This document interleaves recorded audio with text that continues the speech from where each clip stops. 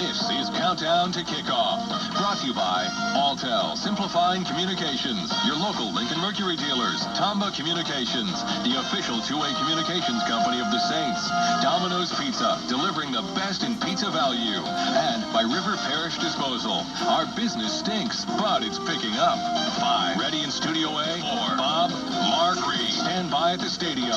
2. Get ready to rock in the control room. 1. Let's countdown to kickoff with the man who's been Sportscaster of the Year more times than you can say. WWWWL. Buddy, you're on.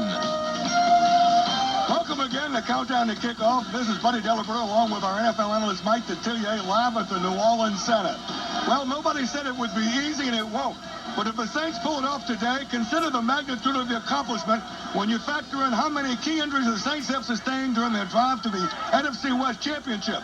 The St. Louis Rams have scored 540 points this season, the third most in NFL history, and more than last year when they scored 526 and won the Super Bowl. New Orleanian Marshall Faulk, voted the NFL's MVP this season, is the first running back in NFL history to score four touchdowns in 3 games in one season. And, of course, last weekend in the Superdome, Faulk rushed for 220 yards on 32 carries. Kurt Warner, last year's NFL MVP and Super Bowl MVP, had more passing yards, 7,333, a higher completion rating, percentage, 66.2%, and a higher passing rating, 106.2, than any quarterback in league history after his first 26 starts. The Rams are a 6.5-point favorite. The total on the game is 55. And, Mike, there's no question that if the Saints pull it off today, it'll be the single biggest win in the franchise history. No question about it, buddy. And I think they got a really, really legitimate shot here to win this particular game. Again, the key is going to be to slow down Marshall Faulk. Again, that's been the key to every team that's played him, to stop him. You got to stop him because he is the straw that turns the drink for this football club. And you know, after last week, 39 touches, I think they're going to put more emphasis on trying to throw the football. I think they're going to try to take some of that load off of Marshall Faulk.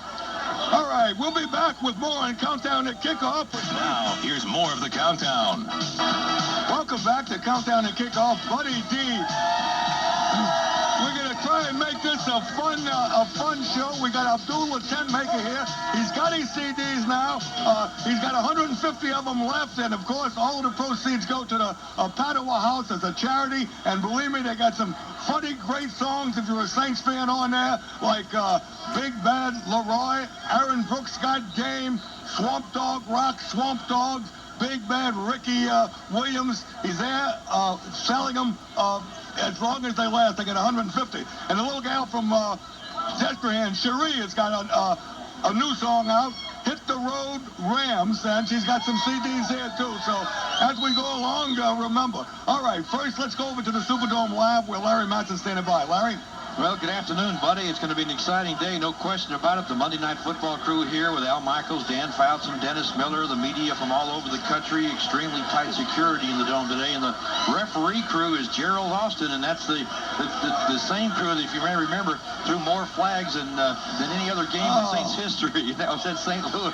They got the United Nations crew here again? That's it. No, buddy, this is from the first Rams game. First Rams game. This is the one that was in St. Louis. Yeah. Okay. So that's the good did you see Dennis Miller? I have not seen him yet. I did see Dan Fouts, and I did see Al Michaels. All right, I just thought if you talk to him, did you understand what he says? Because sometimes he talks over everybody's head. Well, you got to be erudite, you see. Anybody, do they have the first game on the big screen right now? I can't even see the big screen right now, but it is up. Hokies would give me the thumbs up on that. I see it down on the monitor in front of me, which is a small monitor, but Hokie says yes, they've got it up on the big screen. Okay, I know they were planning on doing that. Yeah, 14-7 Indianapolis right now. 14-7. Listen, while we're talking about that, the Saints game, of course, is going to be broadcast in the local market. In Miami, that game is blocked out in the local market. So I want to say a special thanks to Abrita Springs Water and all the corporations and fans that stepped up and bought tickets for this historic playoff game. And thank you from WWL Saints Radio Network, and congratulations to them. Okay, Larry, go ahead. Well, I just wanted to mention, I tried to get Dan O'Neill, who had the column in today's paper, as our guest in the next hour. He did not make the trip down here. He is just a columnist up there in St. Louis and doesn't even go to games or practices, I was told by their PR director. But he had a very funny column in today's paper, and I think people should read it. It's a lot of fun to read. One of the things he says here is that this is city versus city. Maybe Riverport on Riverport, quality of life versus quality of life. This is about civic pride, man. All together now. Yeehaw! Let's get on. So it's a big one, no doubt about it. Larry and Mike, one thing we hope to, the Times-Picayune had the story today that one of the Rams fans got beat up here last week. You know, let me say to you, beat him on the field, but don't beat him up in the stands. I mean, that's uncalled. Now, you know, maybe the guy had some of it coming to him. I don't know. They didn't have that part of the story. But, you know, if somebody gets obnoxious, just tell the police.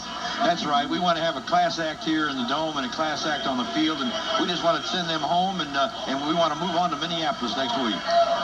Mike?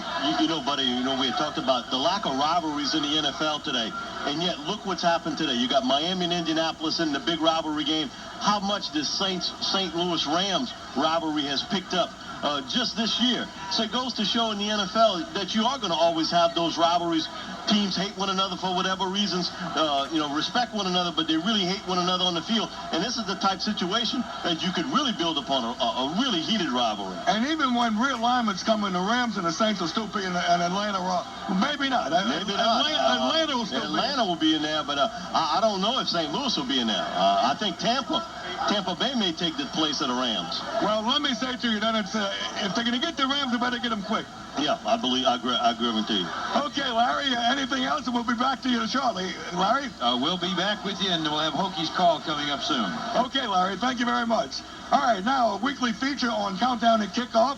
On the road in the NFC West, but right now there's no more NFC West except St. Louis and the Saints, and that's going to be right here. All right, let's get this report from Marc Chifici. On the road in the NFC West is brought to you by your local Chrysler Plymouth dealers. Next time you go on the road, make it Chrysler Town and Country. Now, let's check on our division foes in the NFC West with Marc Today's battle Chifici. between the Rams and the Saints will mark the 5th attempt by the Hoodats to win their first playoff game in franchise history. Former Saint Stan Brock says the current boys in black and gold will be in for a lifetime event playing before the home crowd in the playoffs. Well, there's nothing like it, and I was so happy to see the game last week on TV where they talk about the Superdome being sold out. There's not another stadium in the country that is as loud as the Superdome when they get everybody in there and there's 70,000 people cheering for you. It's a great experience. And Brock says don't be surprised if the Saints move on to round 2 of the Super Bowl tournament. Well, it's going to be interesting to see how the Rams come out, and Kurt Warner, just with time, is getting better, and that team, the Rams team, is getting very healthy, and they're not too scary, but if the Saints will come out and play the game that they know that they can play, they're at home. The advantage, I think, right now is with the Saints, and I hope that they get it pulled off. On the national front, pro football writer and broadcaster Fred Edelstein says the rubber match points toward a W for Jim Haslett's crew. The thing, I've always been a believer that in any rematch situation, the team that lost the previous game, provided that they're not completely outclassed, has the advantage, because the team that wins is kind of fat and happy and thinking, well, we don't have to do anything differently. We can just go out there and do what we did the first time to win, where the team that is losing is back at the drawing board trying to find ways to win. And I think that favors the Saints in this game. And finally, former Super Bowl winning coach and former Saints head coach Hank Stram says the ground game will decide today's contest. And so, from that standpoint, I think, and then, of course, with their great running back, Marshall Faulk, I really think it boils down to the team that does the best job of running the ball and stopping the run is going to be the team that wins the game. Marc Chifici, WWL 870 AM. Bob Del Giorno here for our good friends at Budweiser. Don't forget, we're going to pick our 100% Budweiser fan. We'll do that probably in the next 15, 20 minutes. Budweiser wants to remind all of you, please drink responsibly if you're going to drink. And some of you have started about 5 hours ago, including Abdul. responsibly, Abdul. Get a designated camel. A designated camel. That's what you need if you're going to drink responsibly. And that the good folks at Budweiser will be giving away this wild card showdown sweatshirt as the prize for the day. How many of you saw Buddy's picture in the Times-Picayune today? In the living section. They have promised us if we go to the Super Bowl, they will put his picture with the dress on that Abdul is now presently getting sewed. And there is no truth to the rumor that Buddy in a dress looks like Phyllis Diller. No, doesn't work that way. Seriously, Sports World in the South, 3 locations here in the center. The official fan shop of the Saints Sports World has the NFC Western Division Championship hats, T-shirts, sweatshirts, plus the Sports World of the South has the Showdown T-shirts and sweatshirts. 3 locations here in the New Orleans Center, or you can check them out on the web, the sportsworldofthesouth.com. All right, I'm going to take you back to Buddy D, everybody. All right. Ready for Saints football on the countdown to kickoff on WWL 870 AM. The news, talk, and sports leader. Now, more of the countdown. Welcome back to Countdown to Kickoff. Buddy D and NFL analyst Mike Detillier. Before we ask Mike a couple of questions, let's go to Marc Chifici. Mark? Buddy, this is just over the wire. Jets head coach Al Groh is leaving the New York Jets. He is the new coach at the University of Virginia, replacing George Welsh. Leaving the New York Jets. Leaving the Jets. Mike, how do you analyze that? Buddy, I think he got his full of Bill Parcells running the show from on top. I really believe that Bill's still in charge there. And you wonder now, well, Woody Johnson and the owner who bought the team a year ago, go back to Parcells and said, hey, look, you name me your price on what it'll take to coach this football club again. Don't be surprised that he goes and try to make a pitch toward Parcells again. But I think what happened with Al, he didn't want the big brother staring over his back all the time. That's amazing. All right, what about Marshall Faulk, 220 yards last week? What are they going to do, or what can they do today to stop that and still not get blitzed by the pass? Buddy, I think what will happen early, I agree with Coach Strahan. I think the running game is key in stopping it. But I do think early on, I think the Rams will throw the football quite a bit. I think they're going to want to try to get the Saints out of 7-8 men in the box, and they're going to try to throw the football on the Saints secondary. I think they see some mismatches back there where they can take advantage of. The thing where Marshall was gaining a lot of yardage last week was a lot of cutback runs. And they're stretching it out and then cutting back through those lanes, and they got a lot of yardage running off the edges. So I think that's one of the things the Saints will try to stop. But I do think the Rams will counter that by trying to throw the football more in this particular game, especially early. All right, let's get a little music here. We're going to have Abdul shortly, but right now, Sharif from Destran's got a new song, Hit the Road Rams.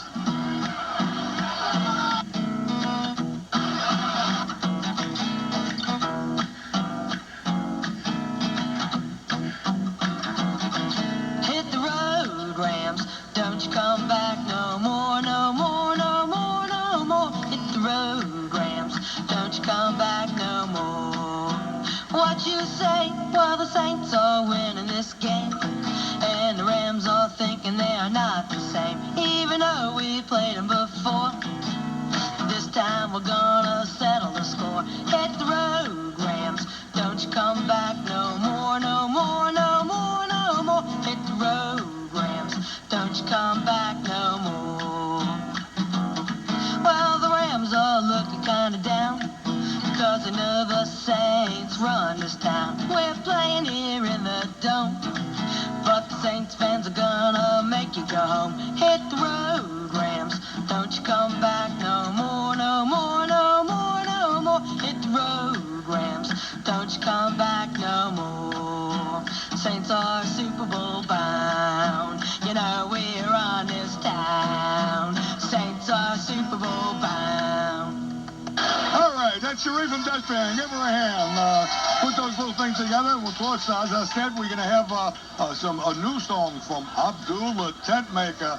Mike, the very fact that this is a situation where, the Saints, from a material standpoint, really up against it compared to what the Rams' offense is. But again, they've done it once. They did it in St. Louis. with the same quarterback, Aaron Brooks. Today, I think Aaron Brooks is really almost has to do what he did in St. Louis, and that's control the clock, make the plays with his legs as well as his arm, and it's just a question, can they accomplish it? Yeah, I think no question about it for the Saints. The key is running the football and winning the time of possession war. That's got to be the key. Remember, they couldn't really also get the third down conversions in last week's game. That was a problem for them. They just couldn't convert, and they were getting off the field and giving the Rams different opportunities to get back on. And I think it's important to run the football, win the time of possession clock. And again, you're talking about in this particular league now, with the 12 starting quarterbacks in the playoffs games have a total of 14 starts between them. That means I think you're going to see a lot of these young quarterbacks, McNabb, Culpepper, Brooks, making a lot of yardage with their legs and being told by the coaches, turn it loose. Hey, this is a do-or-die situation, and you're going to have to win it with your legs. I was watching the first half of the Colts Dolphins game, and Fiedler looked like a quarterback that was making his first playoff start. He was horrible in the first half. And, three picks. And look, that's not a great defense he was going against either in Indianapolis. That's right. All right, defensive backfield coach Rick Venturi, he usually got a pretty good slant. Kenny Wilkerson talked with Venturi. There's no question that this football team is going to be looking to the coaches and the veterans on this team to get them through this game and make everybody understand just how important this is and that every play counts. There isn't any question about it. We've always talked about the different levels of early season, late season, playoff level. Well, we're here. That's all about it. I think what adds great intensity to it is our dislike for the Rams and their dislike for us. I don't think there's any question about it. There's bad blood. Maybe that's good for football. I don't know. But I think that just adds to the playoff intensity. And it seemed like it got to pretty much everybody, all the way up and down, from the front office to the bottom office to the everybody on this football team. Ready to get after him again as soon as that game was over. Well, when your defensive backs and receivers go to war, basically everybody's going to go to war. What can they do differently that they haven't shown you guys already? Is there? It probably isn't much, I guess. We've seen two Ram teams, really. We've seen two Ram teams in two games. We saw one team that, called 48 passes out of 57 plays in the first game, and then we saw a team last week that heavily laced the running game in. So I think, we're going to find something in between. I think they've found their magic in Marshall. I think, they're trying. He has become the featured player again. And so if we're going to be successful, we have to stop Marshall Faulk. And then we have to stop him, though, with the whole team, because you can't commit the whole team to Faulk because of all the other weapons they have. I think there's enough people around here that know how to crank that dial up. I don't think anything will be determined by our intensity level. It's going to be a question to me of execution and being good enough or not being good enough, and that's what you play them all for. And I take it you said it because you know the intensity's there. There's no doubt in my mind this team will go after the juggler. All right, Rick Venturi, I saw you shaking your head, so obviously you agree with a lot of things. I agree, and I think he's absolutely right. You saw two totally different Rams football club. The one with Trent Green that threw the football. Remember, Marshall was coming off the injury, and he wasn't 100%. And then last week, man, they fed him a fistful of Marshall. And I do agree with Rick. I think you're going to see much more balance. But again, I think early, to try to get the Saints from stacking the line of scrimmage, I think they're going to throw the football more with Kurt Warner. All right, let's welcome now Savannah Thompson of New Orleans. Savannah's this week's Hibernia National Junior Captain of the Week. Savannah received 4 tickets to the game and a $200 savings bond from Hibernia National Bank, and Savannah will participate in the pregame coin toss on the field. Savannah, are you a Saints fan? Have you been to all the games? Yes, I'm a Saints fan, and hopefully they will win. Any favorite players? Yes, Keith Poole. Keith Poole, all right. So far, everybody's been saying the Ricky Williams spray. All right, Savannah, what school you go to? John David Elementary in New Orleans. And how old are you? 13. Well, listen, when you go out for the pregame coin toss, they need luck today. You think you're going to get it done? Yeah. Okay, Savannah, thank you very much. All right, folks. Savannah Thompson of New Orleans, the Hibernia Junior Captain of the Week. We're going to continue with Countdown and Kickoff. Buddy G, NFL analyst Mike Detillier, live at the New Orleans Center. But first this. And also for Budweiser, we're going to pick our 100% fan of the day here. Just a reminder about Sports World of the South. They have these beautiful 2000 Wildcard Showdown sweatshirts and T-shirts. They're all on sale today. And, of course, Sports World has the NFC Western Division caps. Sports World of the South has the Junkyard Dog T-shirts and jerseys. And, of course, all of the NFL hats, caps, jerseys. The official locations here in the New Orleans Center. 3 different locations for you to shop and save money. All right, each week, Budweiser picks a 100% fan of the day. And today we have picked this gentleman here. Come on over here. He is definitely dressed in black and gold. I do that sometimes, only I don't have a gold boot. He has on a black boot and a gold boot. Very good. And he's a black and gold Superman. What's your title? Super Saint. Super Saint. Let's hear it for Super Saint here. I'll tell you what. You're looking pretty good. Maybe I'll take you out. I'm hungry. I'll buy you a soup and sandwich. But you are a Super Saint. We're going to give you this sweatshirt, courtesy of Sports World of the South. I want you to wear it. What are you predicting the score today? All I can say is we're not going to let them Rams come in here and push us around. This is our home. We got to get loud in the Superdome. All right.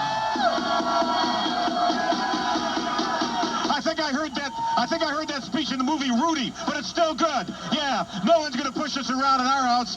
Thank you very much, Super Saint. I'm Bob Del Giorno. We'll get back with Buddy D here on WWL. 870 AM, the flagship station of your New Orleans Saints. Now, more of the countdown. Now, player turned scout turned WWL broadcaster. He gave up the stopwatch for the microphone. Here's Hokie Gajan with Hokie's Call. Welcome back to the Dome, everyone. Larry Matson, Hokie Gajan here in the Dome, looking down. I see Al Michaels walking over there by Rick Venturi. The big dogs are here in town for the big game. Okay, it's deja vu all over again, as I think Yogi Berra once said. Hey, that's right. I tell you, I mean, it's nice to see, that the Saints do have the ABC #1 crew, the Monday night crew, and they're right in the booth right next door to us. I'm sure they'll be coming over here asking for autographs in a little while. Oh, I think they will. They probably want their pictures made with us. Absolutely, that kind of yeah. Right. I think that's true. Last week we said that we'd see more Marshall Faulk, and lo and behold, we saw a lot more than we wanted to see. What about this week? Yeah, be careful what you wish for, because you just might get it. You know what I mean? There was a statement in the paper earlier this week where Mike March said that, 2/3 of his offense would be different this week. I mean, I think that the Rams coaching staff, they would take a common sense approach to this game that, the teams that have beaten the Saints and have pretty well dominated the line of scrimmage, have been the teams that were able to come out and run the ball, a la Denver, the Raiders, and Seattle, and, of course, the Rams last weekend. So, I mean, if he's talking about changing his entire game plan, I don't understand why he would do that, because he was so effective in what he wanted to do last week. Well, that's true. And then they also, looks like Tony Horn was listed as questionable for Saturday's game, today's game, but from what we've been told, looks like Tony Horn will be back in that lineup. Yeah, and it's a typical scenario. I mean, the Rams very well know that this could possibly be their last game of the season, and Tony Horn's going to have a lot of time to get well between now and next September when the season opens. So, I mean, he wants to come out here and be a part of this and try and get those guys back on their playoff run.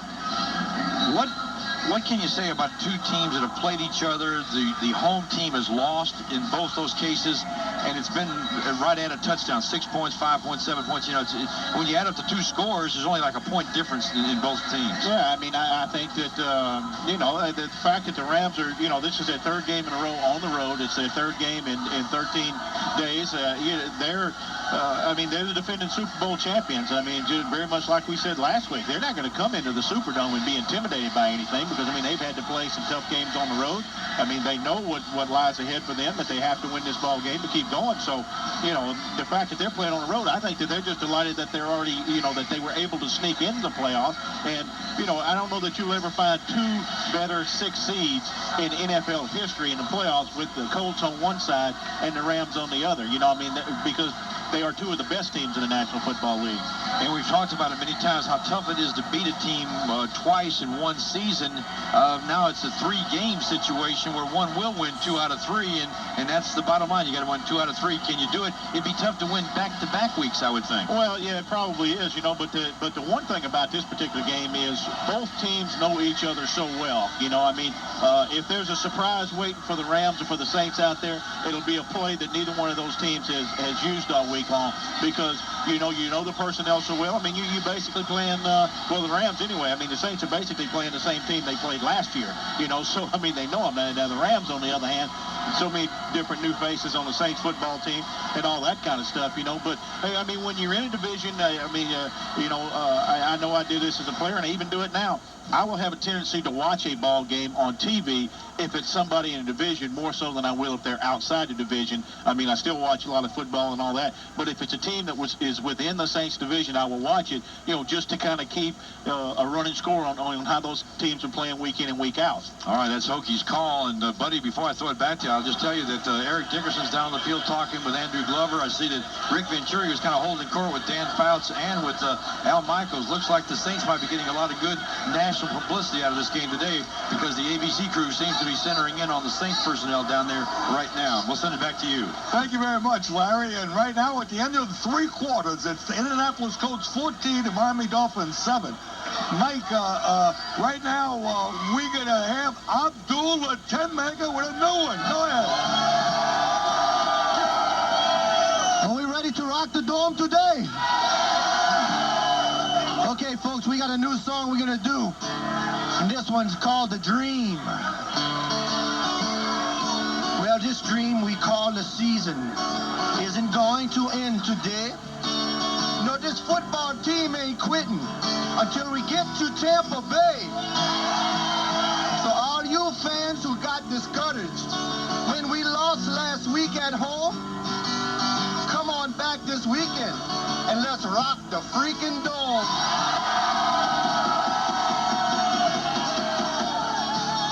And we won't end this season until we get to Tampa Bay. The fans here in New Orleans won't have it any other way. So don't you stop and try to tell me if we'll lose, it'll be okay. Because we won't end this season until we get to Tampa Bay. Too many times we make the playoffs just to lose another game. But I'm not having this evening. I'm not leaving with my head hung down in shame. Because Hazlitt and this football team have just one single goal. That's to bring this team to Tampa Bay and win the Super Bowl.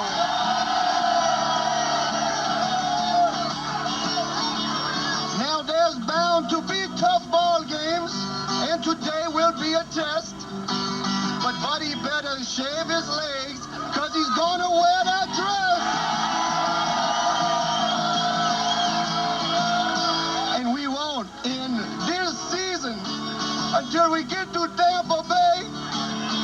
The fans here in New Orleans won't have it any other way. So don't you stop and try to tell me if we lose, it'll be okay. Cause we won't end this season until we get to Tampa Bay. All right, Abdul.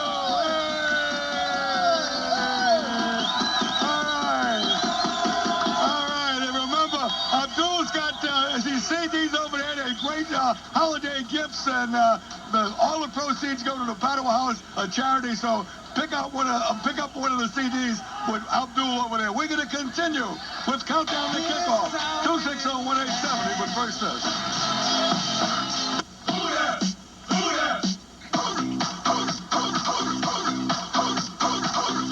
Talking Saints football as we get ready for today's game on WWL 870 AM, the news, talk, and sports leader.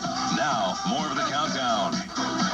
Oakland Hawks Tag Heuer countdown to kickoff time is 79 minutes before the Saints and the Rams take up each other on in the playoffs. All right, let's go over live to the Superdome where Kenny Wilkerson is standing by. Kenny? All right, buddy, the place is starting to fill up a little bit, and you can kind of feel it in the air. It's a playoff game, and everybody's pretty excited about it. And, of course, as I know that Larry's been talking to you and Hokie's been talking to you about the big crews and all the national people in trying to get their moments and times with some of the Saints coaches. So we'll see what they come up with. All right, here's what we got for this week. I know that Jeff Blake this week has spent a lot of time with Aaron Brooks, and in the last couple of weeks, not necessarily going over in X's and O's. As a matter of fact, he told me last night he gets enough of that from everybody else. What he's trying to convince and get Aaron thinking is that, look, just go out there every single time you get the ball. You got to move the change. You got to get touchdowns, and most importantly, get those first downs. I think you'll see Brooks today take off quite a bit more than we did last week when he's got the opportunities. Now, defensively, you might find this interesting that they have switched to a lot of hand signals. If the crowd noise last week here in the Superdome actually kind of messed them up. What happened was the Rams came in with an excellent game plan and did a lot of shifting. And what the Saints had planned was a lot of what they call check with me. Usually that's an offensive scheme, but they used it on defense last week. It was a check with me scheme, and they couldn't get a message to each other, and it got them caught out of position. That won't happen today. They've addressed it all during the week and made sure that it's all going to be done with hand signals. So I don't think you're going to see him get caught out of position. Now, just putting hands on Marshall Faulk and not getting him on the ground is another story. They've got to get him down on the ground and limit him and try to keep that Ram offense running the football, no matter who it is running the football, somewhere around 100 yards. They feel as though if they can get 150 yards on the ground, the Saints, that is, collectively, no matter who it's with, they've got a good chance to win this ball game. They feel good about it, buddy. They're not nervous about it. At the same time, they're not overconfident. We really quite haven't seen that this year out of this football team, the demeanor that they've carried themselves this week. It's not like an arrogant cockiness of, hey, we're going to win this football game. And it also is not the nervousness that we've seen out of them before. They just look like a football team that is waiting to see how this game is going to unfold and stick to their game plan. And if they do, I think they like the way that they feel and the way that the chips may fall today. All right, Kenny, thank you very much, and we'll be coming back. All right, Mike, certainly, what about the hand signals? I mean, in a sense, they had to expect the noise to be loud last week, so it's unusual that they hadn't prepared for hand signals last week. Well, the hand signals was they didn't get enough hands on Marshall Faulk to bring him down. That was the problem. But, yeah, the crowd noise is going to be a problem, no question. And today, if you think it was loud last week, it's really going to be loud today. Again, buddy, I think the key is this football club, and I know they've had a lot of people playing those big game situations. Hey, this is a different tempo, a different atmosphere when you get to playoff time.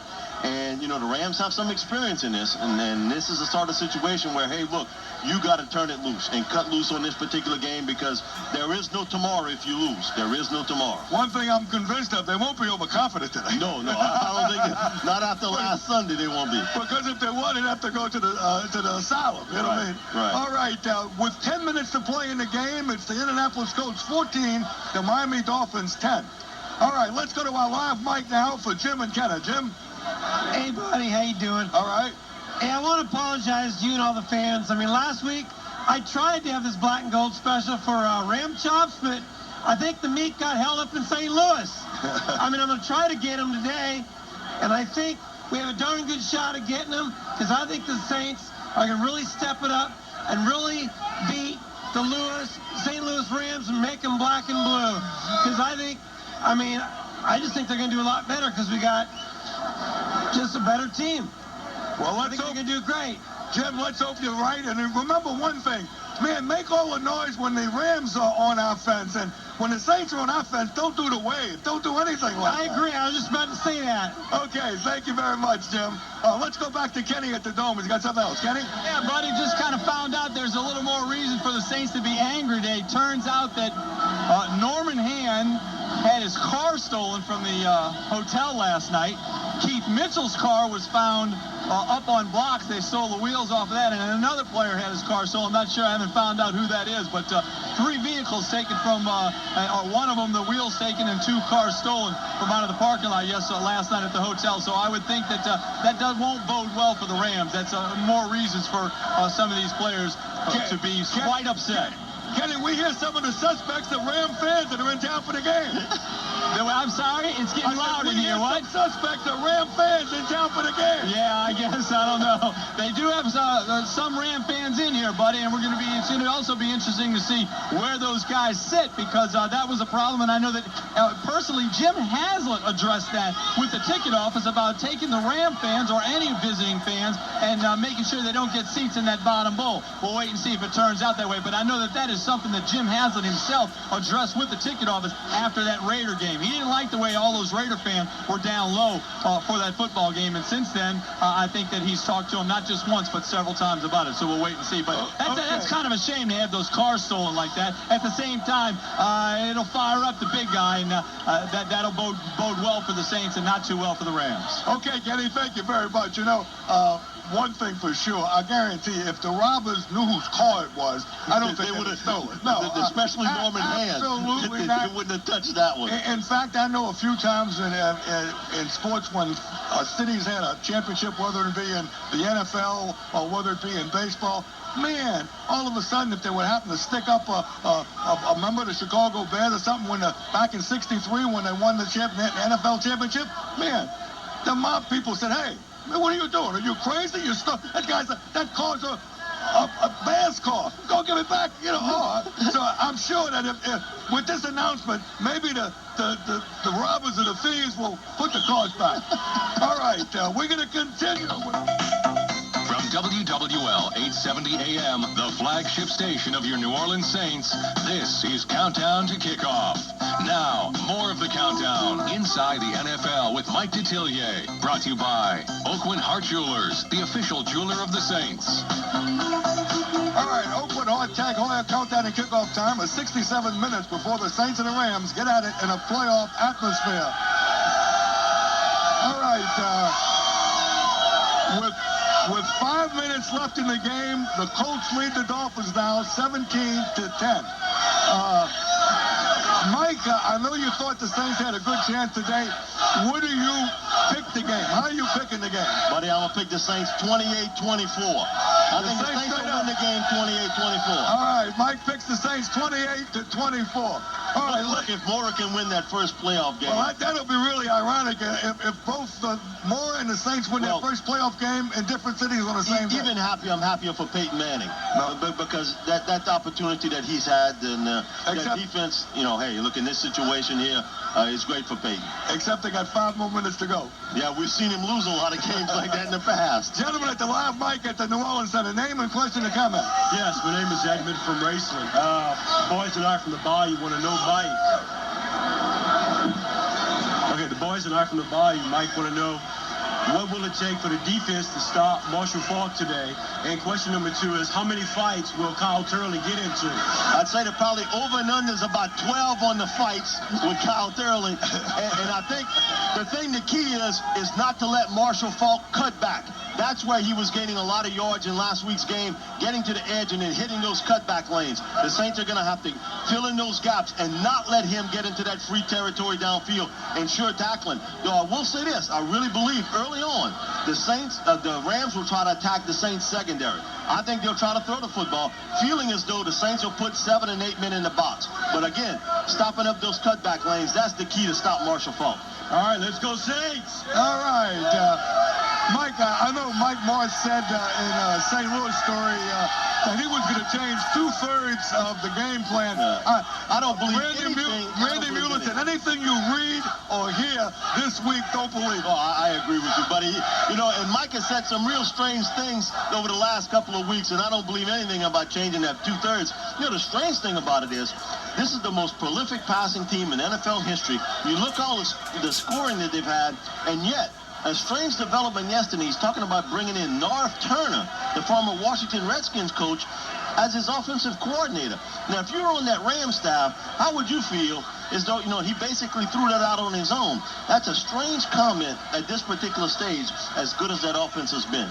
You know, they had a real big storm hit Philadelphia today, 15 inches of snow and everything, and it's supposed to be continuing some of it into tomorrow. So it's interesting how the Tampa Bay-Philadelphia game played under those conditions will turn out tomorrow. 0 and 19 and 40-degree or below weather. Buddy, the only thing I can say is the worst job in America tomorrow is going to be to secure 6:30 at Veterans Stadium in Philadelphia. Because you know these guys have been tanked up since Friday, New Year's Eve, and boy, you talk about some kind of wild affair, especially if the Eagles in that Bucs game is close at the end. I figures to be close. I heard Noam Snead say a great story that the year that O.J. Simpson came out of college, the Philadelphia Eagles won a game late and basically gave Buffalo the opportunity to pick O.J. Simpson. He said they won the game, and when they came off the field, they were pelted with batteries. He said bottles, shoes, everything. He said he had never been through a situation where they had won a game, and the home fans were actually pelting the Eagles players for winning the game. They were, this week, they were running public service spots with the players and with some of the other sports celebrities in the city, asking the people not to beat up Tampa Bay fans. Believe me, they are going to have, that is going to be the worst job in America tomorrow. I guarantee you that is going to be a wild affair. And listen, you know, I mean, as long as everybody's still alive, it's possible that the Saints and the Eagles would hook up somewhere along the That's line. right. That's right. And it's interesting. Those are the only two teams right now that don't have a 1,000-yard rusher. The Saints had one. Of all the playoff teams. Of all the playoff teams, you know, Ricky's out at this particular stage, but Philadelphia didn't have one. Their leading rusher was Donovan McNabb. And wouldn't it be interesting that the two teams that currently don't have a 1,000-yard rusher on the squad would move on? All right, live mic. Sister, name and question or something. Buddy D, who that? Padre.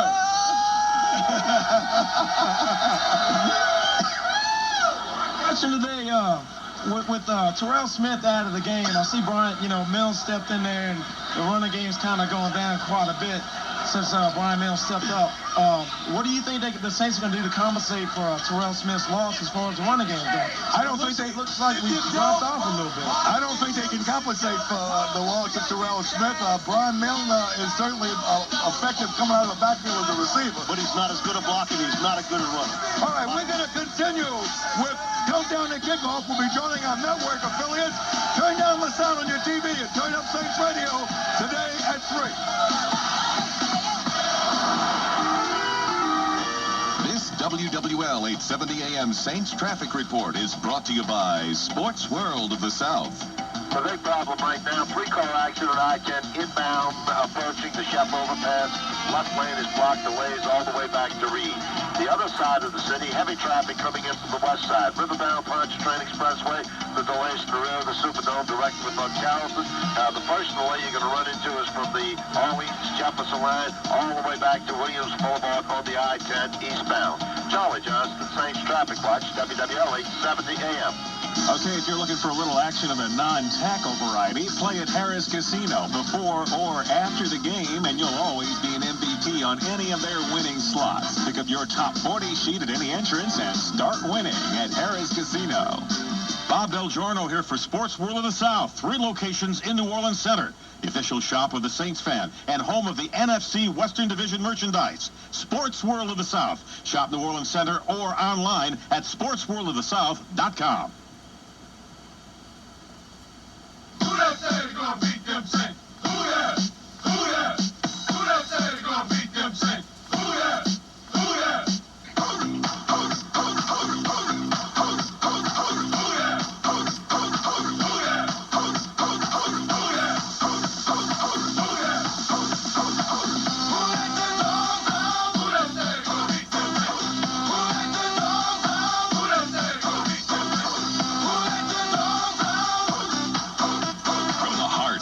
Crescent City.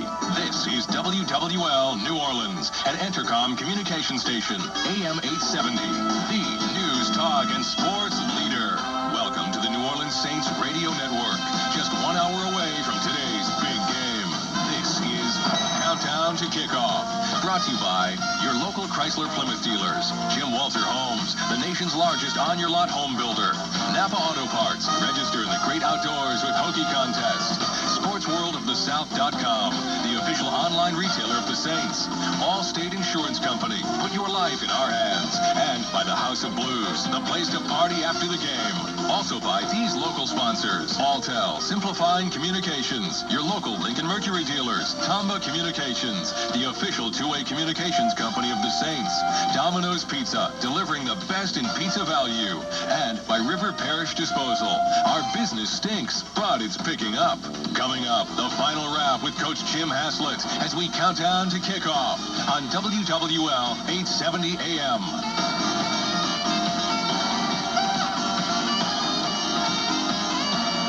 Now, let's get ready for some football on the New Orleans Saints Radio Network. Down to kickoff of Buddy D, Mike Detillier live at the New Orleans Center. And to start the show off, we got Abdul the Tentmaker. Go ahead, Abdul. Hey, Buddy D.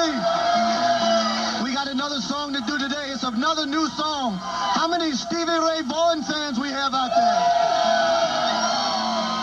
A while back, folks, Stevie Ray Vaughan come out with a song called Mary Had a Little Lamb.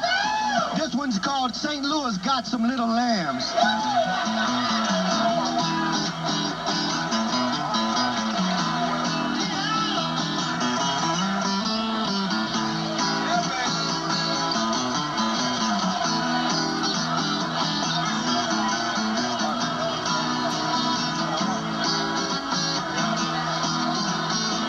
St. Louis had some little lambs they called a football team. Yeah, they thought that they were tough, and they thought that they were mean. But they came into the dome one day, talking loud and acting cool. But Willie, Kyle, and Norman Hand made themselves some mutton stew.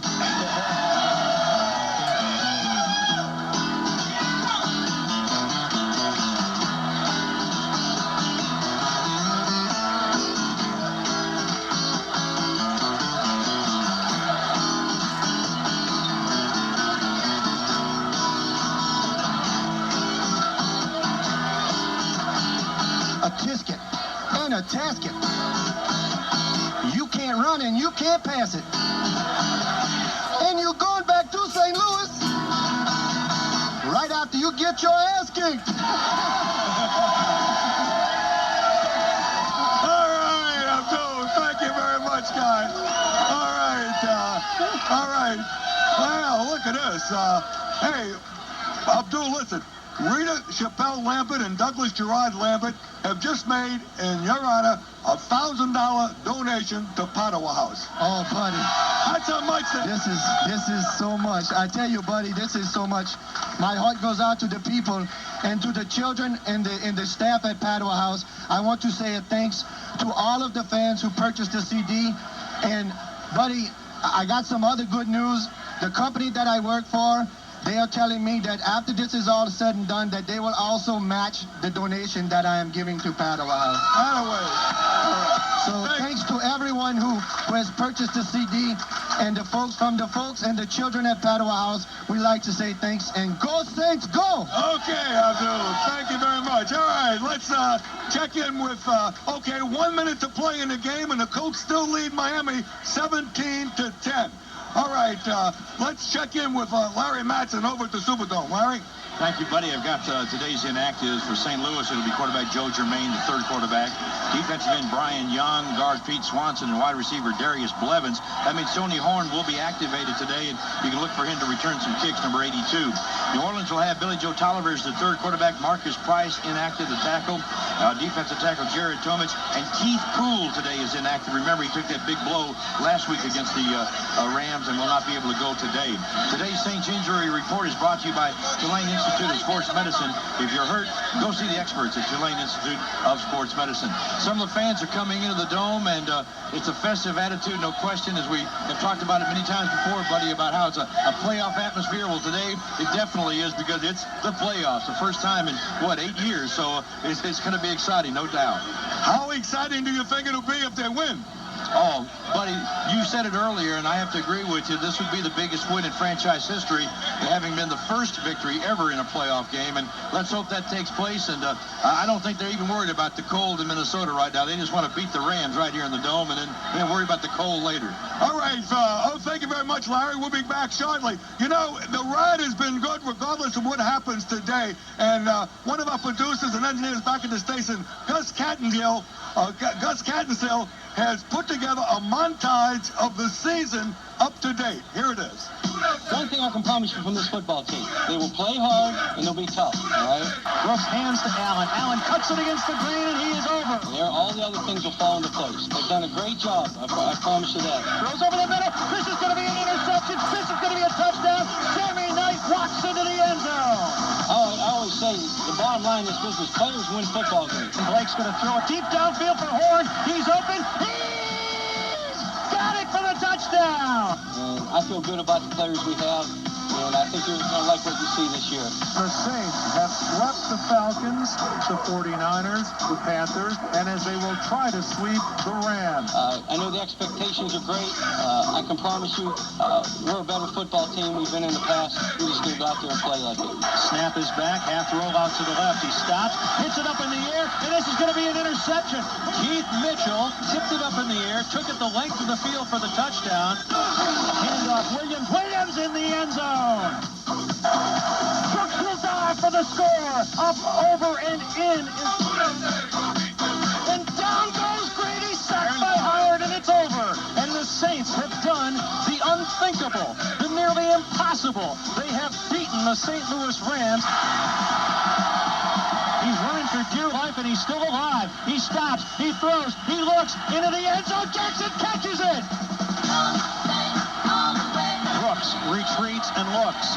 Now moves around to the pocket, throws over the middle, wide open, touchdown cover. Mitchell might go all the way. 20, 15, 10, 5, touchdown New Orleans.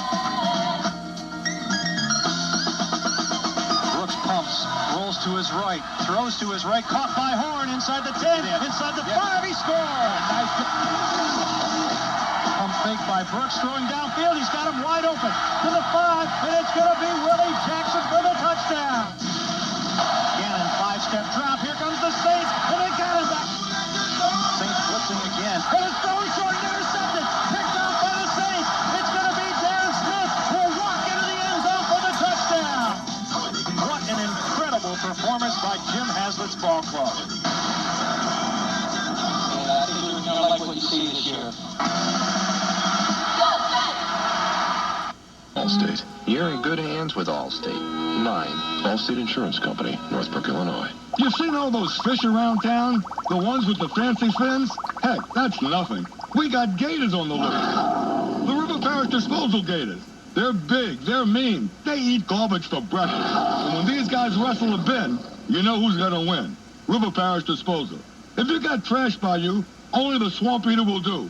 River Parish Disposal. Yeah, our business stinks, but it's picking up. Call 738-7700 and turn those gators loose. Catch the Big Daddy of Sports, Buddy D, weekday afternoons at 5 on WWL. We're getting ready for Saints football on Countdown to Kickoff on the New Orleans Saints Radio Network. Now, more of the countdown. Here's the Dodge Different Point of View. A look from the other side. Brought to you by Dodge Different. Welcome back to the Dome, everyone. Larry Matson along with Randy Carricker of KMOX Radio in St. Louis. And Randy, the Saints are wearing white today. The Rams are wearing blue. They said something about the jersey stretching and whatever. I think it's a little bit of a gamemanship here, huh? I think they're on the road. I saw the Rams come out, though, and they saw those white jerseys, and they just absolutely cowered at the knowledge that the Saints are 7-1 in the white. I think that's what it is. And there's nothing wrong with playing games and trying to psychologically help out your own team, which is obviously what Jim Haslett was trying to do. Anything that you can do to get an edge. Well, the edge last week certainly was Marshall Faulk. A healthy Marshall Faulk made a big difference from the month before. Yeah, you know, the Rams say that they aren't concerned about putting the ball in his hands 30, 35, 40 times a game. I don't know that he can touch the ball 39 times like he did last week. I think what the Rams have to do is go back to what got them here, and that's throwing the ball and trying to limit Marshall to 20 or 25 touches. I think week after week that pounding is going to have its effects on him, and this is their third game in 13 days. They played the Monday night game, then last week, and now a Saturday. So I have to believe that they will have some problems with Faulk down the line if they keep having him touch the ball this much. A quick note for our listeners, the Dolphins scored with 34 seconds left. It's all tied at 17, and they've gone to overtime now down in Miami with the Colts. What about Kurt Warner? Last week he had a concussion, went out. It was a slight concussion. He came back to the stadium from the hospital, but did not get back in the ballgame, obviously. Is he ready to go? I think so. I talked to Kurt this morning, and he said he's feeling fine, and he thinks that everything's been overblown. First of all, the concussion, and second of all, the fact that he's sensitive to light.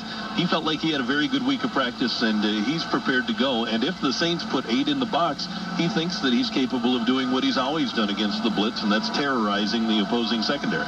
Let's go down to the sideline real quick with an update with Kenny Wilkerson. Kenny? All right, Larry, very quickly down here with the Hall of Famer Dan Fouts. And Dan, first of all, welcome to New Orleans. Quite an atmosphere for a playoff game. Yeah, I think it's great. I see Dr. John's getting fired up for the pregame, so I'm ready too.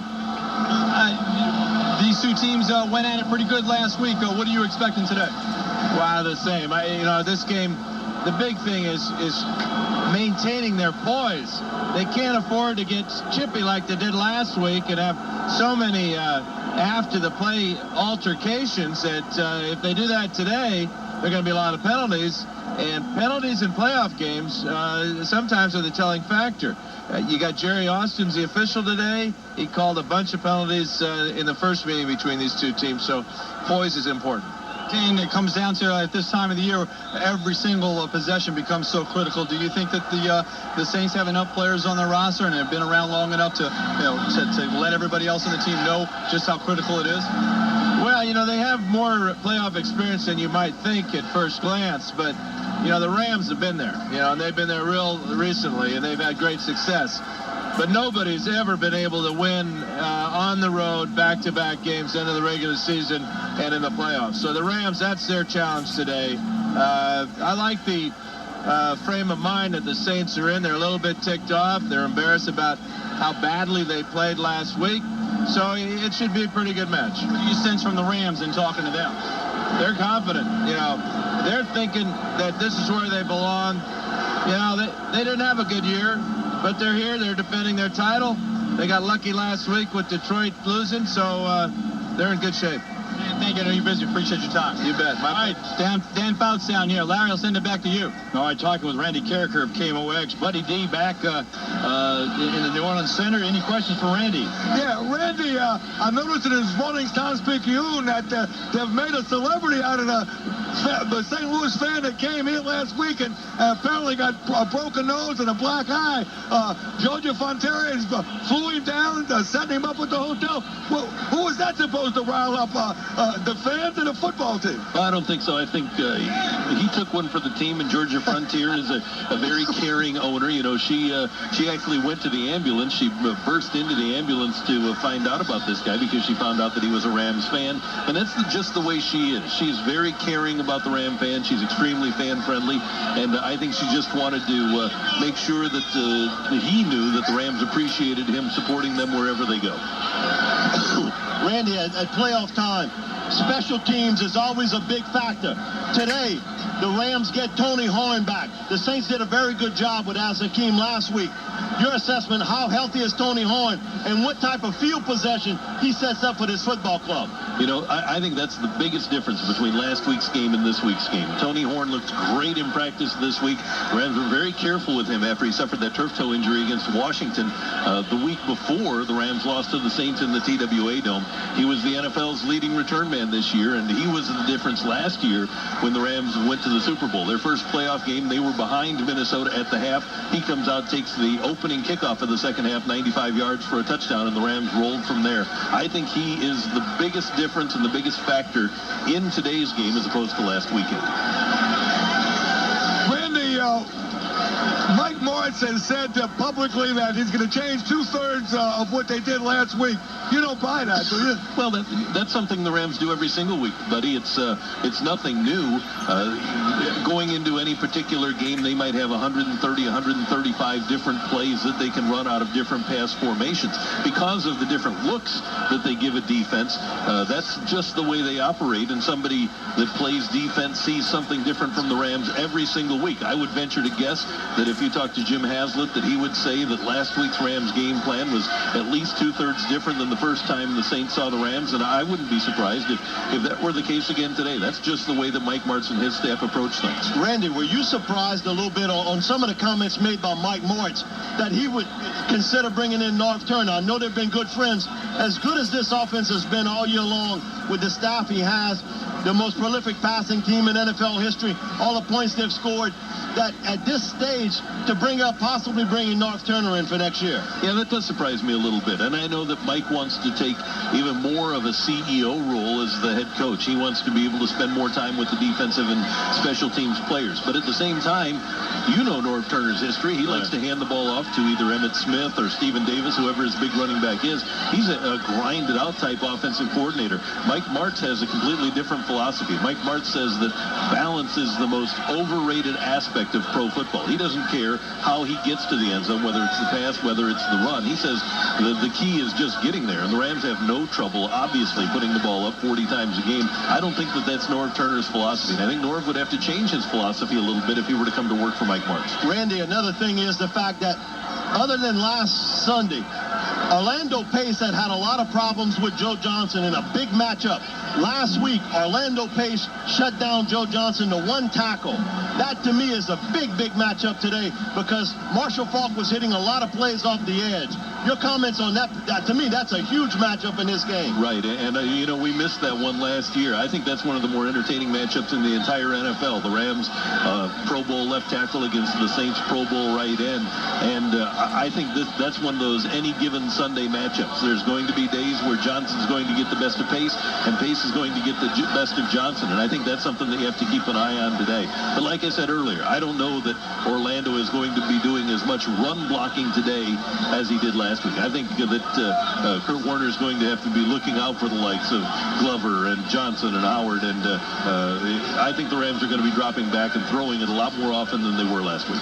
Randy, thank you very much for joining us on Countdown to Kickoff. Okay, guys, thank you. Randy Carrick from KMOX Radio in St. Louis. This is going to end our segment, but Mike, before we turn it back for the rest of the Countdown to Kickoff, and a lot more to come, that score you predicted again. 28-24 New Orleans. Now, you've never been wrong 2 weeks in a row. Yes, I have. Not on the same game. Not on the same game. All right, folks, that's going to wrap it up. I have 1 ticket. Anybody needs 1 ticket to give to a game, so some generous person passed by with it. All right, stay tuned, and be sure to join me immediately after the show for Point After. Right now, we'll...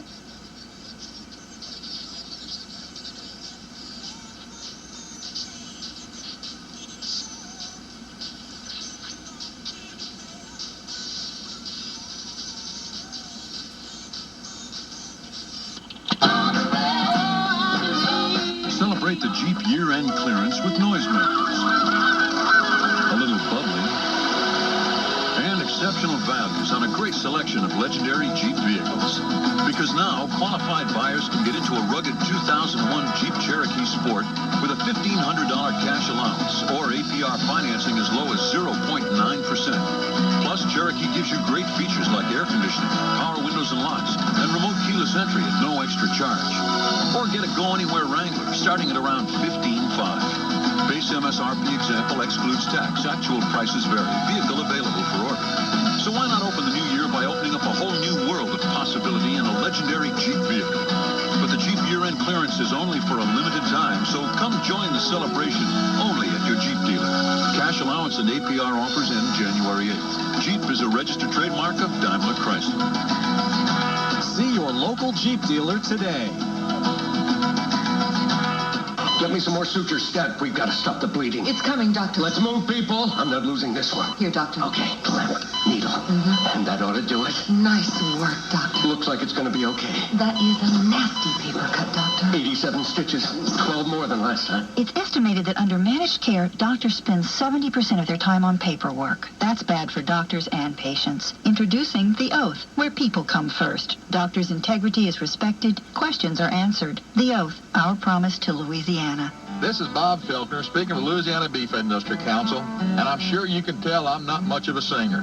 But I tell you what I can do. I can sure help you through the holiday rush of meal after meal after meal. Relax and serve your family and friends some easy-to-prepare, great-tasting beef for the holidays, whether it be prime rib or a juicy steak cooked over a grill. You be the star of these holidays and serve beef. This message is brought to you by Louisiana's 50-cent beef checkoff and the cattle producers of Louisiana. This WWL 870 AM Saints Traffic Report is brought to you by Kirschman's, the official furniture store of the Saints. On the I-10 coming in from the east, we still have that remnants of that accident. I-10 approaching Shep, left lane blocked, delays back to between Crowder and Morrison. Under the right wing, I'm looking at Riverbell Pontchartrain Expressway. Those delays back to the approach side of Carrollton. Heavy traffic inbound on Tulane Avenue. Heavy traffic getting off at the Orleans and the Canal Cleveland exits. Charlie Johnston, Saints Traffic Watch, WWL 870 AM. Okay, if you're looking for a little action of the non-tackle variety, play at Harris Casino before or after the game, and you'll always be an MVP on any of their winning slots. Pick up your top 40 sheet at any entrance and start winning at Harris Casino. Hey, if there's one thing I know about football, it's this. You can't be an armchair quarterback if you don't have an armchair. That's where Kirschman's comes in. They got everything for every room in your home, all at the guaranteed lowest prices. The one thing I know about furniture is this. You'll find quality priced right every day at Kirschman's. The most news, the best talk, the Saints, Tulane, and LSU on WWL. We're counting down to the kickoff of today's Saints game on the New Orleans Saints Radio Network. Now, more of the countdown. Now, the report with Randy Mueller, Buddy D's weekly one-on-one with the Saints general manager. Randy, in a matter you all had some real bad luck with the draw. It's like drawing Muhammad Ali for opponent instead of Jerry Quarry. Well, I guess you could look at it that way. Obviously, the world champs coming to town the second week in a row. I kind of look at it the other way, buddy. I think it's a great opportunity for us, and I think if we can find a way to eke out a win today, I think it bodes well for us in the future, and I think it'll give us a lot of confidence, and really, more than anything, get us a couple games from where we really want to get to. I certainly agree with that, but when St. Louis is healthy on offense, it's almost like a case of choosing your poison. If you commit to stop the pass, they turn Falk loose 32 times. If you commit to stop the run, they beat you with the pass. No question. They present problems that most NFL teams don't, and that's the reason they are the world champs. But in a way, I think we've seen enough of them this year already that I don't think our guys are intimidated by the job. I think they understand what we need to do. Having played them twice already, we've kind of seen everything that can be thrown out there. I'm sure there'll be a few new wrinkles, but we may have some ourselves. But again, I think our guys are excited about it, and really, after last week, probably wish we could have played sooner in the week. It's kind of like when you have a bike wreck, you want to get right back up on the bike, and we're ready to go. I know that. Mike Martz is saying that they're going to change about two-thirds of what they did last week. That almost sounds like a smokescreen, because in a short term like that, it's hard to make that type of changes. Yeah, I think whatever is said by either camp this week ought to be totally dismissed by just rumor and innuendo, because it's all a setup, believe me. What about, what do you think has to be done today to pull the upset? Well, I think for one thing, we've done a pretty good job matching up against their receivers, although we don't have the kind of speed in the secondary that they present threat-wise as receivers. We've matched up pretty good. I think the key to us is to make it a physical game, and if we can take the run away a little bit, then I think we almost, and this sounds suicidal, but we're inviting them to throw the ball, but I think that's a better game for us because we have a real smart defense. They can read packages. They sort out routes very good. And our pass rush, as evidenced by the first game up in St. Louis, can, I think, get pressure. So I think, number one, for us, we need to take away the run, and I think the rest will take care of itself. Of course, in that first game in St. Louis, Falk only carried 8 times, and that was the major difference. I don't know if that was by choice of St. Louis or Buddy was just coming back from an injury. Well, I think there's partly because he was coming back for injury, but the other thing was we were ahead. So that's another key thing. If we can get ahead and make it into a passing game or a fast break game, that's helpful for us because, again, I think that plays to our strength. Do you think the success that was completely unexpected you all had this year is going to sort of be a hindrance in the past? Now, you did it in the first year. They can say, well, now the thing to do is advance in the playoffs, win the Super Bowl, and bing, bing, bing. Well, I hope people think that, buddy, because that's why we're all getting paid every day, and that's why we're showing up every day. We want the expectations out there. We want to be able to improve, or at least be working to improve. So I don't look at that as a bad thing at all. I think we got to be ready to be looked at like that, and we won't sneak up on anybody, that's for sure. What do you feel about the drawing a division opponent? I know at one time that rule wasn't in effect. Now you can draw a division opponent. Well, I think both teams would probably say they'd rather play somebody else that's maybe a little less familiar with them. But in this case, and it's happened to us in the past. When I was in Seattle, we played division opponents the first time out. I know this. There's no secrets, and the best team will win the game no matter what happens because we know each other so well, and I don't think there'll be too many surprises.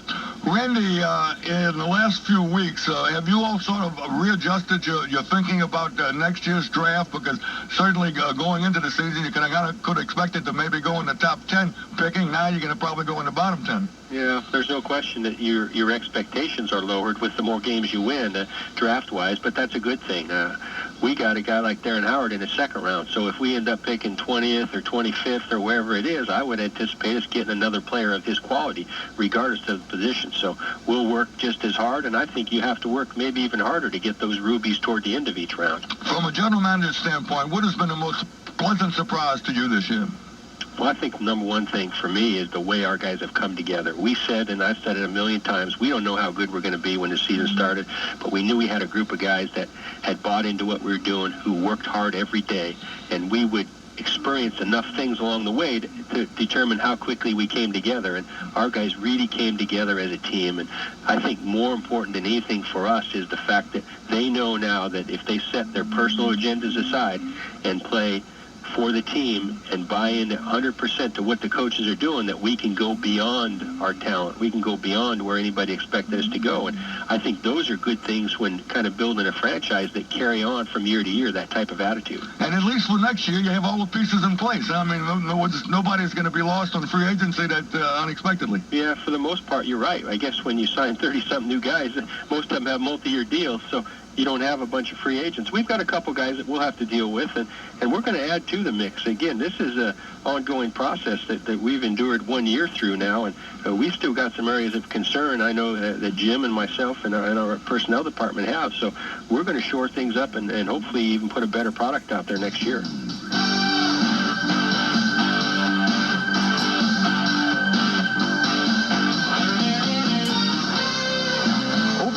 You've worked hard to build equity in your home.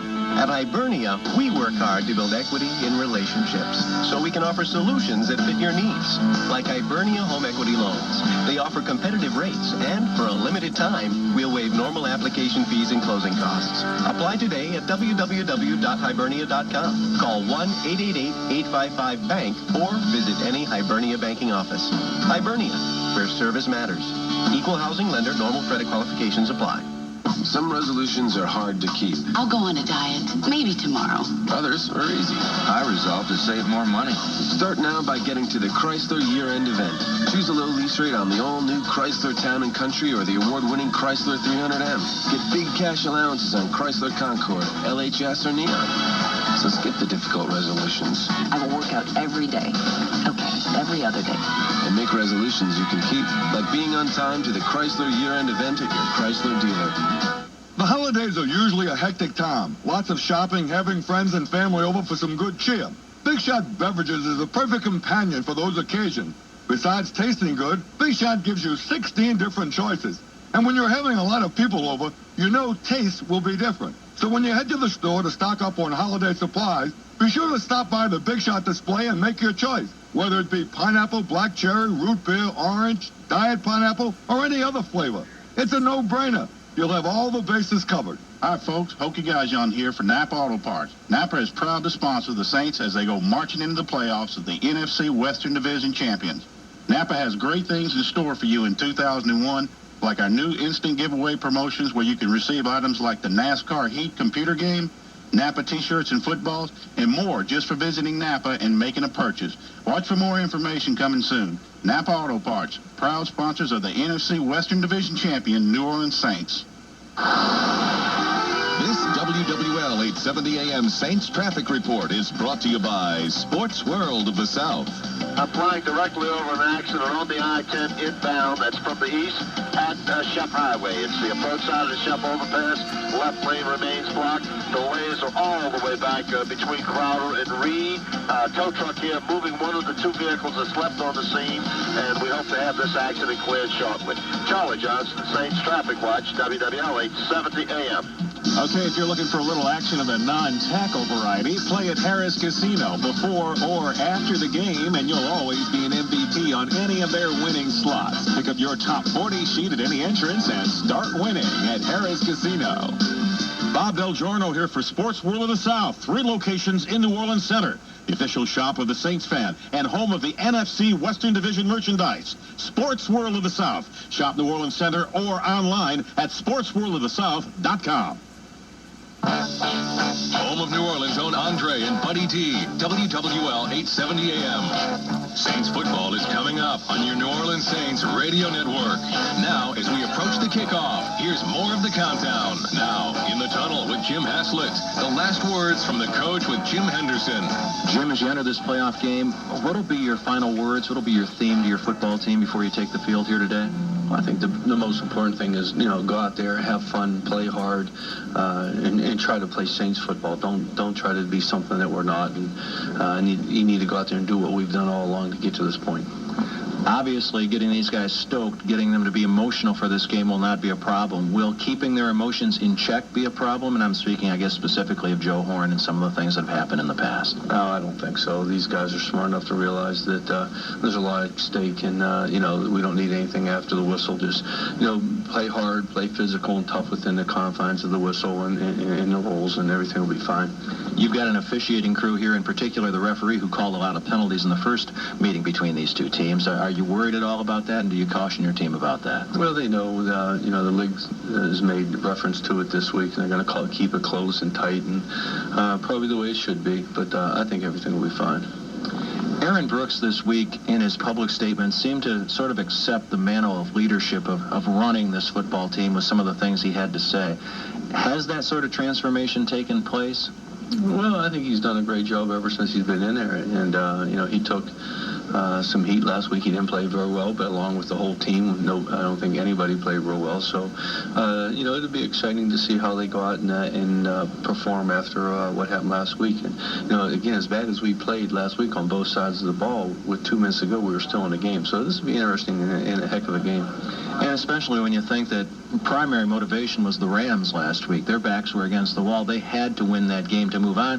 For you guys, it was a little bit more of an abstract goal to get home field advantage to get a week off. Well, I think, I don't know what goes through players' minds sometimes, but there, you knew they had it wrapped up, and then you got that Detroit-Chicago factor. But I will play much better today, and, hopefully that, the outcome's different. When you look at stopping the run as a linebacker, how much of it is scheme and how much of it is just want to and intensity? I think more, I don't know if it's scheme, but it's technique and attention to detail, their assignments, and wanting to make the tackle. And we didn't do any of those very well last week, and we'll do much better today. With Falk, probably a lot of it is he cuts back a lot, doesn't he? He goes against the grain. He does anything he wants. He's a heck of a football player. They, their thing last week was to get him the ball somehow, screens and running, however they're going to do it. And obviously, he's their best player in their team, and he'll try to do it again today. The Rams in the first game passed the ball primarily. In the second game, they ran the ball primarily. have any idea what their focus might be today? No, you don't know. We just you need to do both well, and with an offense like this, we need to play at a high level. The first game we held them to 52 touches. The last game we had 78. So we need to limit their possessions and need to get off on third down, and our offense needs to help the defense and keep them off the field. And having your running game kind of fashion in the kind of fashion it was earlier would help a lot, wouldn't it, in that regard? That would help. We're going to do some different things this week, and last week we had a bunch of guys nicked up in Charles Smith, so we're going to try to take advantage of some other people this week. Chad Morton, you've said, is returning to health. How much more of a factor might he be on offense, and will he contribute to the return game at all? He'll go back and return punts today, and we're going to try to get a little more involved in the offense. He's not 100% yet, but we need him to go out there and make some plays for us today. Been a wonderful season. Hope it doesn't end today. You've done a great job. Thanks very much. Thank you, and hopefully we can keep this thing going because I think this team's something special, and I said it's going to take a while, but I've never been around a group of guys that work as hard as this, and they deserve to win this game. Best of luck. Thank you. Welcome back to the Dome, everyone. The Saints have looked sharp this year. You can look as sharp as the Saints by visiting the new Porter Stevens. Porter Stevens, now known for style, has Hugo Boss, Kenneth Cole, and Hart Schaffner. Shop at Porter Stevens in the Lakeside Mall and look like the Saints. Hokie, golly, last week I thought the Rams looked uptight. Maybe they were just focused, and they went on to win the football game. Today, I can't get a reading on either team. They both look nervous to me. I don't know. Oh, well, I mean, you can certainly expect that from the Saints because, there's nobody on this football team with the exception of Fred McAfee that's ever been in the playoffs in a Saints uniform. Now they've got some guys that they picked up in free agency that have, had some playoff games and whatnot. So, I mean, and it's understandable, because, I mean, there is a certain finality to this game because, that if you lose, I mean, you don't play again until next September and you get to start the process all over again. So, I mean, I could certainly see where both teams kind of got a case of the big-time butterflies. Rams are all gathered in a circle before they came off their final little warm-up here, and it looked like a college football team. They were jumping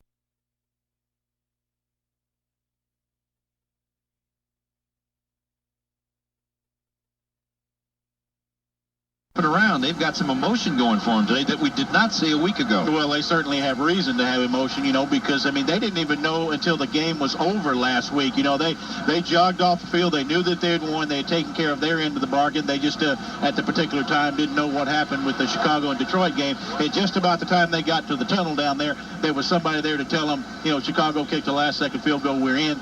So they started showing some emotion at that particular point in the game. But right now, their emotions are running high from beginning to end this time. Last time, it was just right at the end of the ball game.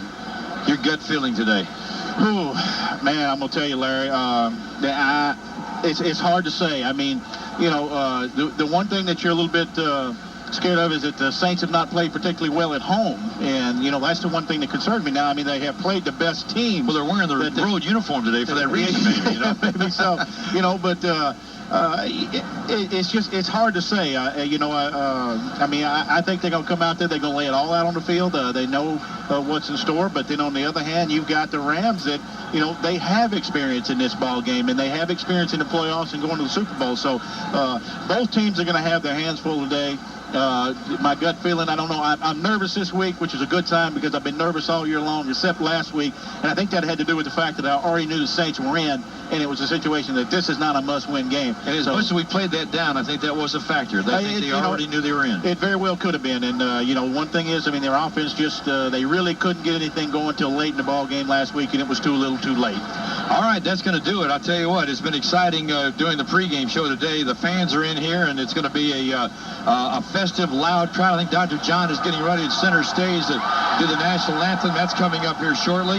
We've got the ABC Monday Night crew here today, the #1 crew, I guess, in America, you could say.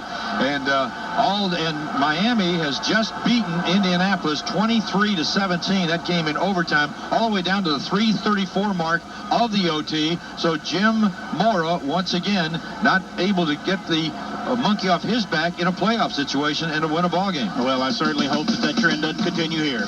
All right, that's it for Countdown to Kickoff. Stay tuned. The pregame show is up next, right here on the New Orleans Saints Radio Network.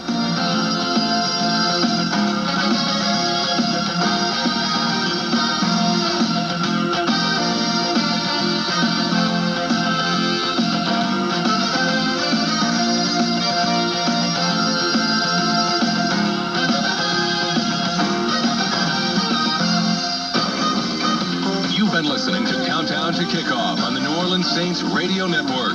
Brought to you by your local Chrysler Plymouth dealers. Jim Walter Homes, the nation's largest on-your-lot home builder. Napa Auto Parts. Register in the great outdoors with Hokie Contest. SportsWorldOfTheSouth.com, the official online retailer of the Saints. Allstate Insurance Company. Put your life in our hands. And by the House of Blues, the place to party after the game. And also brought to you by these local sponsors. Alltel, simplifying communications. Your local Lincoln Mercury dealers. Tomba Communications, the official two-way communications company of the Saints. Domino's Pizza, delivering the best in pizza value. And by River Parish Disposal. Our business stinks, but it's picking up. We're just getting started. 6 more hours of Saints football coming up on the Big 870 WWL. Keep it locked right here for exciting Saints football. Coming up next on the New Orleans Saints Radio Network.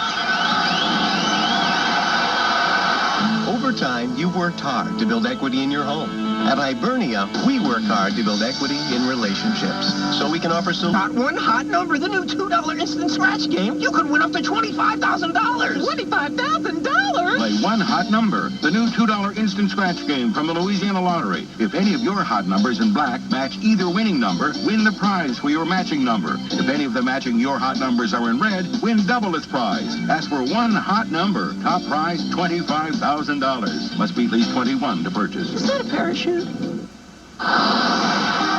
WWL 870 AM Saints Traffic Report is brought to you by Kirschman's, the official furniture store of the Saints. It's a sellout. We have heavy traffic around the dome approaching for the Pontchartrain Expressway. The riverbound delays are only back to Broad. Our problems are coming in on the I-10 from the east. An accident, left lane at Shep, delays back between Crowder and Reed.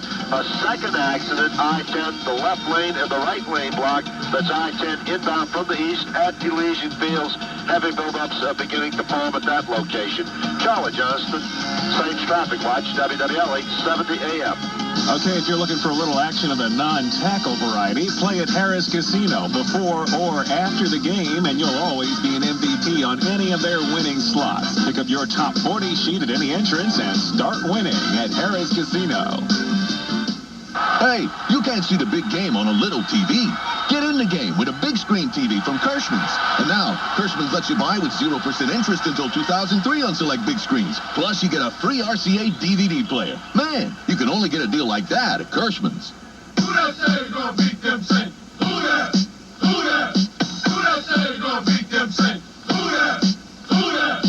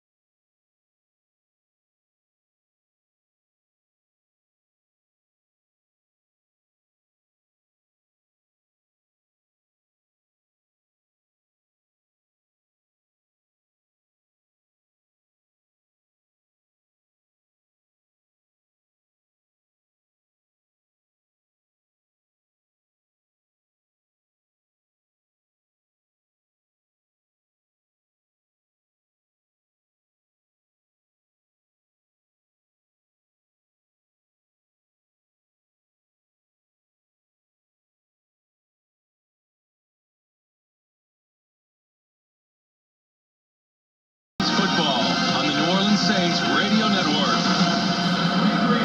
Good afternoon from the Louisiana Superdome once again, everybody. This is Jim Henderson.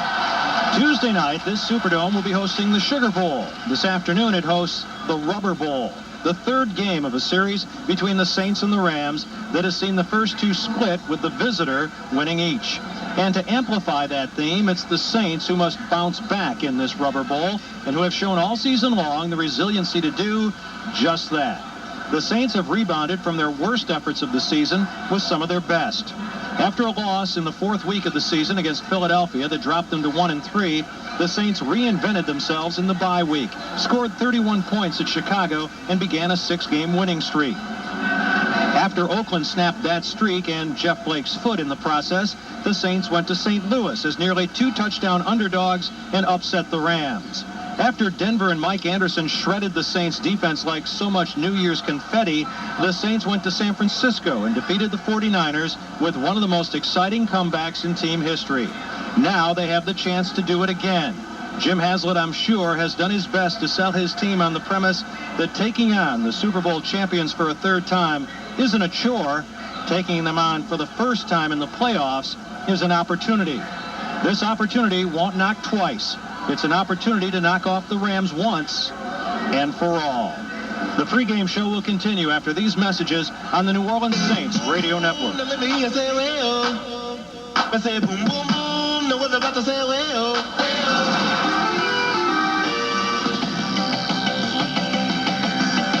Okay, now problems coming into the traffic-wise are coming in from the east on the I-10. An accident at Shep, heavy delays there. A 2-car, possibly 3-car accident. I-10 inbound at Elysian Fields. Only the extreme right emergency lane open. Delays almost back to I-10 610 split.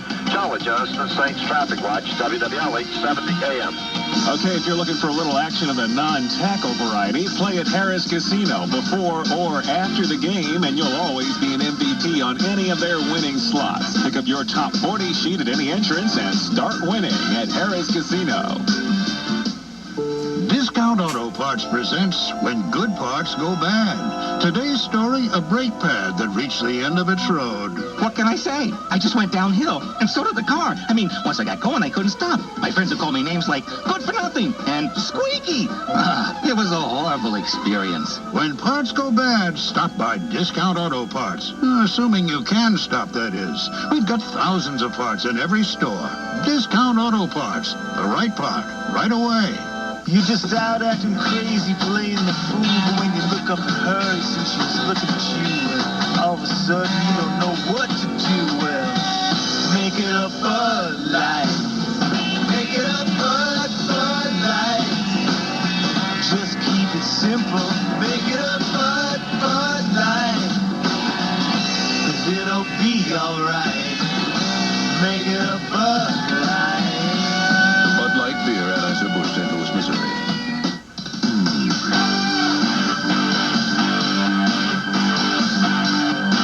Home of the Saints, the Tigers, and the Green Wave. WWL 870 AM.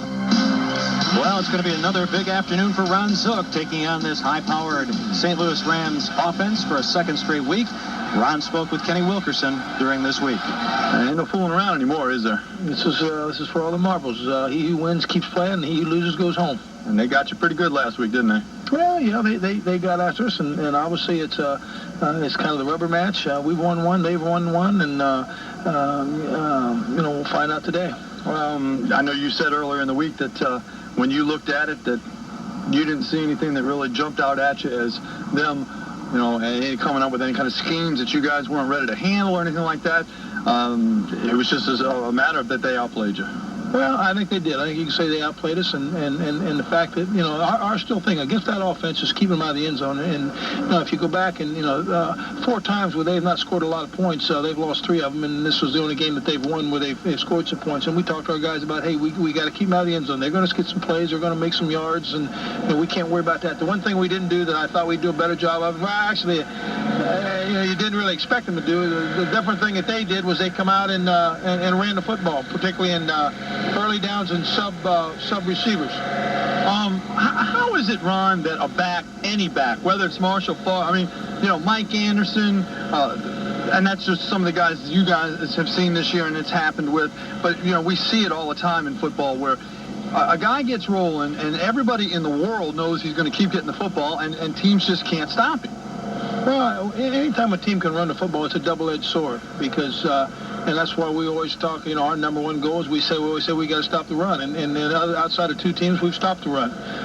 You've got to be able to stop the run, and otherwise, like I said, it becomes a double-edged sword, and now they get you coming and going. So if you can stop the run, then you can, gear up and protect against the pass. But when they get you going both ways, then they've got you. Will you try to calm these guys down a little bit and not be so emotional, or do you want them to go and take that physical and emotional and all the fighting and everything even to another level? Well, Yeah, I think we're an emotional team. We play emotional. That's how we are. I don't want that to change. And I think that and you cannot fault the effort of this football team last week.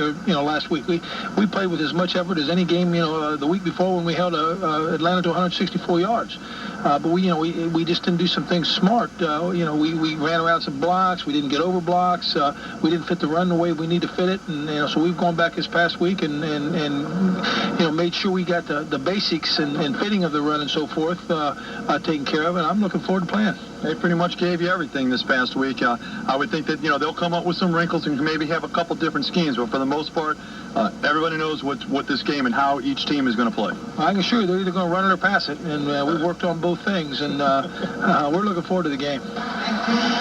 And that is Saints defensive coordinator Ron Zook. We're waiting for Dr. John to perform our national anthem here today in the Louisiana Superdome. While we do, I'll bring in Hokie Gajan, and it seems to me the story of this game is the Saints' emotion. Can it overcome the disparity in talent level against the St. Louis Rams? Well, it's been able to carry them a long way this year, and I think that in particular today, that you will probably even see that emotion level rise more than it has in the past.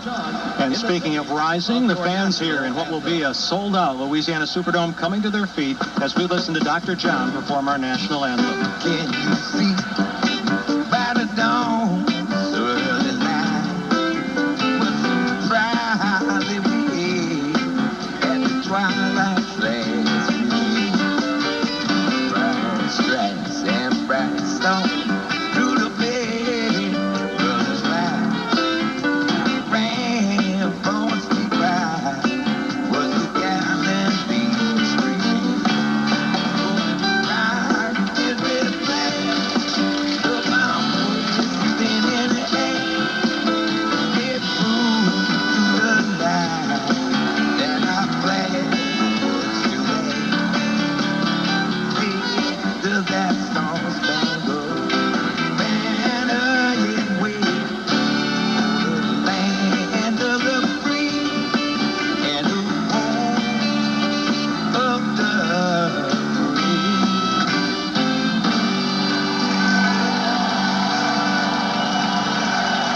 In a New Orleans version dripping with crab boil, that's Dr. John with our national anthem. Mike McCarthy is the Saints offensive coordinator, and he sat down as well this week with Kenny Wilkerson. Well, there's really no secrets about what happened last week. The offense got it together at the end, but was nowhere near anywhere near the production it had to have to win that game early on. And if that happens again, you guys will be going home. The production has to be there in this game. Oh, no doubt about it. We need to play, our type of football, number one. And we need to get started right away. We can't wait till the fourth quarter to generate points and generate big plays. We never got into a rhythm. We never got anything established in the run game, and then we end up playing catch-up football. And that's not our style of football. We need to jump out front, play with the lead, and play New Orleans Saints football. Is that the game that everybody kind of figured one of these days Aaron Brooks would have? I guess so. I don't look at things that way. I don't sit there and wait for a guy to have a bad game. But it wasn't his best game. But by far, it's a team effort. I mean, there's everybody. We include myself. It starts with me. We just looked in the mirror and we fixed our mistakes that we made, and we'll be ready to go Saturday. I can promise you that. In the fourth quarter, obviously this team, and you found things to call to him, that he started running, started working, started moving the ball down the field. So there's no secrets there, and the Rams are going to know that that's what you're going to, in all likelihood, be trying to come back with. So, they're going to counter that. What do you do? Do you try to keep coming back with the same stuff that you ended the game with last week? Well, I mean, not essentially, because at the end of the game, it was a different mode of game. We were behind. So our first score, we were aggressive. We made some big plays. We generated big plays, but we need to generate positive plays on first and second down, stay in third and short, and convert third downs. We did not do that in the first three quarters. One thing we've seen from this football team all year is when they do have a game where you get a lot of pre-snap penalties, things of that nature, offsides and everything like that, they usually don't come back and do that 2 weeks in a row. No, I mean, that's something that our guys are very coachable. They take criticism very well. They're harder on themselves than anybody possibly can. I think that's important. I think it's an important element of a championship type of football team. So we're able to correct our mistakes. We're not playing very well. There's no doubt about that. We're capable of playing so much better than that. And we look preparing this week, and we will perform on Saturday. At the same time, I would think that, the confidence is that game did not destroy the confidence of this football team. Not at all. Like we talked about this morning, that's the regular season, and you're judged over 16 games of regular season, not over one. So, we feel good about what we accomplished in 16. If they feel good about what they've accomplished in one, then, that's their battle cry. But we're looking at it as a 16-game season. We're the NFC West champions. We're the third slot in the playoff, and we're going to line up at home for a playoff game, and we're going to go out and we're going to perform at the level we need to win. And at the same time, it's not necessarily what they did to stop you, it's what you did to yourself. It's usually that way. I don't want to discredit. They play well on defense. That was one of their best performances. But, I can't control how they play. I can only control how we play, and that's my job. So, and we need to play at a lot higher level, and that's what we're trying to do. That's Mike McCarthy. The pregame show will continue after these messages on the New Orleans Saints Radio Network. What have we got? 15-year-old says he doesn't care anymore. Oh, my goodness. It's managed care. Oh, no. Let's get some help here. It's in pretty bad shape. Look at that mess of paperwork. We need to get rid of it. Stat. It's bleeding pretty badly. Let's clamp the MBAs. We need more doctor input. Hang in there. We're doctors. You're going to be okay. Managed care needed a second opinion. Introducing The Oath, where people come first. Doctors' integrity is respected, information is available, questions get answered. The Oath, our promise to Louisiana. This is Bob Felkner speaking of Louisiana Beef Industry Council, and I'm sure you can tell I'm not much of a singer. But I tell you what I can do. I can sure help you through the holiday rush of meal after meal after meal. Relax and serve your family and friends some easy-to-prepare, great-tasting beef for the holidays, whether it be prime rib or a juicy steak cooked over a grill. You be the star of these holidays and serve beef. This message is brought to you by Louisiana's 50-cent beef checkoff and the cattle producers of Louisiana.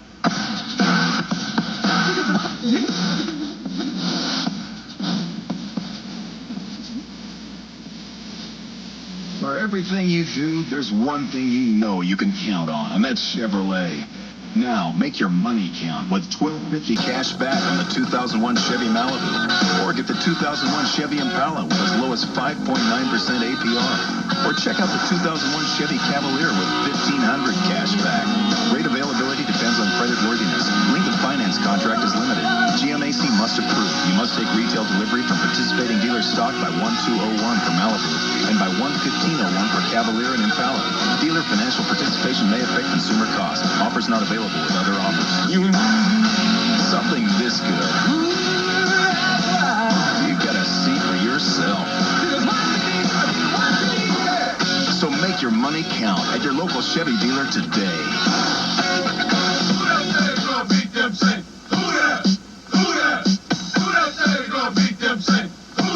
The news, talk, and sports leader is WWL 870 AM. We're getting ready for the Rams and the Saints. Let's pause 10 seconds for stations to identify themselves on the New Orleans Saints Radio Network. Heart of the Crescent City. This is WWL New Orleans, an Entercom communication station, AM 870. The news, talk, and sports leader. And let's go right down to Kenny Wilkerson with the Beater Springs Water Saints sideline report. Kenny, what you got? All right, Hokie, they want to let these guys go all out today, do anything and everything to win this football game, let Aaron Brooks take off as often as possible. I understand that Norman Hand kicked the door and bent it a little while ago in the locker room. He's worked up about having the car stolen. Terry Allen's the other player that had his car stolen. He's not the happiest of people as well. They've got everything in the game plan this week that we've talked about during the season that they haven't even used. The horn throws in, there's reverses, you name it, it's in the playbook today and in the game plan. Whether or not they go to it or not remains to be seen, but this team has been anxious and they've had a demeanor about them this week we have not seen all season long. They have not carried themselves overconfident. At the same time, they have not carried themselves all week and today like a group that was nervous like we have seen at some times during the season. We'll see how it unfolds, but I think that they're ready for this game. Jim? All right, I'll take it here. Kenny, thank you. Larry Matson with you. Here's the referee starting lineup brought to you by Dr. Henry Haley of the Eye Surgery Center, specializing in laser vision correction. The referee is Jerry Austin in his 19th year. Chad Brown will be the umpire. Head linesman is Terry Gierke. Line judge Ron Baines. Field judge Paul Bates. Side judge Dave Wyant. Back judge Bill Schmitz. Alternate will be Dick Hantak. We sure hope the refs have seen Dr. Henry Haley now to Jim Henderson. Okay, Larry, thank you very much. Well, Hoke, let's start the rumor that Kurt Warner and Marshall Faulk sold the Saints cars. Yeah, pass that information down there along to the Saints players at Terry Allen and Norman Hand. And, Kenny was talking about Norman Hand coming out there and bent the door coming out of the locker room. Well, when he lines up over the center, just paint a picture of that Saints locker room door on his helmet. Well, Kurt Warner said this week that it's bright lights that are causing him problems with this post-concussion syndrome. Maybe that's why the Saints are wearing white jerseys today. They expect to have a lot of them in his face. Very well may be. I mean, I had a couple of concussions back when I was in college, and I will tell you something. I mean, I couldn't see white light, dark light, anything else. I mean, the headache you get with that thing is incredible. I mean, it's like no hangover you ever had because it lasts for several days. And we can speak to that. Yes, we can. Well, I think it's really interesting. Buddy D in the past has said if the Saints go to the Super Bowl, he'll wear a dress. I think your offer that if the Saints win their first playoff game here today, to swim Lake Pontchartrain tomorrow wearing only a Speedo, I think shows a lot of guts on your part. Well, I don't know which one of us is crazier, me or Buddy, because I don't like to see either one of those. Well, the referee, Gerald Austin, has gathered the captains at midfield and lets eavesdrop on the toss of the coin as the Saints try to break this playoff jinx against the defending Super Bowl champion Rams. Tail. Head, tail. Who's going to make the call? Head is your call. The tail. You won the toss. You want the ball. Which direction you want to kick? New Orleans won the toss. They will receive. Good luck, men. As you heard it, Saints get the football. And I really liked what Aaron Brooks had to say this week, Hoke, about taking the pacifier out of his mouth and leading this football team. It's almost like he's accepted the mantle as the leader of this team, having taken over for Jeff Blake and feeling comfortable in telling a bunch of veterans what to do in just his second year. Well, I mean, he knows it's a point in time right now. The honeymoon's over. You had a chance to kind of get broke in a little bit as being the starting quarterback. And then last week was really by far the worst game he's played. And the thing is that he set the bar so high early on in the football games that he played, that everybody was really high on him. And last week he showed, a little bit of the immaturity of being a starting quarterback, the inexperience, things such as that nature. And now he knows it's a playoff game. I don't have time I can't fall back on anything and say, well, I don't have enough experience. I don't have big game pressure on me, because he's seen all that in his time that he's been the starting quarterback. Well, the Saints, as you heard, winning the toss of the coin, electing to defend the goal to our left. This is a St. Louis Ram team littered with stars, with back-to-back MVPs of last year and this.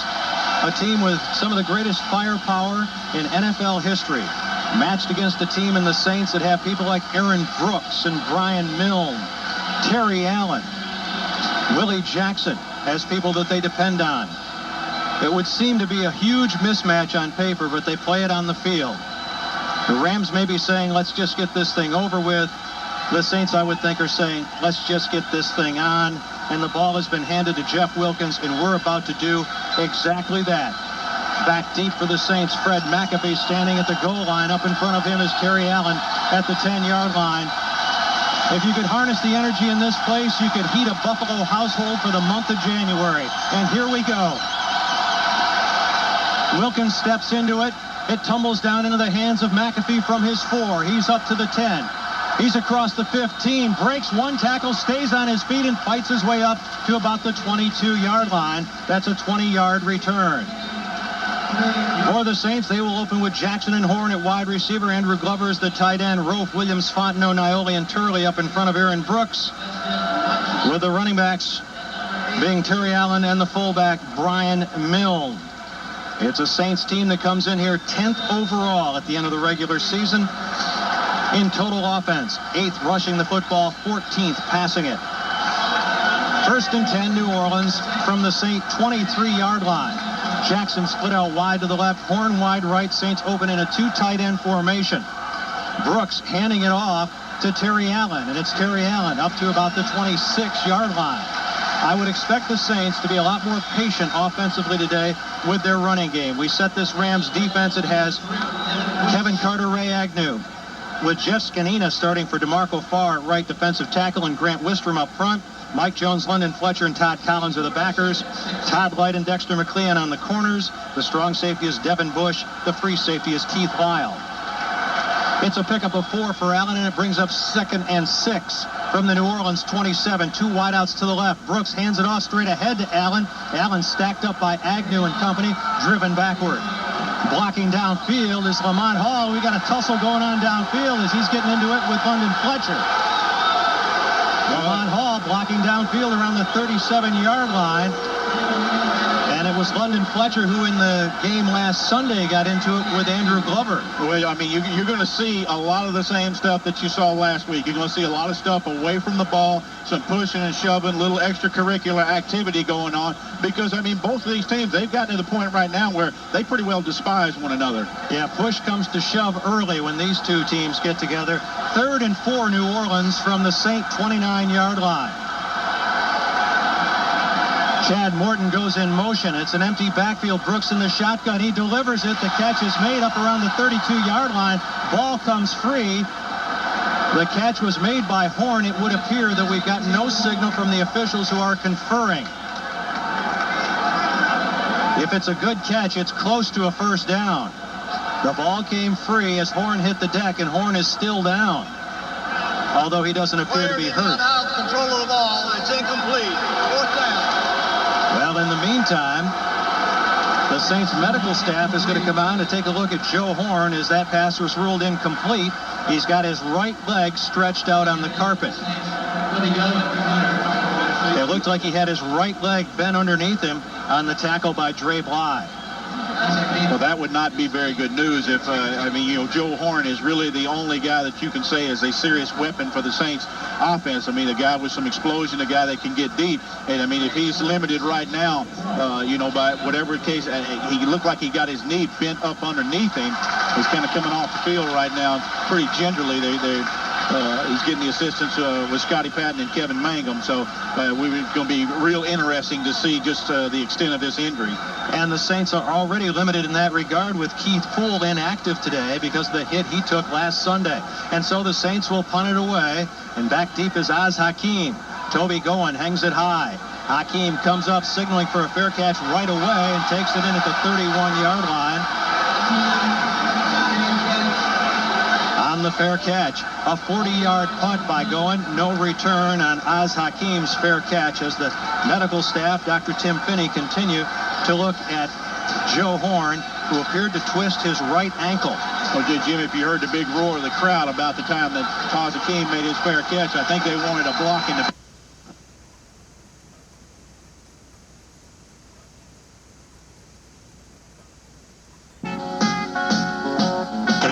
Shoved him from behind. Hard to say how the officials are going to call this ball game, whether they're going to let these guys play or whether they're going to be real picky with the flag. So it's 3 and out for the Saints offense. 1st and 10 for the Rams as they start from their 32. They stack 3 receivers to the right. One of them Hodgins. They bring in motion across the formation to the left. Handoff Marshall Faulk, left side, tripped up, dives across the 35 up close to the 36-yard line. A 4-yard gain. The Rams will open with Torrey Holt and Isaac Bruce at wide receiver. Roland Williams is the tight end. Orlando Pace, Tom Newton, Andy McCollum, the former Saint, and Adam Timmerman, along with Ryan Tucker up front. Kurt Warner recovering from a moderate concussion last week as the quarterback. Marshall Faulk is the halfback, and James Hodgins opens at the fullback position. So for Faulk, who gained 220 yards against the Saints last week. It's a 4-yard carry, and it's 2nd and 6 from the Ram 36-yard line. 4 wide receivers and just Faulk. Behind Warner, they hand it off to Faulk, and Faulk is going to be brought down around the 39-yard line.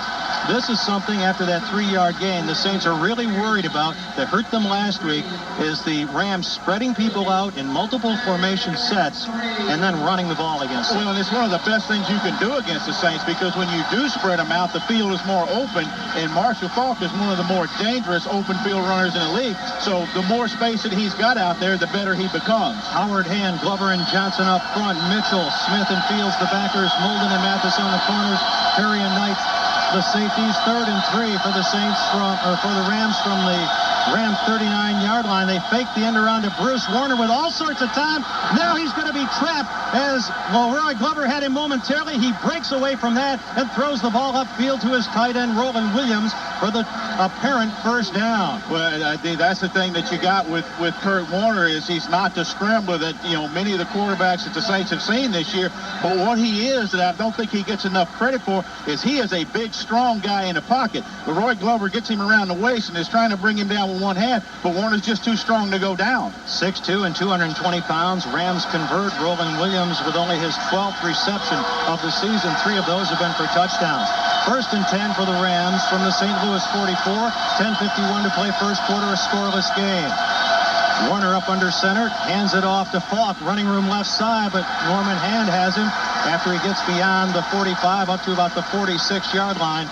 And that's a huge part of the game for the Saints today. That's Norman Hand controlling some of those gaps up front. Let's take it down to Kenny Wilkerson with a Beta Springs Water sideline report. Kenny? All right, all we know right now about Joe Horn is that they're taping up his ankles. Joe plays without being wrapped on either one of his ankles, but they have taken his right foot off. Dr. Finney checked him out and walked away. It looked like he seems like it's okay, checking out the tendons, and they're retaping him. I guess we're going to wait and see when he gets up and walks around. But Joe Horn's getting retaped right now, or actually taped for the first time. Jim? 2nd and 8 for the Rams from the St. Louis 46. Warner puts Williams in motion. Fakes the pitch out to Falk. Drops and throws downfield. Catch is made on the sideline. Out of bounds in front of Alex Molden is Isaac Bruce at the New Orleans 35-yard line. Right as Bruce made his break to the outside to run the out route, Alex Molden just had a little bit of hesitation there, almost like his foot slipped out from underneath him, and that's all that Bruce needed was just that little extra cushion and made it look like he was wide open, where Alex just kind of stumbles just slightly. That's a 20-yard gain. Isaac Bruce led the team in receptions this year with 87 and in touchdowns with 9, but he has been held without a touchdown the last 6 weeks. 1st and 10 for St. Louis from the St. 34, 9:35 to play. First quarter, scoreless game.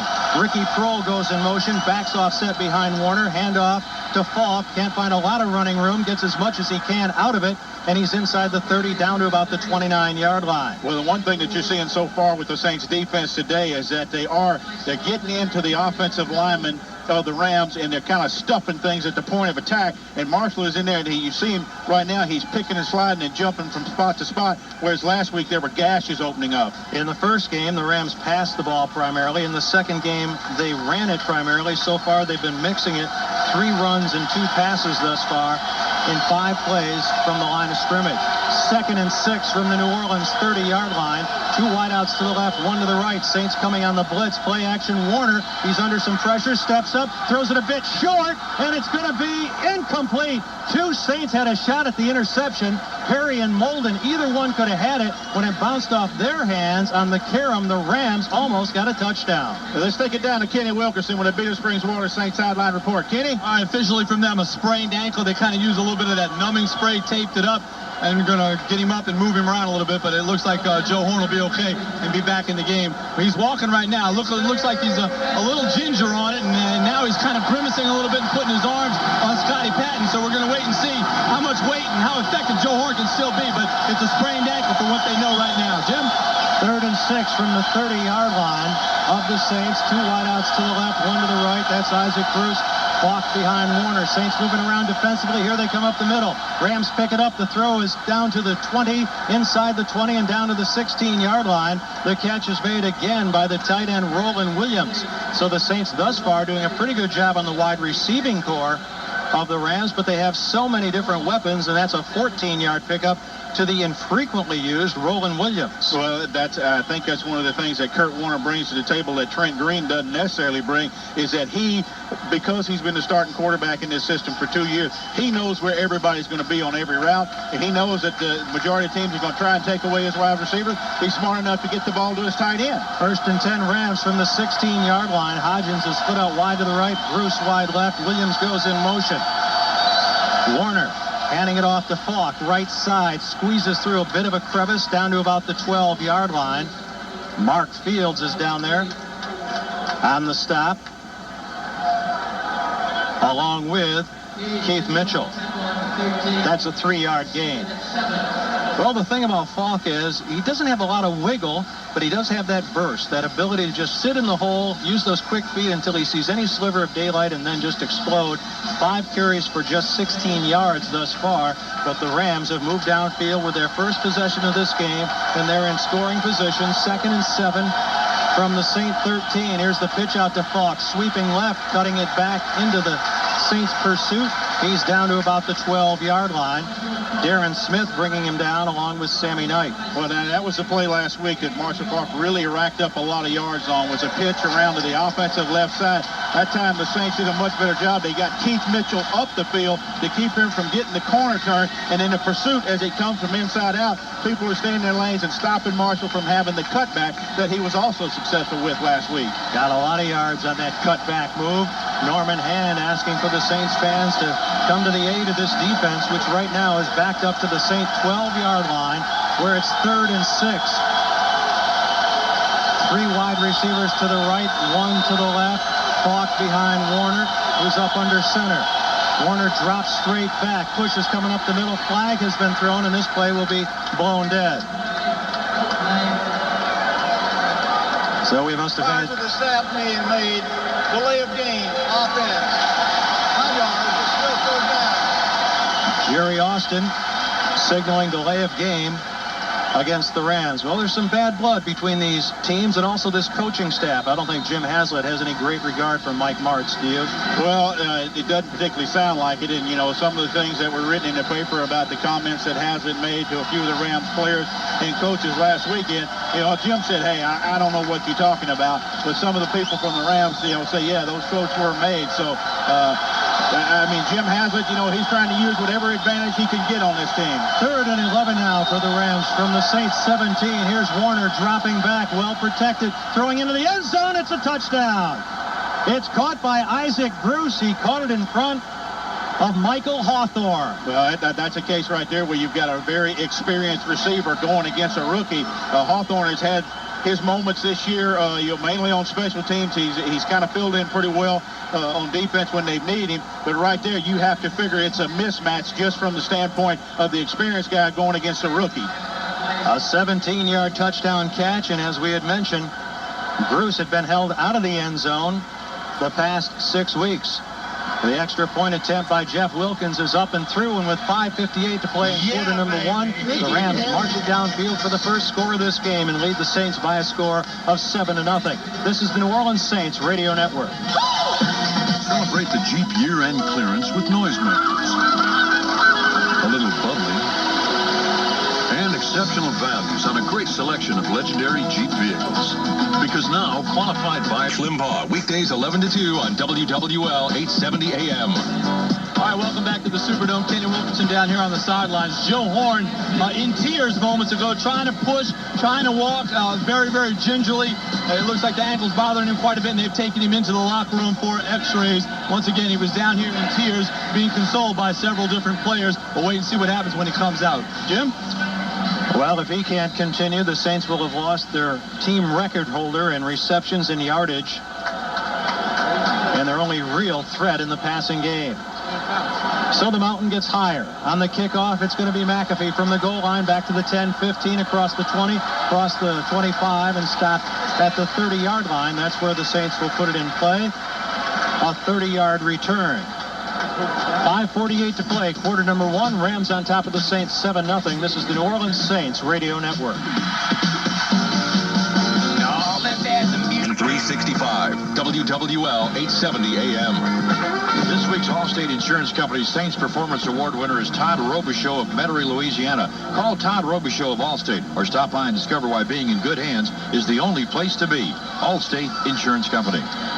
The Rams drive covered 68 yards in 11 plays in 6:55. Warner 4 out of 5 for 56 yards on that drive, including a 17-yard touchdown strike to Isaac Bruce. During the drive, the Rams converted 3 third downs in the game in St. Louis. Back in November, the Rams only had 3 third down conversions the entire game. So the Rams sharp offensively. The Saints trying to measure up themselves. 1st and 10 from the New Orleans 30-yard line.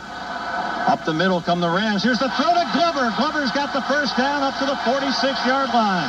Well, Jim, I mean, if Joe Horn cannot return to this game, I think that what Aaron Brooks and the offensive staff for the Saints are going to have to do is just rely on dinking and dunking the football. Throw the ball to Andrew Glover.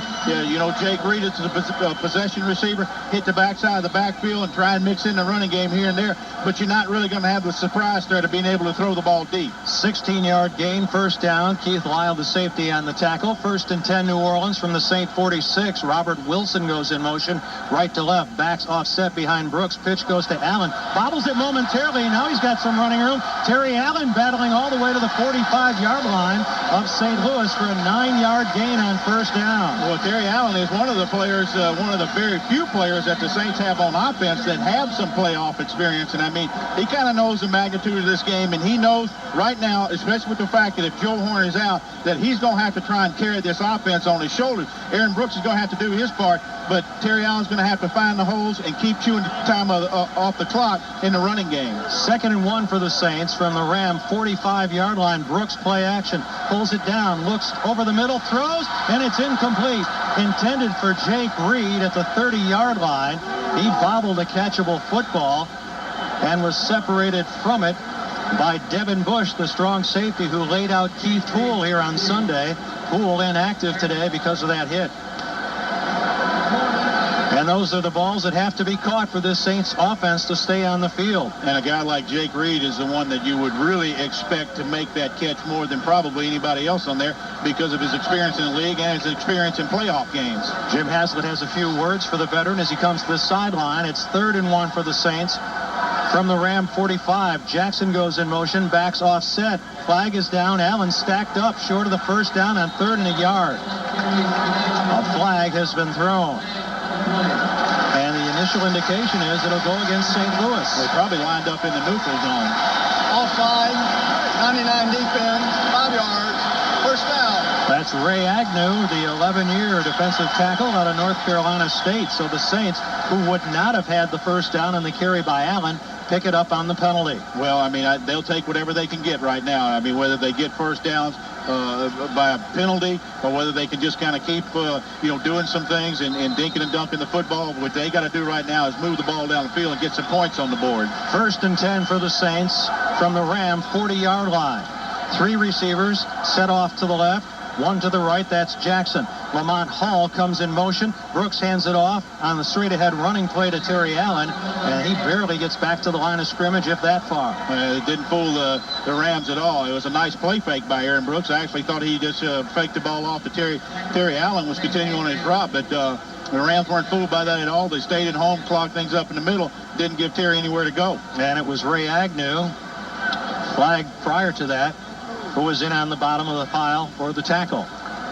And so it's going to be 2nd and 11 for the Saints from the Ram 41-yard line. Glover is split out wide to the right. Morton goes out of the backfield in motion to the left. 4 wide receivers. Brooks in the shotgun, can't find anybody. He's going to take off. Aaron Brooks taking off, diving down at the 32-yard line for a 9-yard scamper. And that's something this week that a lot of people brought up that he looked like he was reluctant to do this past Sunday. That's to take off with the football. Remember, he scored twice on the ground against the Rams in St. Louis. Well, Jim, my take on that is, when we sat right here and watched the game last week, I thought that the Rams did such a good job of staying in their rush lanes, and I think their philosophy was, we don't necessarily have to sack him, but let's not let him get out of the pocket. That particular time right there, the ends got a little bit too far off the field, and it did leave the crease for Aaron to run through. And it brings up a 3rd and 2 for the Saints from the Ram 32-yard line. Morton goes in motion. It's only Milne behind Brooks, who drops straight back, rolls to his right, throws over the middle. Morton with a catch down at the 22-yard line. 1st and 10 New Orleans. Well, the Chad Morton is a guy that, when we talk about if Joe Horn's not going to be able to be there, I mean, it's going to severely limit their ability to go to 3 and 4 wide receiver sets, because if Horn can't return to the game, the Saints are down to 3 receivers, but that's one thing you can do.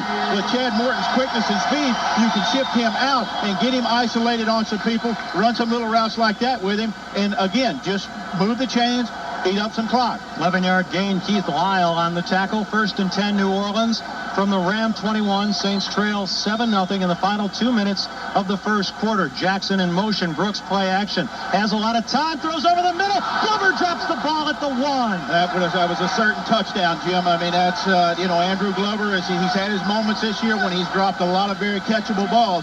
He wasn't thrown to very much last week, but that's a situation right there. Andrew's in the end zone when he catches that ball. Devin Bush on the coverage, but Glover had a touchdown in his hands at the 1-yard line on a perfectly thrown football. And when you've got as little firepower out there as the Saints do at the moment with Joe Horn sidelined, everybody has to pitch in, and Brooks has been victimized by 2 drops on this drive.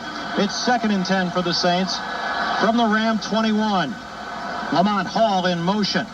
Brooks hands it off straight ahead. This is going to be Gerald Moore to about the 20. Just give him a yard on the carry as the former Ram packs the football for the first time today.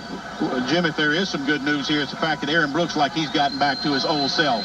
That's just a 1-yard gain. Let's pause 10 seconds for stations to identify themselves on the New Orleans Saints radio network. From the heart of the Crescent City, this is WWL New Orleans, an Entercom communication station, AM 870, the news, talk, and sports leader. 3rd and 9 for the Saints from the Ram 20-yard line. Jackson and Wilson split out wide to the right. Another receiver to the left. Brooks can't find anybody. Gives ground all the way back to the 40-yard line. Now he throws a wobbly pass upfield.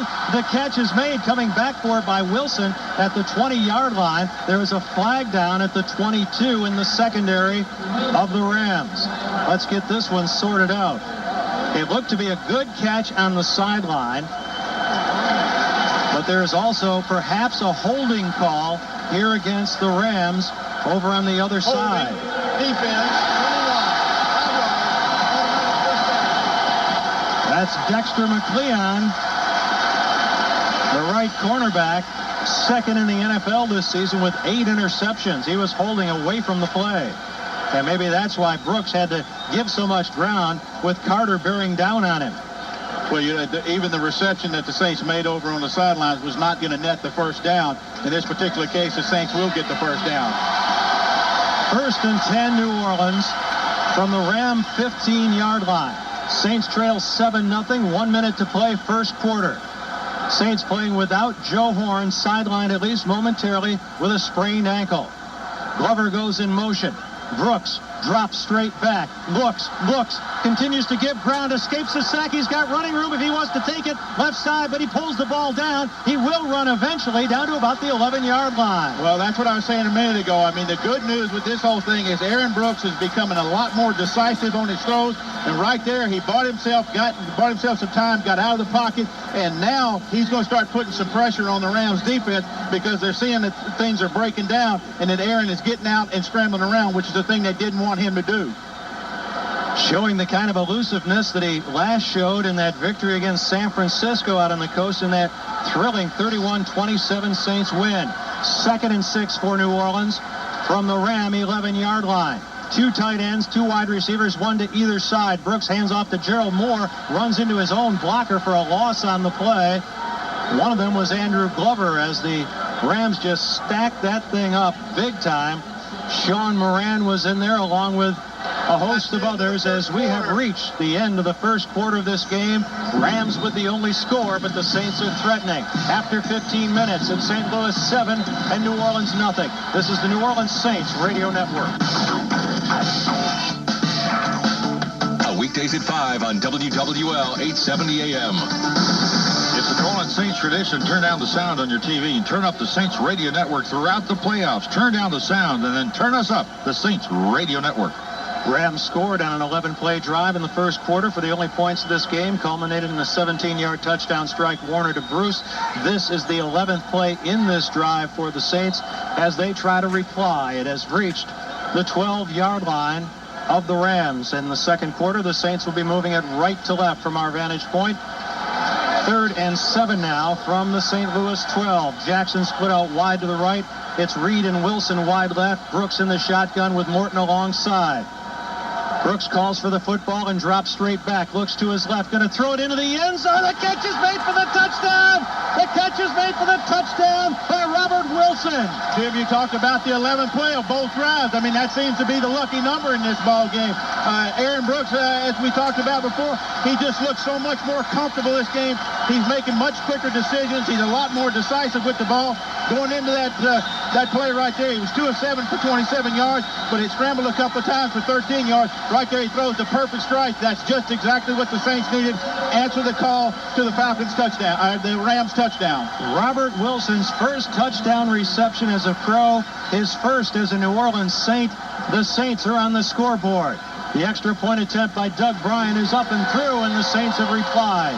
And with just 4 seconds gone in the second quarter, we've got a new game. The Rams and the Saints tied at 7. This is the New Orleans Saints Radio Network. House of Blues presents Roots Rock and Beyond, a New Year's Eve house. WWL 870 AM. Jim, both of those the drives by the Saints and the Rams are almost carbon copies of one another. The Rams drive 11 plays, 68 yards, took 6:55 off the clock. The Saints drive 11 plays, 70 yards, 6:02. And with that touchdown, that means it's $6 off your pizza order on Monday. That's $6 off your pizza order on Monday only at Domino's Pizza. The dangerous Tony Horn back in the lineup to return this kickoff. Has been sidelined for the final 5 games of the season with a toe injury. He's back there now, and he has a 103-yard kickoff return for a touchdown this season. He'll return this from the 2. He's across the 15, and he won't get to the 17. Looked like Kevin Mathis down there. Little Kevin Mathis with a patented shoestring tackle, limiting Horn to a 15-yard return, and this place is on fire. 14:48 to play quarter number 2. Rams and Saints tied at 7. This is the New Orleans Saints Radio Network. And on WWL. Get the inside scoop on the Saints sideline stories with Kenny Wilkerson's exclusive injury updates from the field. Hear it when it happens, only on the Saints Radio Network. Turn down the sound on that TV. Turn us up on the Saints Radio Network. Horn was averaging over 24 yards per return. The Saints limit him to 15. Now the Rams ran it all 4 times. They had a first down on their first drive for 13 yards. Let's see what they do it here. 1st and 10 from the 17. They're going to throw it off play action. Warner's going to throw deep, intended for Holt, and he overthrows him on the Saints side of the 50 at the 40-yard line. Let's take it down to Kenny Wilkerson with the Big Springs Water Saints sideline report. Kenny? All right, Joe Horn was taken in for x-rays. We don't know the results of that yet, but I just saw him a second ago. He'll be coming back out here. He still has his uniform on, but he also is sporting crutches. So I don't know what they're going to do with him and what they're going to make it official, but they did do the x-rays, and he's remained in his uniform, which is a good sign, but he does have the crutches when he comes out here on the field in just a few minutes. Jim? Well, you can bet he'll lend emotional and vocal support, if nothing else. 2nd and 10 for the Rams from the St. Louis 17-yard line. 2 wideouts to the right, 1 full goes in motion, right to left. 2 to the left, 1 to the right. There's movement along the offensive line. Looked to be Ryan Tucker, the right tackle, as this play will be blown dead. It was Ryan Tucker flinching, and it's awful loud down at that end. You can see the people down there. I mean, even right now, after the penalty, it still looks like they're doing the wave down there. Arms and hands are up in the air. People are just going berserk. I think they're calling the beer man. Oh, that's up here in the booth. That's the 4th penalty against the Rams, and the Saints trying to utilize this home field advantage, coming in with a sub-500 record. The fans are into this one. 2nd and 15 from the Ram 12-yard line. 5 wide receivers, nobody behind Warner. 3-step drop, throws it over the middle, and it's incomplete. Looked like it was tipped at the line of scrimmage. Tipped at the line of scrimmage by one of the Saints' on-rushing defenders.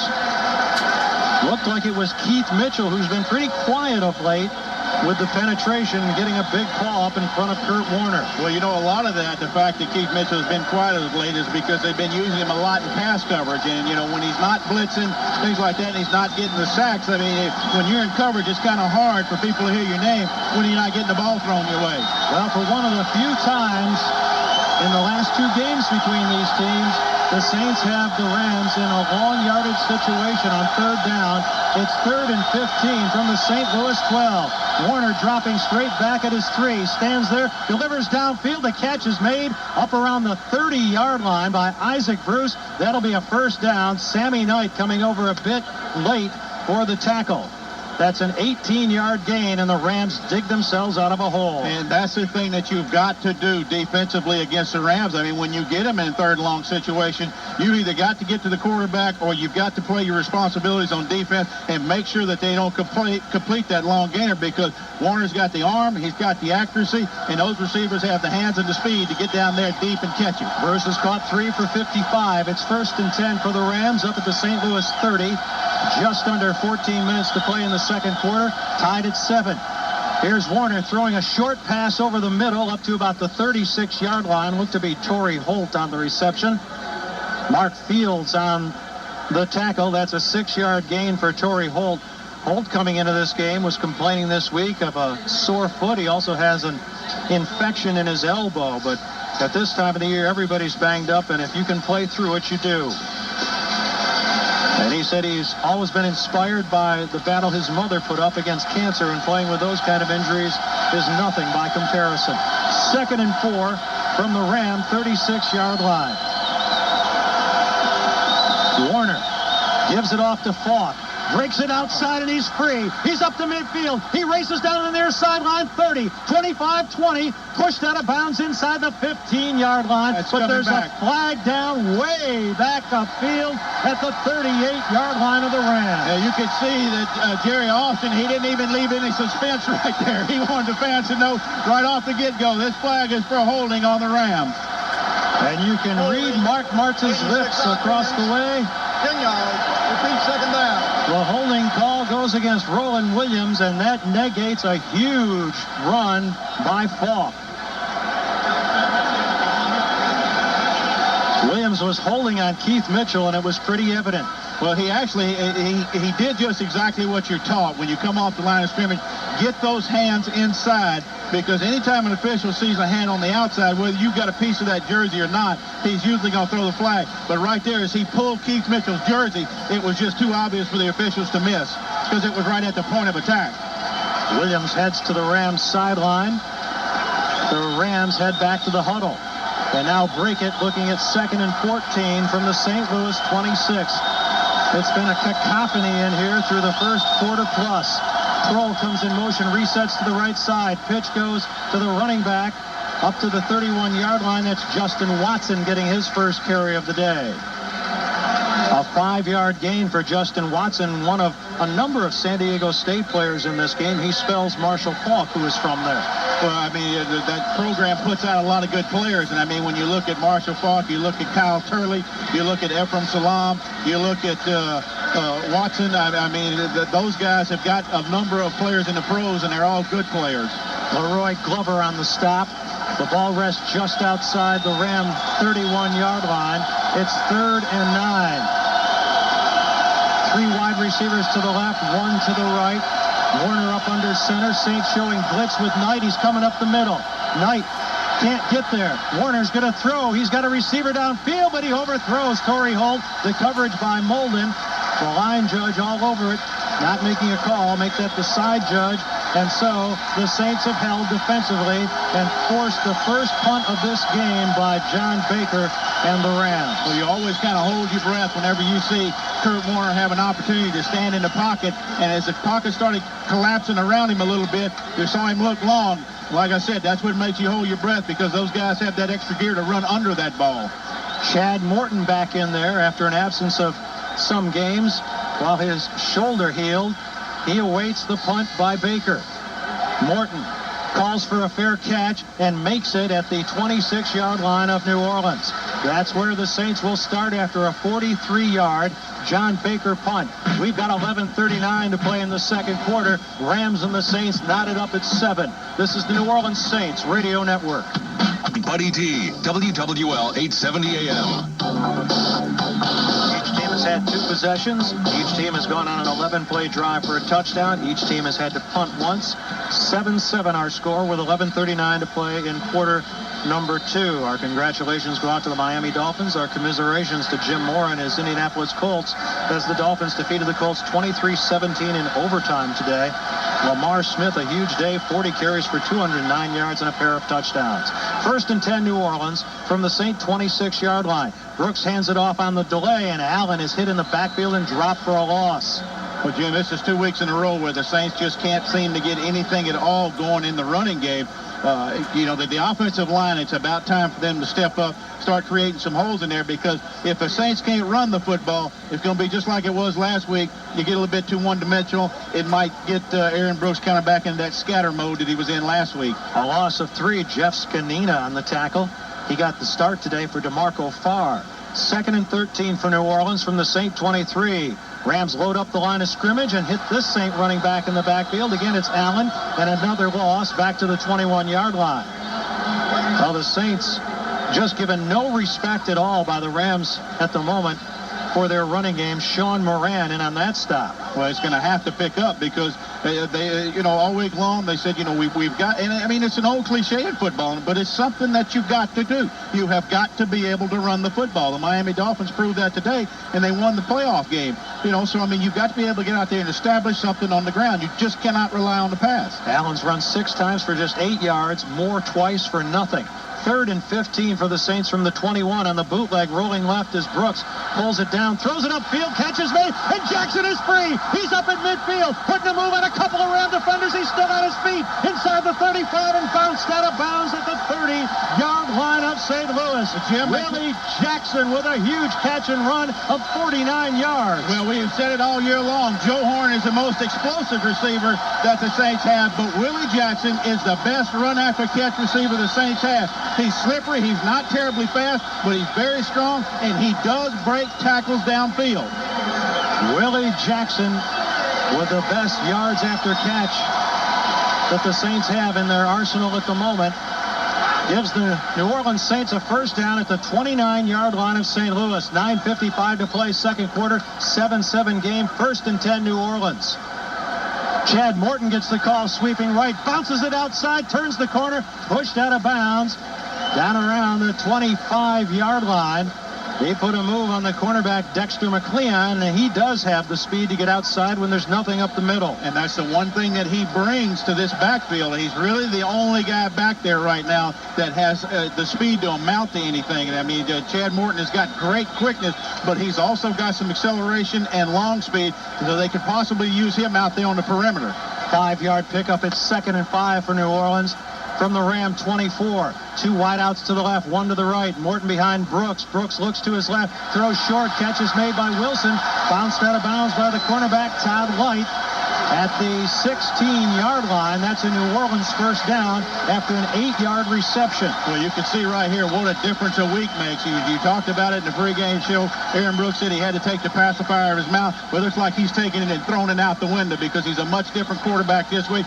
These were the kind of performances we had come to expect to see from Aaron Brooks. The ball is being delivered on time. Brooks looks like he's decisive. 1st and 10 New Orleans at the St. Louis 16, 7-7 ball game. Hand off to Allen. Allen left side, inside the 15, down to around the 14-yard line.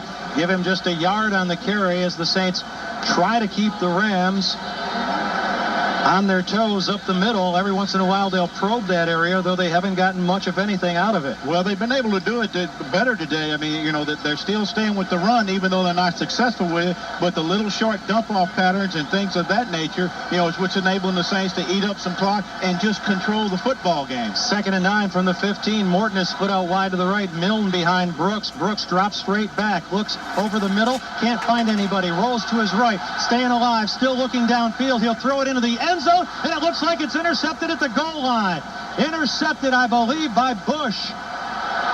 It is Devin Bush with the interception, and he brings it back out to the 8-yard line. That was a situation where Aaron Brooks made the best decision at that time. Might have been just to tuck it and run with it. He bought himself some time, but then he ended up forcing a football, and you don't need to do it, especially when you're down deep. So a scoring chance goes awry for the Saints. We've got 8:14 to play in the second quarter. Rams and Saints tied at 7. This is the New Orleans Saints Radio Network. Traffic and weather together on the 8s on WWL.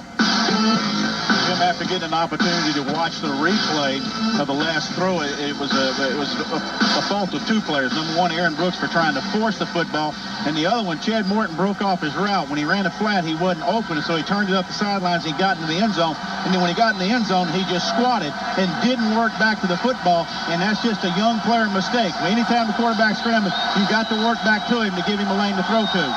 So after the Bush interception and the return from the 2 to the 8, it's 1st and 10 for the Rams.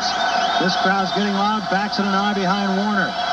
Warner gives it to Marshall Faulk. He's got running room over right guard, but the Saints come up and tackle him in the open field. Sammy Knight brings him down as he crosses the 10-yard line. Well, the Saints' run defense is just so much better this week. They seem like they're getting some penetration, and even when there are some holes opening up, the safeties are doing a much better job of filling those running lanes.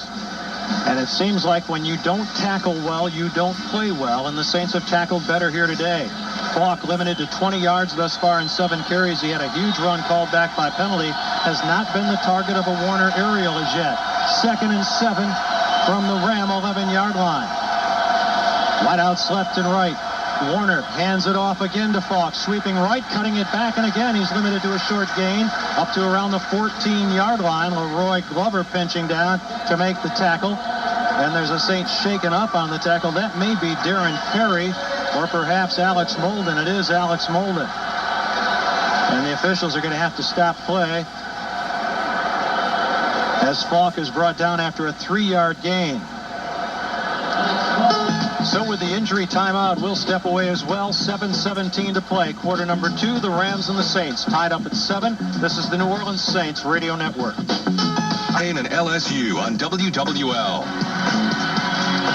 Molden comes to the sideline under his own power. He looks like he should be able to return after this play, but in the meantime, that'll force Chris Canty in the defensive backfield for the Saints. We'll see if Kurt Warner notices that. On 3rd down, thus far, the Rams have stayed alive, converting 4 of 5 opportunities. They look at 3rd and 4 here from their own 14-yard line. Canty is going to be paired against Torrey Holt on the right side of the Ram formation. 4 wide receivers and now a 5th for Warner. Warner dropping straight back, stepping up in the pocket. Pocket breaks down. Mitchell's got him. Back inside the 10 at the 9-yard line. Well, you said a little while ago that Keith Mitchell had been kind of quiet here the last couple of weeks. That time he lined up as a defensive end. He looked like Pat Swilling coming off the edge. Got the good upfield charge. When he saw that Warner stepped up, he just stepped back inside and collapsed down on Warner to get the sack. Keith Mitchell had a few things to say this week to the media. More outspoken than he usually is, but he went up in the air over Ryan Tucker, caused Warner to pull the ball back down and eventually sacked him. He's got 7.5 on the season. Baker to punt it away from his own end zone. It's a wobbly spiral.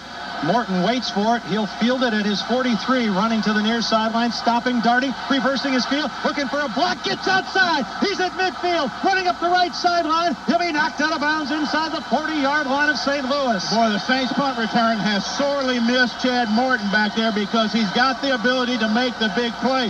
Chris Canty has got a great pair of hands, but he doesn't threaten you with his ability to take the ball a long way. He's just kind of if you got a possession receiver, he's what you call a possession returner. And boy, did Sammy Knight lay out Dre Bly on the far sideline. Changed the whole blocking angle once that Morton reversed his field. Bly was chasing him in front of the Ram bench. He peeled back and just clobbered him.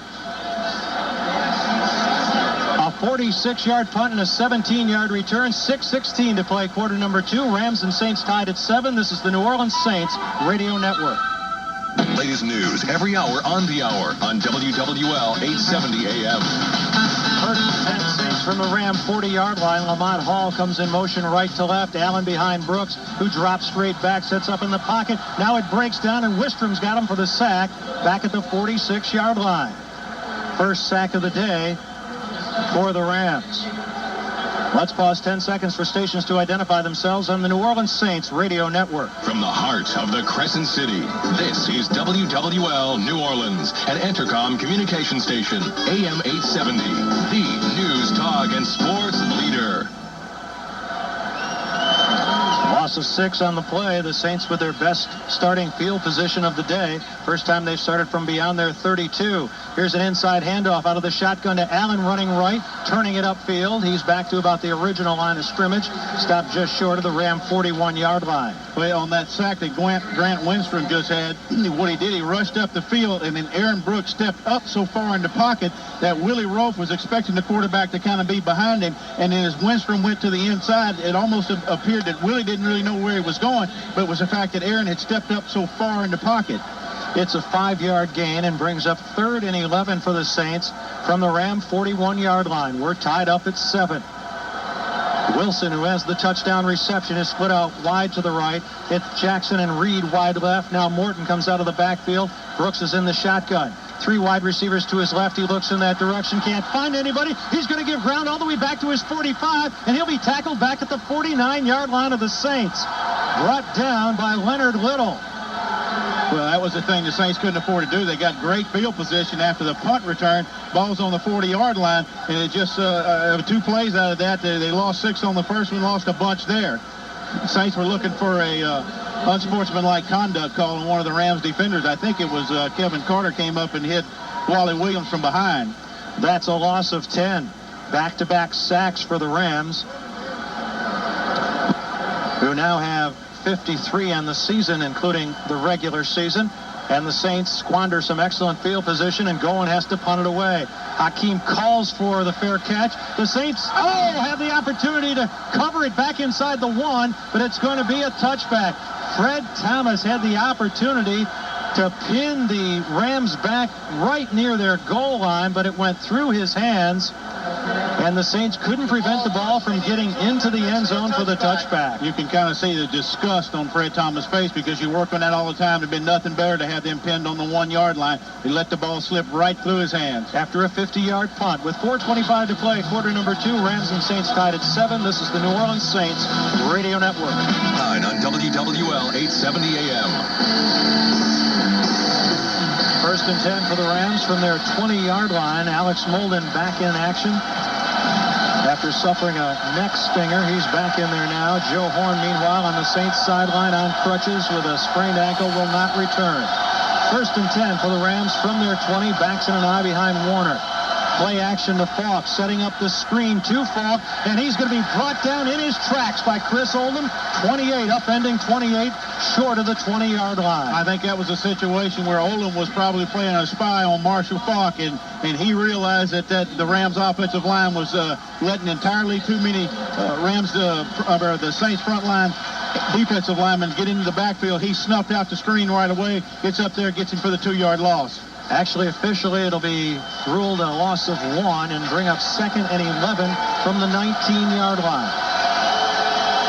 We're all tied up at 7 in a defensive struggle. Saints showing blitz. Warner retreats. Got time. Throws to the sideline, and it's incomplete.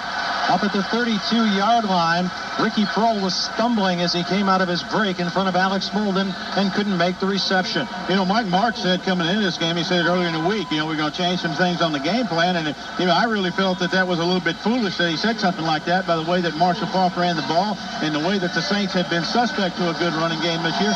But he was right. I mean, they're throwing the ball right now. Marshall hadn't really been a factor in this ball game, neither as a receiver nor as a ball carrier. Kurt Warner doesn't like what he sees or hears, and he's going to call a timeout with 3:41 to play in the second quarter. He's going to head over to the St. Louis sideline. 30-second timeout. Well, it's way back in January of 1993 that the Saints last made a playoff appearance.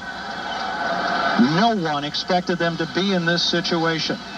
And in that regard, all the pressure in this game today is on the Rams. Oh, absolutely, because, the pressure was on them coming into the season. I mean, you're the reigning Super Bowl champs, and, what did they lose off of that team last year? They lost an offensive lineman here or there, but, by and large, their offense stayed intact. Let's go down to Kenny Wilkerson on the sidelines. Kenny, what you got? Yeah, Hokie, you were talking about it a minute ago. They've kind of switched up spies. They've made a good adjustment right now with Oldham. He's definitely spying Marshall Falk right now. But earlier in the game, it was Darren Perry and Ron Zook and him were talking about it on the sideline. And I think that was one of their plans coming in, that they would switch it up and try to throw this Ram offense off. But right now, Oldham's doing a very good job. And until he is not doing a good job, I think they'll stay like that. Rams are averaging just 2.6 yards on their first down plays. They've had 8 of them. Now they look at 3rd and 12 from their 18. 2 wide receivers to the left, 1 to the right. That's Prohl. He comes in motion. Warner up under center. Drops straight back to his 9. Well protected. He guns it up the sideline. Wide open and out of bounds at the 40-yard line. Isaac Bruce. There wasn't a Saint within 5 yards of him, as it looked like Fred Thomas blew the coverage. Sammy Knight comes over to talk to him. because there's no way that Bruce should be that wide open for a 22-yard reception. And that's why you got to keep your head in the game. I mean, that's the second time in 2 weeks that we've seen that. The Saints have busted coverage and let the Rams get a long play. And this is the second time in this particular ball game where they've had the Rams in the third and long situation. They've converted on both of them. Norman Hand nails Warner in the breadbasket as he delivers that football, but it's a completion nonetheless. 1st and 10 for the Rams up at their 41. 3:13 to play before halftime. Tied at 7, and now Warner is going to take yet another timeout as the play clock winds down. So they have just one timeout remaining before halftime. Bruce now has 4 catches for 77 yards.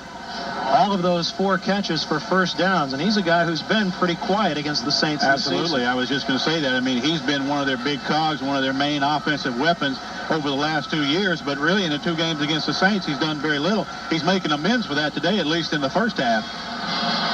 Well, Kurt Warner, coming off that 5-game injury, he had his finger broken, hasn't looked like quite the same quarterback coming back.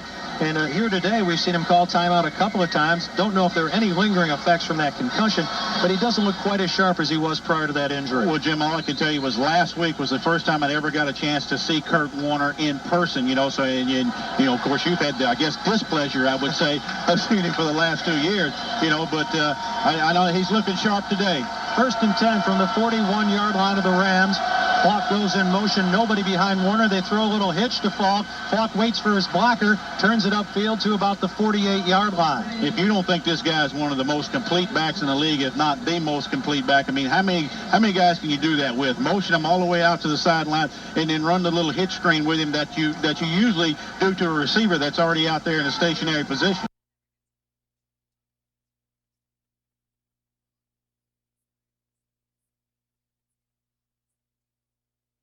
They have so many weapons, they can utilize them in so many ways. Falk with his 2nd catch. He had 81 in the regular season, tops among NFL running backs. 2nd and a long 4 from the Ram 47. 2 wideouts to the left, 2 to the right. 1 Hakeem goes in motion.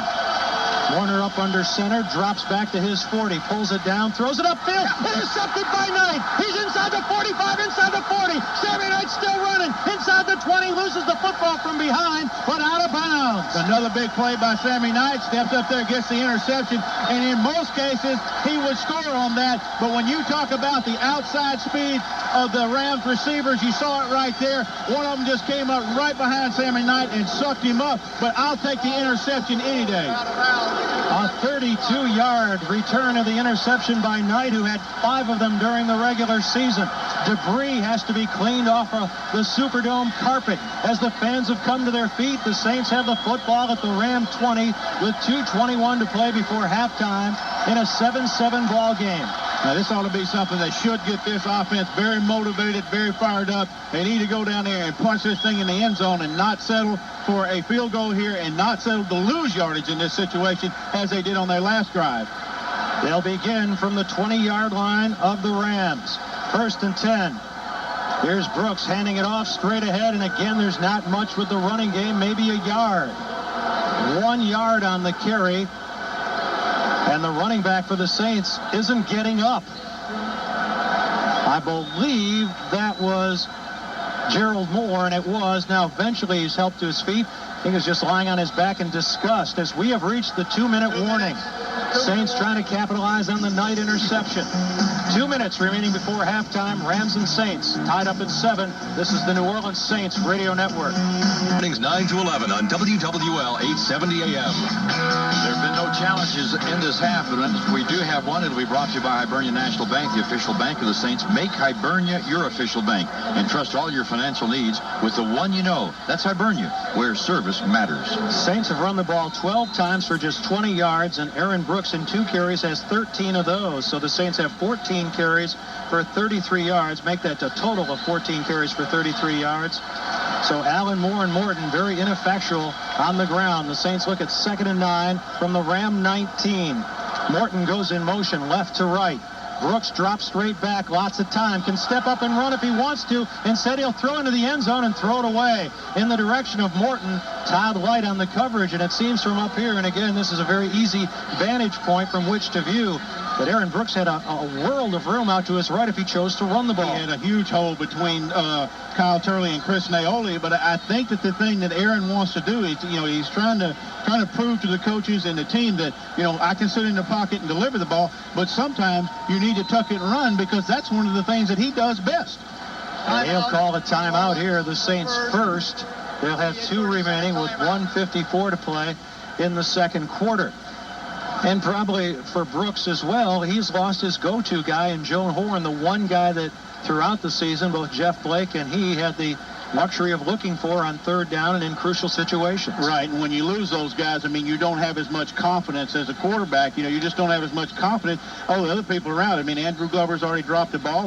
That's not to say that he won't go back to Andrew Glover, but usually early in the game, especially with young quarterbacks, when guys start dropping a couple balls on them or something, not only do they start losing confidence in the receiver, they lose a little confidence in themselves for whatever reason. I don't know that Aaron goes through the thought process of saying, that was a heck of a throw that I made to Andrew Glover that should have been a touchdown, but the fact that he knows that he's not getting things completed, that might be the reason why he opted to stay in the pocket and throw at that time, is because, he's trying to get himself into a rhythm that he never got into last week. He's completed 5 out of 10 for 97 yards thus far, a touchdown and an interception while being sacked twice. 3rd and 9 now as play resumes from the Ram 19-yard line. Brooks in the shotgun, puts Jackson in motion right to left. Calls for the football, rolls right. This is a design run behind the block of Naoli, and he'll be inside the 15-yard line. So as we asked for Brooks to utilize the run part of the air run arsenal that Brooks has, he stopped short of the first down, and the Saints, not putting the ball at risk, will settle for the field goal attempt of Bryan, who has hit his last 6 in a row. Well, I always think that Aaron Brooks has been so much better when he scrambles, when he does it on his own, when it's something that he has lived with, instead of, a rollout like that one was that's predetermined. The Rams call their 3rd and last timeout of the first half. And the fans have very much been into this one. You look at the Saints' disparity between their home field record and that on the road, just 3-5 here at home. You mentioned the fact that they've played their stiffer opponents at home, and that's one of the reasons for that record. But they've had a hard time keeping a large crowd in the game throughout. They've done that in the first half here, despite a tough start when the Rams ran the ball and passed it down their throats. 11 plays, 68 yards, and 6:55 to go ahead early, 7-0. Well, the only spark that the Saints gave the fans last weekend was in the fourth quarter. At least this time in the first half, they've been able to move the ball with some degree of effectiveness. It'll be a 33-yard field goal attempt from the right hash mark. Placement is down, kick is up, and Bryan has hit from 33 yards out, and the Saints have taken their first lead in this game. With 1:30 to play before halftime, the Saints go on top by a score of 10-7. So that was a field goal call on the Brooks run, but you wanted to take a lead into the halftime locker room, and it looks like the Saints will be able to do that. Well, with 1 minute and 30 seconds left to go, anything can happen with this Rams offense. We have seen that. Of course, they got Tony Horn back now. They're very dangerous kickoff return man. So I think it's one of those things that, you see what kind of position they get, but with 1 minute and 30 seconds, even though they have no timeout, I don't think you're going to see Mike March just sit on the football right here. He's going to try and move this ball down the field. Let's take it down to Kenny Wilkerson. Kenny? What you won't see is Alex Molden, because they're going to evaluate him at halftime. It turns out that he's got a mild concussion, and they'll take a look at him when they get in the locker room, hopefully in about 1 minute and 30 seconds. So no Alex Molden for right now, guys. Well, the Saints have lost Joe Horn for the game. They have lost Alex Molden momentarily as he was shaken up, suffering a head injury while trying to make a tackle. Let's see if the Saints will kick it away to the dangerous Tony Horn. With Toby going, teeing the ball up at the 30-yard line. Now the Saints shift out of that formation to a balanced one, and the kickoff by Goen is a line drive that hits at the 11. Horn fields it on a hop at the 2 and dribbles it out of bounds inside the 10. Well, he wasn't going to get anywhere with it anyway, Jim, because once the ball went to the sidelines, as the Saints started converging over there, they really were going to have him pinned in, and he was not going to have anywhere to go. Well, let's see what Mike Martz decides to do here. After a 7-yard return, by Tony Horn. Again, we made mention of the fact that he's missed the last 5 games with a toe injury. They said it was turf toe. He said later that he found out there was an actual bone broken in his foot. Has a 103-yard kickoff return for a touchdown this season. That's the longest of the regular season in the NFL. First and 10 for the Rams from the St. Louis 10. They're spreading people out like they intend to run it, and they do with Marshall Faulk. Faulk cuts back against the grain right into Darren Howard, who drives him backwards from the 11-yard line. Boy, you can tell that this defense has made a lot of adjustments during the week, and I mean, you know, it was a pretty simple game plan to get prepared for this week, even though it was a little bit of a shorter week. Just put on that film from last week and say, we're not going to let this one particular player beat us. Now, if they spread the ball around, do some things to it, but we're not going to let Marshall Faulk run all over us. Now, you're kind of wondering, it's a cat and mouse game here, why the Saints aren't calling timeout. They're going to let this clock run. New Orleans has 2 timeouts remaining. 2nd and 7 for the Rams from the St. Louis 13. 2 wideouts to the left, backs it an eye behind Warner. Warner hands it off again to Faulk, and he's going to be trapped in the backfield and dropped inside the 10-yard line. And again, it's the rookie, Darren Howard, for the 2nd time in December, the player of the month defensively among rookies. Well, Jim, I didn't think that Mike Marsh would come out there and just sit on the football, but that's exactly what he's done. I guess he's content to go in at halftime just down by 3 points, knowing that he's going to get the football on the opening kickoff of the second half. Faulk has carried the ball 10 times for 23 yards, and it seems like the primary change the Saints have made defensively is not to overcommit and allow him that cutback. And that's what'll happen with Marshall Faulk, is that he's a guy that, you know, with that speed, he can get it outside, and then once he gets it turned outside, I mean, he is really dangerous, but he's got those great feet, and he can cut the ball back inside, so that you have to be very disciplined on how you play defense. And the number one thing is always play the guys that are on the end of the line of scrimmage, play across that blocker's face and make sure that you've got outside leverage, and then if the guys from the inside pursue the right way, you keep Marshall from cutting it back. Well, the Saints have the Rams where they want them, they think. 3rd and 10 from the St. Louis 10-yard line. An opportunity to turn loose their pass rush. From the shotgun, Warner retreats to his 2. Steps up, delivers the football near sideline. No chance for Bruce. Incomplete up at the 26-yard line. Chris Canty on the coverage, and the Saints have held, stopping the clock with 31 seconds prior to the end of this half, leading the Rams 10-7 with an opportunity to get their hands on the football one more time before play expires. Well, with 31 seconds left of Chad Morton, he's standing right on the Saints' helmet, right at midfield right now. Good return out of this. You could get yourself in position for another field goal. John Baker will be punting from 5 yards deep in the Ram end zone. Let's see if the Saints come after him. Snap is back, and the Saints are coming after him. He gets it away. It drives Morton way, way back. A flag has been thrown. Morton fields it at the 38-yard line. Chad Morton wrestled down up at the 47 of New Orleans. There is a flag down in the end zone. Running into the kicker will be the call against the Saints. Now, it was 4th and 10. If it's running into him, it would not carry with it an automatic first down. If it's roughing the kicker, it would. On the Rams' last 4 possessions, they have punted 3 times and been intercepted once, as the Saints defense has taken control of this game momentarily. First down, New Orleans. Because it would not have been a first down, the penalty is declined.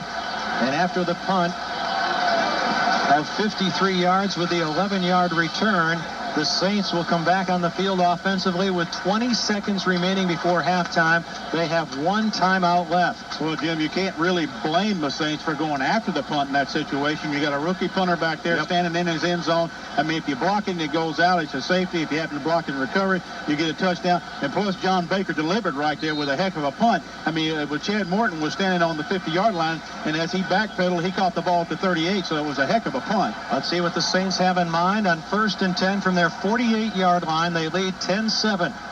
Brooks is in the shotgun. Rams are showing blitz. They're coming up the middle with 5. Brooks is well protected. Going to gun it to the sideline, incomplete. One of the Ram assistants made the catch over there as it was thrown wide of Willie Jackson, who was really blanketed on the sideline by Dexter McLean. Actually, the coach made a pretty nice reception over there. See if he's got any eligibility left.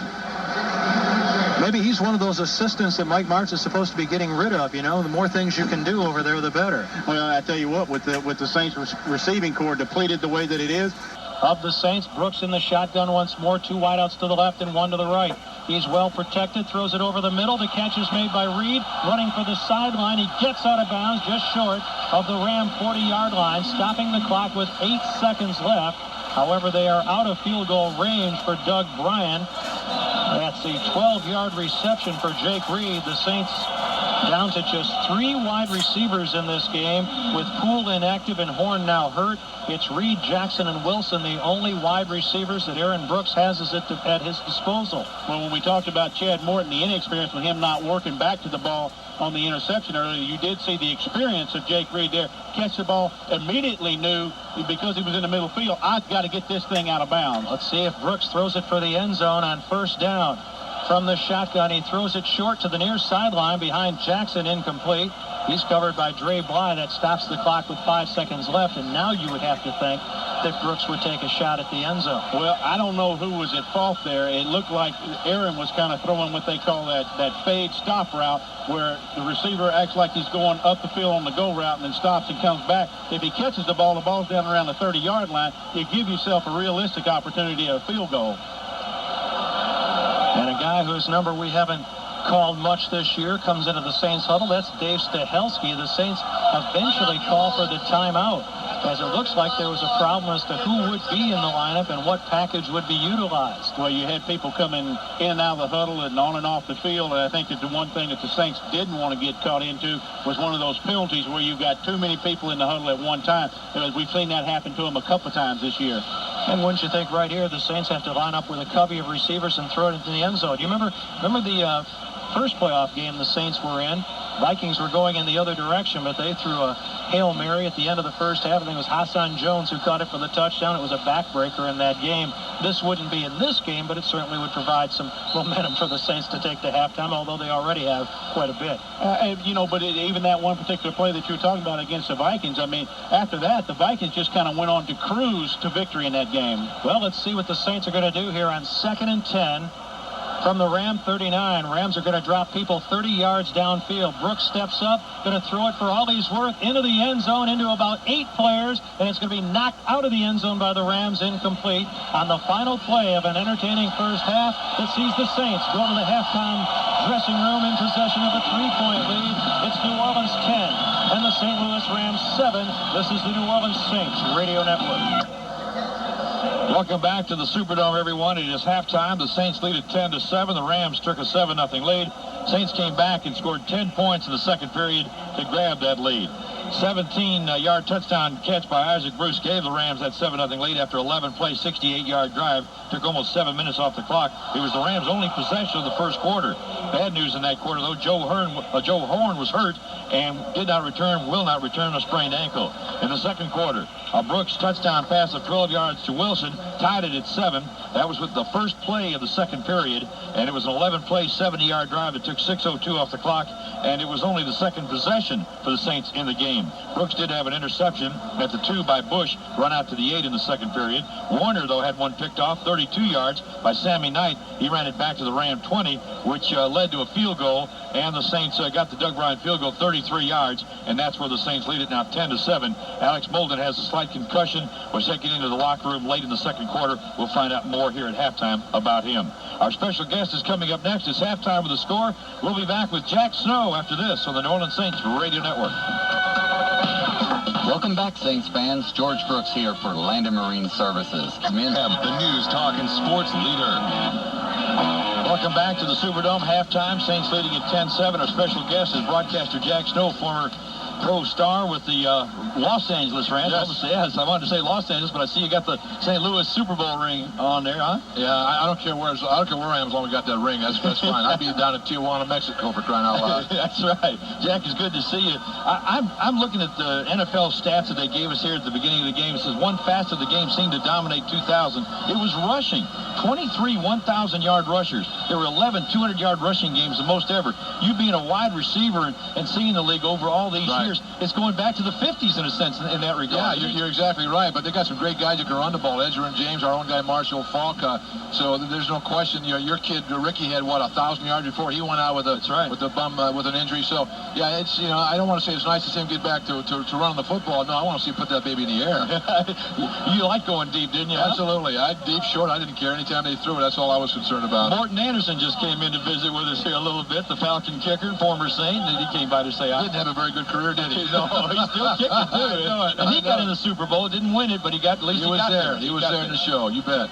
Jack, tell us what this Rams team, tell us about it. I mean, we see a Super Bowl team from a year ago struggle to get into the playoffs. Right. And now here the Saints are playing head-to-head with them. Yeah, I think what's happening is we were, this game particularly, we were so smooth in our first possession. We went, 68 yards. And what really hurt, I think, was in I think it was the second possession that the Saints had. We had 2 penalties in third down situations where your guys did not pick up the first down. So we aided and abetted in them to continue the drives. And you guys wound up getting a 12-yard touchdown pass to the bank. So we can't do that. We come out here and play our game, conservative if you want to call it, the way we're playing, but still, don't make any mistakes. And in the big games, turnovers, penalties will kill you. So far, the turnovers I think are even with a couple of interceptions, but the penalties really have not helped us. And the one that hurt the Saints was down close. I mean, he picked it off the 2-yard line. Right, exactly. It was a great opportunity. You guys have had good field position. You started on R40, you started on R20, and then you had the ball at the 48 to end the first half. So we've had horrible field position. You guys have, but it's still a slug match. And Falk at halftime, 10 carries, 23 yards,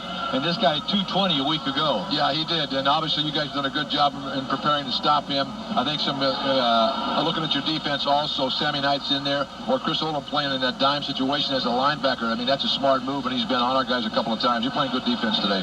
Well, I really appreciate you coming by and talking with us, Jack, and you were a long time. Didn't you go to Notre Dame? I certainly did, Yeah, yes. I remember that very well. We're in a bowl game, We're playing in the Fiesta Bowl. That's right. Well, Jack, it's good to see you. Thanks a lot. My pleasure. Really appreciate it. And continued success and good luck to the Saints. Thank you. Former All-Pro star with the Rams, Jack Snow, wide receiver. It's halftime. The score 10-7 Saints. We'll be back with comments from Buddy D after this on the New Orleans Saints Radio Network.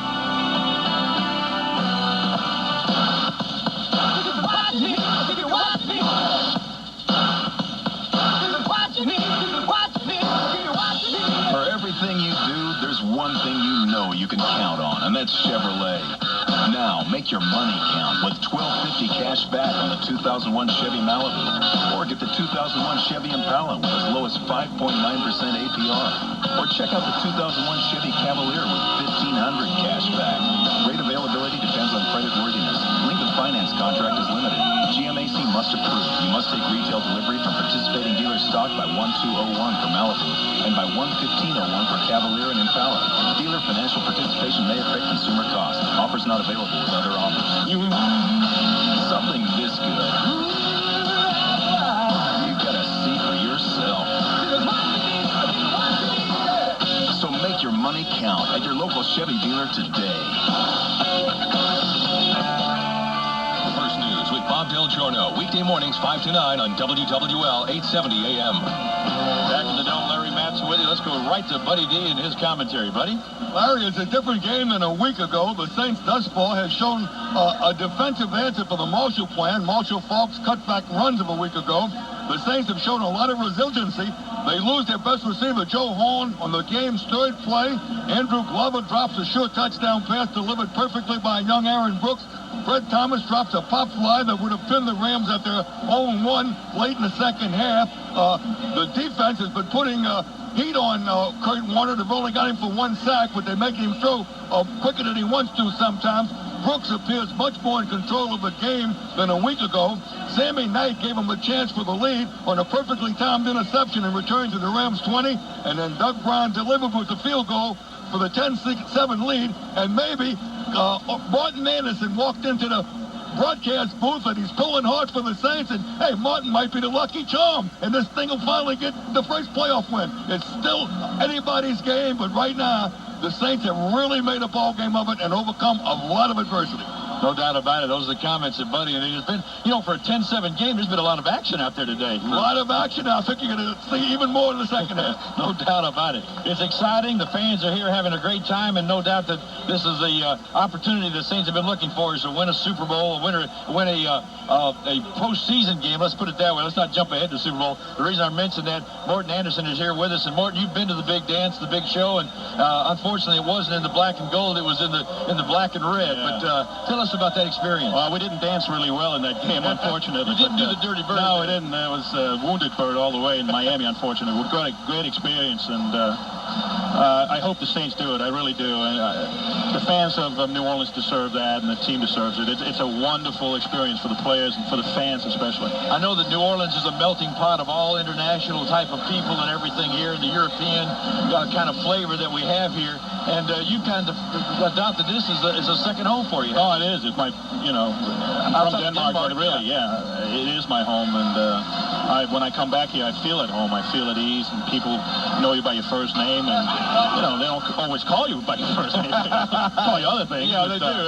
But it's been great, and it's been great walking around today. I couldn't really remember where I had to go to come up here because I'm usually down there, but it was interesting to meet a lot of fans. I still remember you and appreciated what you did when you were here, and it's special to me. It really is. Because I think the world of this city and of the team and the fans, and I wish them the best. I really do. Well, I really appreciate players who have played here, have left, and for whatever reason come back, and it's great to see you again. Well, I love you guys, and Jim and Hokie made a favorite Hokie here. Hokie Gajan, he's my man. We played together back in '82 and '83, and then I don't know. You played for a long time as well, Hokie. So it's great, and great to see you, Larry. All right, go ahead, Martin. Thanks. It's halftime. The score 10-7. We'll be back at the start of the second half right after this on the New Orleans Saints Radio Network. Holidays are fun and exciting, but they put demands on our imagination and time. We dream about the gourmet feast we'll prepare, but we run around and every supermarket looks the same. Want unique? Shop Langenstein Supermarkets. Langenstein Supermarkets, uptown in Old Metairie, are not your typical grocery stores. Their deli selections have a vast selection of homemade, freshly prepared New Orleans favorites that are ready for you to heat and serve.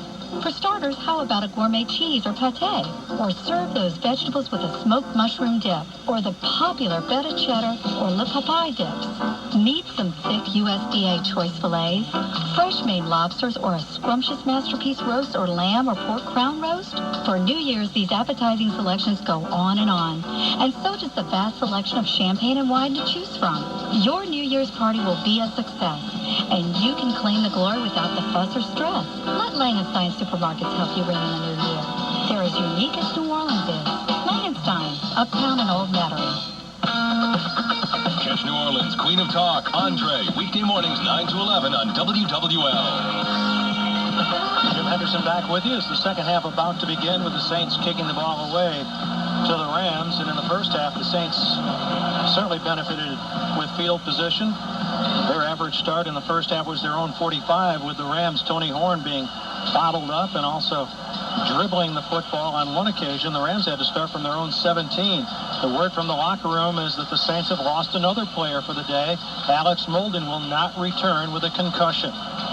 Well, I mean, the injuries just keep mounting, Jim. And I mean, we've talked about it so many times, how can this team keep overcoming? But, it's getting to the point now where it's almost a little bit ridiculous to see the injury list that the Saints have.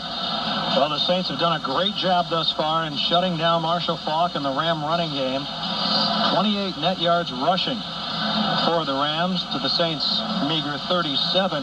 Marshall Faulk, though, on 10 carries has gained just 23. Meanwhile, the leading Saint ball carrier is Aaron Brooks, 3 carries for 17 yards. The rest of the Saint running backs, Allen 8 for 14, Morton 1 for 5, and Moore 3 for 1. So that's an area that I'm sure Jim Haslett addressed at halftime as the second half begins.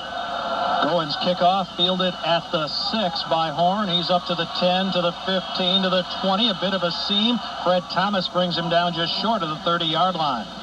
A 24-yard return by Tony Horn. Well, the Saints in the last 2 weeks have done just an excellent job on both their punt cover and their kickoff cover. I mean, they know that it's been an Achilles heel for this team all year long, and that's really the only time that anybody from the Rams, as a punt returner or a kickoff returner, has had a little bit of room to maneuver with. And on comes Kurt Warner, 9 out of 16 in the first half for 107 yards. threw a touchdown and an interception. He was sacked once. 1st and 10 for the Rams from their 30-yard line. 2 wideouts to the right, 1 to the left. As Warner drops straight back, well protected, guns the ball upfield. It's tipped and incomplete at midfield. Boy, I mean, the Saints got a lot of pressure up the middle that time by Norman Hand. He was just collapsing the inside of the pocket, and I think that Warner realized that somebody was fixing to fall down his feet and probably rushed that throw more than he really needed to. You know, in the past, during the lethargy of the Saints in the past 10 years, we've often made mention, who are the leaders on this team? Now you look at this team and you see a lot of them, and Norman Hand's one of them. Yeah, it's almost easy to say who's not a leader on this team, because there's a lot of guys out there that fill a lot of roles, and they're very good in those roles, and they have great leadership qualities. 2nd and 10 for the Rams from their 30. Warner has to redirect traffic and move Hakeem over to the slot on the right. Now he puts him in motion right to left, pitches the ball to Falk. He can't find anywhere to run. He's going to be dropped for a loss back at the 25-yard line. And big Norman Hand with a shake, rattle, and roll, and the dump of Falk back at the 26-yard line. And that's the biggest difference in this ball game so far. I mean, that's the reason that this game is so close, is because Marshall Falk is not getting any running room. The Saints know that their run defense is much better than what they showed last week, and they came out this week to prove that point. And they said right away, the run defense will be addressed. It will be cleaned up. Thus far, it has been. It has forced the Rams into situations such as this. 3rd and 14 from the St. Louis 26. This has really been where the Rams have been most effective today, Jim, is in 3rd and long situations. Warner dropping straight back, and this will be blown dead. Could be delay of game against the Rams is what we're hearing from the sideline. And that's exactly what it is. The second time today that Warner's been guilty of that and penalized. Well, you know, the crowd noise may have something to do with it. You know, even though they signal in the play calls from the sidelines through the headsets and the quarterback's microphone, once that crowd noise gets up there to a certain level, I don't know how well you can hear in that helmet. I've never had one of those on my head where you were listening to the microphone, but I would think it would be very difficult to hear. The Rams have been penalized 6 times in this game. The Saints have not had a penalty against them accepted by the Rams. And it brings up 3rd and 19 from the St. Louis 21. Back split behind Warner. Saints rush just 3. Warner steps up, looks downfield, throws it downfield, and the reception is made up at the 40-yard line. Looks to be a first down. Ricky Prohl with the gesture. He has the first down and puts it in Kevin Mathis's face. And it's unbelievable, Jim, that, I mean, 3rd and 19, and they're able to pick it up. They had 3rd and 17 early in the ball game. They pick it up. They had 3rd and 12 in the first half. They pick it up. I mean, you got to find a way. I mean, you're going to be playing a soft zone coverage, but once a receiver gets to a certain depth down the field, you've got to start tightening the clamps on him and not let him break free for those big plays, because Warner's got the arm to deliver that ball down the field. 21-yard reception by Ricky Prohl. First down, Rams up at the St. Louis 42. Just underway 3rd quarter. Handoff Falk. Not much to his right. Cuts it back. Saints are there. Chris Oldham drops him after a 3-yard gain at the 45-yard line of St. Louis. Let's take it down to Kenny Wilkerson with a Beaver Springs Water Saints sideline report. Kenny? All right, Hokie, not only are they going to go the rest of the way without Joe Horn, they also will go out Alex Molden. The mild concussion is a little worse than they anticipated, and they're going to keep him out the rest of this game. So they're without Alex Molden, one of their starters, from here on out. Jim? Well, the hits just keep on coming for the Saints, and they've been somewhat devastating, but this team has played through injury throughout the season. They'll attempt to do so here in the second half of this game in advance. 2nd and 7 from the 45. Warner drops. There's a player down around his feet. He throws it upfield, and it's interception by Oldham. Oldham still on his feet, will be wrestled down inside the 45-yard line of the Rams, and you could see that Kurt Warner was concerned with the pass rush that was down around his ankles, and threw a very bad pass that was intercepted and returned 8 yards. As the same thing that happened a while ago, the inside part of the pocket just collapsed on him. He knew that somebody was fixing to fall at his feet, and he just made an errant throw, kind of threw it up for grabs, threw it right in the middle of Saints double coverage, and Oldham is there to pick it off, gets a good return. Now, this is exactly the way the Saints need to start this second half. You got a little bit of momentum going. You took the ball away from them after they converted on 3rd and 19. Now it's time for the Saints to do something with this football. Chris Oldham, who always seems to be around the football, takes in the second interception of this game for the Saints. Sammy Knight had one back in the second quarter that the Saints turned into the go-ahead field goal by Bryant. 1st and 10 Saints from the Ram 45. They lead at 10-7 early in quarter number 3. 2 wideouts to the right. one to the left. Handoff up the middle goes Terry Allen, and he'll get to about the 41-yard line of St. Louis as the Saints continue to try to keep the Rams honest by running plays up the gut, but not for very much yardage. Well, that's you have to do that. You know, and I think one of the big reasons that the Saints are not as successful running the football right now is not only with the absence of Ricky Williams, but you having that big, powerful lead back in there that they've had with Terrell Smith. Brian Milne is filling in good. I mean, he's playing as well as he can. He just doesn't have the same ability that Terrell Smith has. On 2nd and 6, Brooks rolls to his right, throws underneath to Jackson, gets as much as he can before McLean knocks him out of bounds at the 35-yard line along the way, right at the first down marker. I like the way that Jackson got over to the sidelines and dipped that shoulder, said, hey, I'm not stepping out. I mean, I just want you to know as a defensive back, you get me hemmed into the boundary, I'm going to make you pay for coming up to tackle me. And the Saints convert the first down at the 35-yard line of St. Louis. 11:15 to play in quarter number 3. Saints on top by a score of 10-7. Trying to take advantage of the Oldham interception, the second of the day, off Kurt Warner. 2 wideouts to the right. One is Andrew Glover. 2 to the left. One is Chad Morton, who comes in motion left to right. Brooks hands it off. No, he doesn't. He rolls left on a great play fake. He's going to run it inside the 30, run out of bounds, short of the 26-yard line. That's the same sort of play that the Saints ran down on the goal line in St. Louis, and Brooks scored on a touchdown. That's a 9-yard gain. Well, you could see when he rolled out that he wanted to throw, but one thing that he's doing, it seems like on that particular play right there, he looked downfield, he didn't see anything, he didn't see any Rams defenders, and he said, you know what I need? I just need to tuck this thing and run. He had a little bit of hesitation that gave one of the Rams linebackers an opportunity to spread him out a little bit more, but that was something he might have should have tucked and run just a tad bit sooner. 2nd and 1 from the 26, backs in an eye. Tailback drops the ball. Allen drops the football. There's a scramble for it inside the 25-yard line. Terry Allen and Aaron Brooks not connecting on the handoff, and this is going to require the officials to unstack a big pile of players. Kyle Turley down at the bottom throws one of the Rams off it, and they're still unstacking them. You can see the officials down there. I mean, they're yanking and grabbing and pulling people off the pile. Saints football. Woo! Boy, that's very fortunate right there, Jim. That's the second time we've seen it. We saw it happen a couple of weeks ago in the Atlanta game down on the goal line. Aaron Brooks just rolled out of there, handed the ball to Terry Allen, and just they just couldn't seem to get the mesh. Terry Allen didn't tuck it away. He was kind of looking into the hole as he tried to wrap his arms around the football. He wasn't able to do that until he located it on the bottom of the pile. Terry Allen recovering his own fumble at the 24-yard line. It's a 2-yard gain for the Saints and a first down. 1st and 10 New Orleans at the Rams 24. 10 minutes to play. Third quarter. Saints on top 10-7. Reed resets from left to right, and Brooks is going to have to call timeout. The Saints, right now, you can see all the problems with injury taking effect. They've got so many new guys in there. They got tight ends playing wide receiver, trying to put at least 3 or 4 receivers on the field, and they're having a hard time getting set. Brooks calls the timeout. 9:59 to play, quarter number 3. Saints on top of the Rams 10-7. This is the New Orleans Saints Radio Network. Buddy D, weekday afternoons at 5 on WWL. This broadcast is presented by the authority of the National Football League and is intended for the private use of our audience. Any rebroadcast or other use of this broadcast without the express written consent of the New Orleans Saints and the National Football League is strictly prohibited. Saints have been playing offensively on a short field on their last 4 series. They've started at the Rams 40 and been intercepted, the 20 and kicked a field goal, their own 48, end of half. They got nothing out of that one.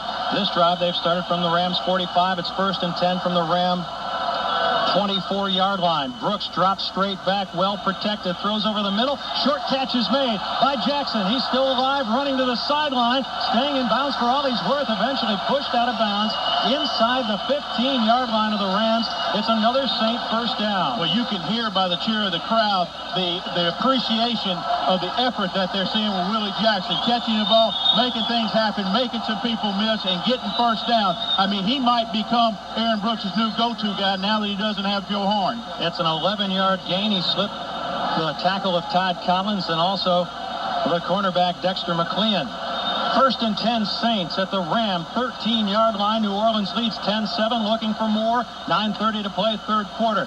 Jackson comes in motion. Handoff Allen up the middle. Allen inside the 10, down to about the 9-yard line on a first down carry of about 5 yards. Well, Jim, I know it's not pretty, but there are a few seams starting to open up on the inside of the Saints offensive line. You know, it's not a big gain. It doesn't have to be, but just the fact that you're able to run the football and do some things to kind of keep the Rams off balance, I think will help them here in the second half if they can just keep it going. They'll give him 3 on the carry to the 10-yard line is where they mark the football. It's 2nd and 7. Jackson split out wide to the right. Jake Reed wide left. Milne and Chad Morton offset behind Brooks. Now Morton goes in motion out to the left. Brooks, 3-step drop, pulls it down, goes into the end zone. The catch is made for the touchdown by Jackson. Well, Willie Jackson, the guy looks like he's trying to take over this football game. Aaron Brooks makes a great throw right there. Just came back, and as soon as that back foot planted, he knew right where he wanted to go and threw one of those patented lasers of his, fit it right in there, got it right in the knot hole, and Saints take the big lead 17-7. I mean, it was huge for him to go down there and get the ball in the end zone after the interception. No indecision on that, baby, was there? Absolutely not, and that's what I'm saying. What a difference a week makes. I mean, he was so indecisive last week. This week he knows exactly what he's doing and exactly where he wants to go with the ball. Willie Jackson, who had 6 touchdown receptions in the regular season, adds the Saint lead, and Brian contributes the extra point. And with 8:40 to play in quarter number 3, the Saints lead the Rams by a score of 17-7. This is the New Orleans Saints Radio Network. WWL 870 AM. Along with Hokie Gajan and Kenny Wilkerson, Jim Henderson in the Louisiana Superdome. Let's pause 10 seconds for stations to identify themselves on the New Orleans Saints Radio Network. From the heart of the Crescent City, this is WWL New Orleans, an Entercom communication station, AM 870, the news, talk, and sports leader. After the Oldham interception of Warner at the Ram 45, the Saints take it in 7 plays and 3:23. Willie Jackson, 3 catches for 27 yards on the drive, including the 10-yarder in the end zone, giving the Saints with a point after the 17-7 lead.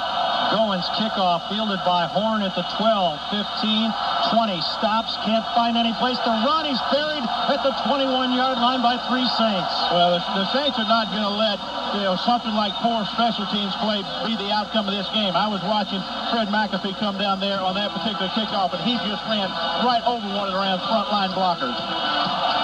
For Tony Horn now, he's had 4 returns for 56 yards. Timeout on the field, 8:31 to play, quarter number 3. Saints 17 and Rams 7. This is the New Orleans Saints Radio Network. UL 870 AM. And if I know Al Michaels next door to us, he's probably saying about now the New Orleans Saints fans in full throat, because they are, and on their feet. I've seldom, if ever, heard this place louder than it is right now. 8:31 to play, third quarter. Rams start from their 22-yard line, trailing by 10, 17-7. At the moment, they're playing Saints football, and that smash mouth of the Saints winning it. Handoff Falk, sweeping outside. Fields has got him at the line of scrimmage. Maybe he got a yard. Well, that's a great speed of Mark Fields. He saw the play as it started to the inside. He stayed in there, and as soon as Marshall broke it outside, he just put on the jets, got out there, and cut down that outside running lane. Well, I asked Jim Haslett in the locker room how much of stopping the run is scheme and how much is want to. He said it's a little bit of both, and the Saints have had both today. Absolutely. Much better than it was last week. 2nd and 9 for the Rams from the St. Louis 23. This crowd is cheering like it's the last play of the game on every snap. There's movement along the line of scrimmage. False start, St. Louis. And there's the dome field advantage. False start, 76. 5 yards. Still second down. That's Orlando Pace. You could see that Joe Johnson, I mean, he was just all muscle right there. He was just, just cold and ready to strike like a snake. And as soon as he flinched, he comes shooting across the line of scrimmage. Well, Joe Johnson didn't have his best game against Orlando Pace. Both of them heading to the Pro Bowl. They'll be teammates in Hawaii. Right now, they are the fiercest of enemies. 2nd and 14 from the Ram 18-yard line. Robinson goes in motion, resets to the right. Warner rolls to the right, being chased from the backside, delivers the football, and it's complete on a wobbly past the hole. How did he catch that thing? He's up at the 39-yard line. Kevin Mathis had designs on an interception. It was fluttering nearly end over end as Warner got rid of the football. It's a 20-yard reception by Holt. And Kurt Warner doesn't know how lucky he is because he didn't see the Saints defender blitzing from his backside. And just as he released the ball, he just got clobbered in the back of the head. Well, Warner has been dropped just once in this game, but he has been hit a couple of times after he's delivered the football. Sacked just once, but pressured thus far pretty much continually. 1st and 10 Rams up at their 38-yard line. Warner drops straight back, well protected, gunning down the middle of the field. Incomplete. Holt never saw the football. Well, it's a good thing he didn't because there was some mass confusion in the Saints secondary by the two safeties. Darren Perry came over to cover somebody on the boundary, and it's a good thing that Holt didn't see the ball because he is wide open. At the 30-yard line of the Saints, if he sees that football and is able to locate it, he's going to have an easy touchdown. And for the moment, the Saints fans catch their breath. We'll do it along with them. This has been a great one thus far. There's a long way to go. The Rams have a ton of firepower. But right now, the Saints are matching them and, in fact, surpassing them in almost every category. 2nd and 10 from the Ram 38-yard line. Warner hands it off to Falk. He's tripped up in the backfield, breaks the tackle of Glover, but barely gets back to the line of scrimmage where he's brought down by Whitehead along with Darren Smith and also Joe Johnson. A 1-yard gain. This run defense that the Saints are doing right now looks very similar to the first game against Carolina when they held in the 10 yards rushing. Now, they won't hold the Rams to only 10 yards rushing, but you got a bunch of bodies flying around out there on the field, getting to the football and not let Marshall Falk eat them up, move the ball down the field, and hit the big gainers like he did last week. He's carried 14 times for 24 yards on 3rd and 9 from the Ram 39. Here's Warner dropping back, looking around, going to deliver the football downfield. Nobody there but Saints. Incomplete, intended for Bruce. It was overthrown. Michael Hawthorne, the nearest Saint defender, and you could see Warner. Warner was not so much concerned with where his receivers were. He was concerned with the Saints pass rush. I think more so Keith Mitchell than anybody else because as he came from the left defensive end spot, he got back there and he kind of overpowered Marshall Falk, and he kind of felt that collapsing down on him, and he just got rid of the football way too early. Kurt Warner coming back from a moderate concussion a week ago. Here's an end-over-end punt by Baker at the 21-yard line. Morton's going to return it up to the 25 where he's smacked down. The Saints will start there after a 40-yard punt and a 4-yard return. 5:45 to play, quarter number 3. Saints on top of the Rams 17-7. This is the New Orleans Saints Radio Network. Keeping you in touch all day, every day. WWL 870 AM. Get the inside scoop on the sideline stories with Kenny Wilkerson's exclusive injury updates from the field. Hear it when it happens only on the Saints Radio Network. Turn down the sound on your TV and turn us up during the playoffs. The Saints Radio Network. Well, a Saints fan down in front of us has been waving a Marshall Falk voodoo doll, number 28, throughout the first half. And here through the third quarter, so far it seems to be working, Hope. She's got a bunch of pins stuck in that thing, and she might want to add a few more. 1st and 10 for the Saints from their 25-yard line. On the ground, it's Allen, left side, stacked up by Collins, driven backward by 5 Rams. No gain on the play. Well, the Saints just don't have much left. Terry Allen to run the ball. Gerald Moore, who ran it a couple of times for no gain in the first half. We haven't seen Fred McAfee. They have run Chad Morton a couple of times, but he's not going to get you much yardage inside, and so the Saints keep probing the middle, but not getting a whole lot done there. Each team has 174 yards in offense. The difference has been turnovers. The Saints have turned a pair of interceptions into 10 points. 2nd and 10 from the New Orleans 25. Brooks, play action. Steps up, going to deliver deep down the middle, and it's incomplete, intended for Jackson, who looks back for a flag. Well, there was a little bumping on Willie Jackson, but I think that what the official's going to say was that was going to be an uncatchable ball, even if he would never have broken stride. And again, if you're joining us late, I don't know why you would ever want to do that. You should have been here from the very beginning. The Saints lost Joe Horn on the very first series of this game for them to a sprained ankle. He is alongside, but on crutches, and unavailable for the rest of this game. So they've been going without their deep threat and their go-to guy, and yet they've managed to lead by 10. 3rd and 10 now for the Saints from the New Orleans 25. Brooks in the shotgun. Rams rushing 6. Brooks delivers. The catch is made by Reed. He takes it away from the defender. He's across the 35 to the 37 and a first down for New Orleans. And it was a great read by Aaron Brooks because one of the Rams defensive backs was coming untouched on a blitz from the secondary. Aaron saw it. Jake Reed, with his experience, he knew he was a hot guy, and he just out-muscled the defensive back to catch that ball and get the first down. Great play on both of those guys' parts. That was Dre Bly that Reed out-muscled to get position, get the football, and get the first down. 1st and 10, New Orleans at the Saint 37-yard line. 4:18 to play third quarter. New Orleans on top, 17-7. Backs offset. Rams creeping up to the line of scrimmage. Handoff Allen, tripped up at the line of scrimmage, a yard at best. The tackle was made by Grant Wistrom, who's had a heck of a game in that right defensive end position. Well, I mean, the Saints want to keep doing what they do. You talk about being balanced. Right now they have 21 rushing plays, 21 passing plays. That combines with a total of 42 plays. That's what you call balance right there. They're throwing it just as much as they're running, and they have to do it that way to keep the Rams honest, even though they're not very successful on the ground. No gain on the play officially, and it brings up 2nd and 10 from the 37-yard line of New Orleans. Chad Morton checks in. Jackson goes in motion from a slot left to the right side of the formation. Brooks going to set up the screen, and it's knocked down by Jones coming off the corner as the blitzing linebacker. Incomplete. That's something that Mike Jones has done a lot of in the 3 games that these two teams have played against each other this season, and that's come off that corner from his linebacking position and get up in Aaron Brooks' face. Well, the good thing about that ball being knocked down is it probably would have gone for negative yards because London Fletcher read the little swing pass out to Chad Morton, and I mean, had him covering. If Chad catches it, in the first place, he's going to get his clock clean, and in the second place, he's going to lose yardage. So the Saints will look at 3rd and 10 from their 37. Glover is split out wide to the right. 2 receivers to the left. Now Morton goes in motion. 3 receivers to the left side. Brooks from the shotgun. Well protected. Has time. Rolls to his right. Buys time. Throws it underneath. Catch is made by Reed. Maintains his footing, but he's only up to about the 40-yard line. And the Saints will have to punt it away after a 3-yard gain.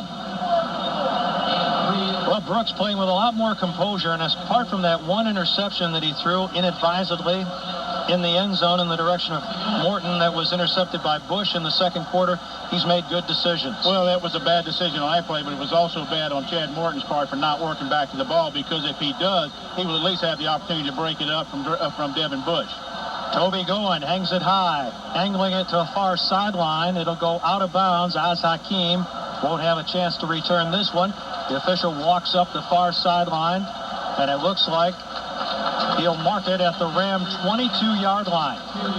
After a 38-yard punt with no return, with 2:48 to play in the third quarter, the Saints continue to lead the Rams 17-7. This is the New Orleans Saints Radio Network. The Saints, the Tigers, and the Green Wave. WWL 870 AM. Average starting position for the Rams in 8 possessions has been their own 20-yard line, largely due to the great kicking by the Saints and also their great coverage. The Saints have punted 3 times. The Rams haven't had an opportunity to return any of them. One's been fair caught. One's went into the end zone barely for the touchback, and that one was kicked out of bounds. 1st and 10 for the Rams from their 22.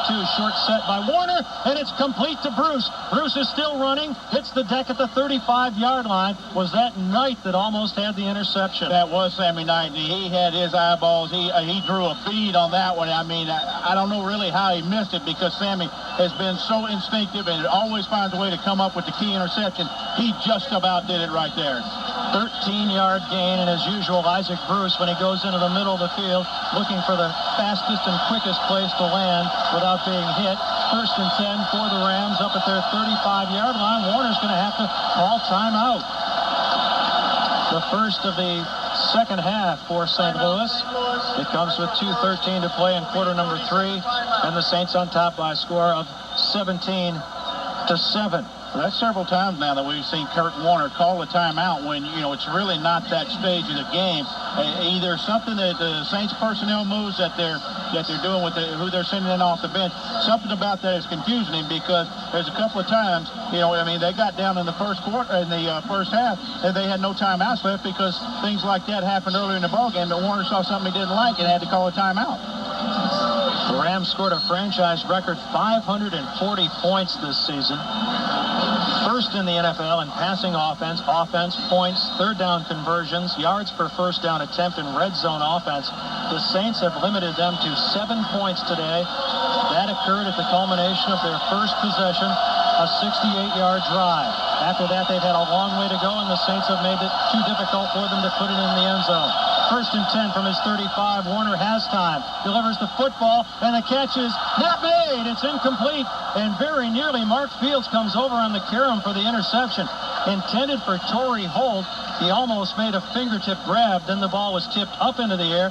Mark Fields, all the way some 30 yards downfield, almost picked it off. It was great effort on Mark Fields' part, because, if he does intercept that ball, that'd be one of the finest plays you'll ever see, just on a guy with some individual effort running to the football. Mark Fields has had a pretty quiet year by his standards, but there's still time to get loud, as this crowd is at the moment on 2nd and 10 from the Ram 35. Warner going to throw inside to one of his big tight ends across the 40 to the 41-yard line. He dumped it off to Roland Williams for just a 3-yard gain. Well, there again, we talked about the great individual effort on Mark Fields to play before. There was great individual effort on Joe Johnson's part that time, because Roland Williams was going to have some running room. He eluded Sammy Knight out there in the open field, and Joe just came and ran him down from behind because he had a little bit of a convoy of blockers in front of him. They'll give him 6 on the reception, and it brings up 3rd and 4 at the St. Louis 41. 2 wideouts to the right, 1 to the left. Warner drops. Saints coming off the corner. Warner tucks it down, throws it upfield, and it's incomplete.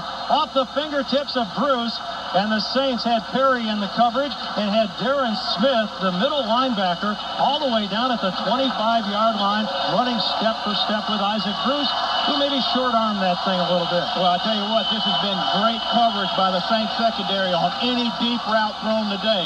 They've been able to get back there with a little bit of pressure they've been able to put on Warner. He's been a little bit errant on his deep throws, and he's usually very accurate on those throws. So John Baker comes on to punt it away again, standing at the Ram 25-yard line. Snap is back. Saints are coming up the middle.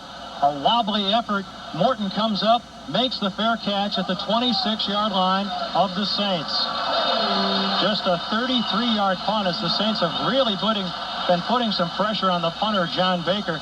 And boy, the Saints special teams have played spectacularly solidly so far. Well, they took so much abuse early in the year for all the breakdowns, all the long returns, both on kickoffs and punts. And really, what they've done here in the last 2 weeks against a team that is maybe has the 2 best returners, a different kickoff guy and a different punt returner. They have really bottled those guys up. The Rams have not been in the Saints territory since the touchdown on their opening drive of this game. Their deepest penetration, their own 47. First and 10, New Orleans from the Saint 26. Aaron Brooks looking far more confident than he did last Sunday, up under center, backs in an eye, hands it off to the tailback Allen, and again he's stuffed at the line of scrimmage and thrown backward by the Rams, who rip and tear at the football, trying to snatch it from his grasp.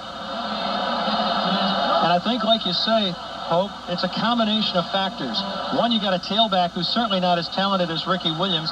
Secondly, you've got a fullback who can't get up there and block as quickly in Brian Milne as Terrell Smith did. And so there's not the timing in the running game that the Saints once had. That's right. And that was their bread and butter with this offense, is that, and they said it all along, stressed it all along, we are going to be a running football team, but they just haven't been effective in the last 2 ball games. 13 carries for 21 yards for Allen. 2nd and 10 Saints from their 26.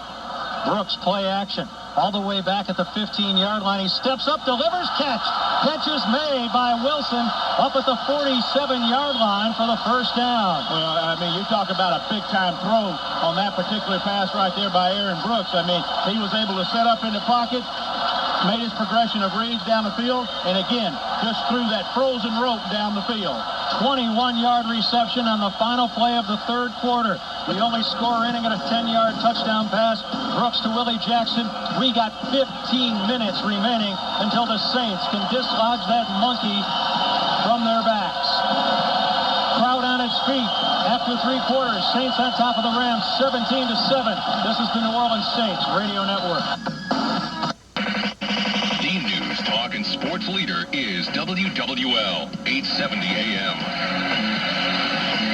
It's a New Orleans Saints tradition. Turn down the sound on your TV and turn up the Saints Radio Network throughout the playoffs. Turn down the sound and then turn up the Saints Radio Network. Ram free safety Keith Lyle said this week, the road to the Super Bowl goes through St. Louis. Conveniently forgetting that the Rams would not host a playoff game, no matter how long they stay in the playoffs this year. At the moment, I think he had the wrong Mississippi City. Right now, their road to the Super Bowl has to go through New Orleans. And it's been a rocky one thus far, littered with potholes. The Saints take a 10-point lead to the fourth quarter, 17-7. They'll move it left to right as the fourth quarter begins. 1st and 10 from their own 47. Vermont Hall goes in motion.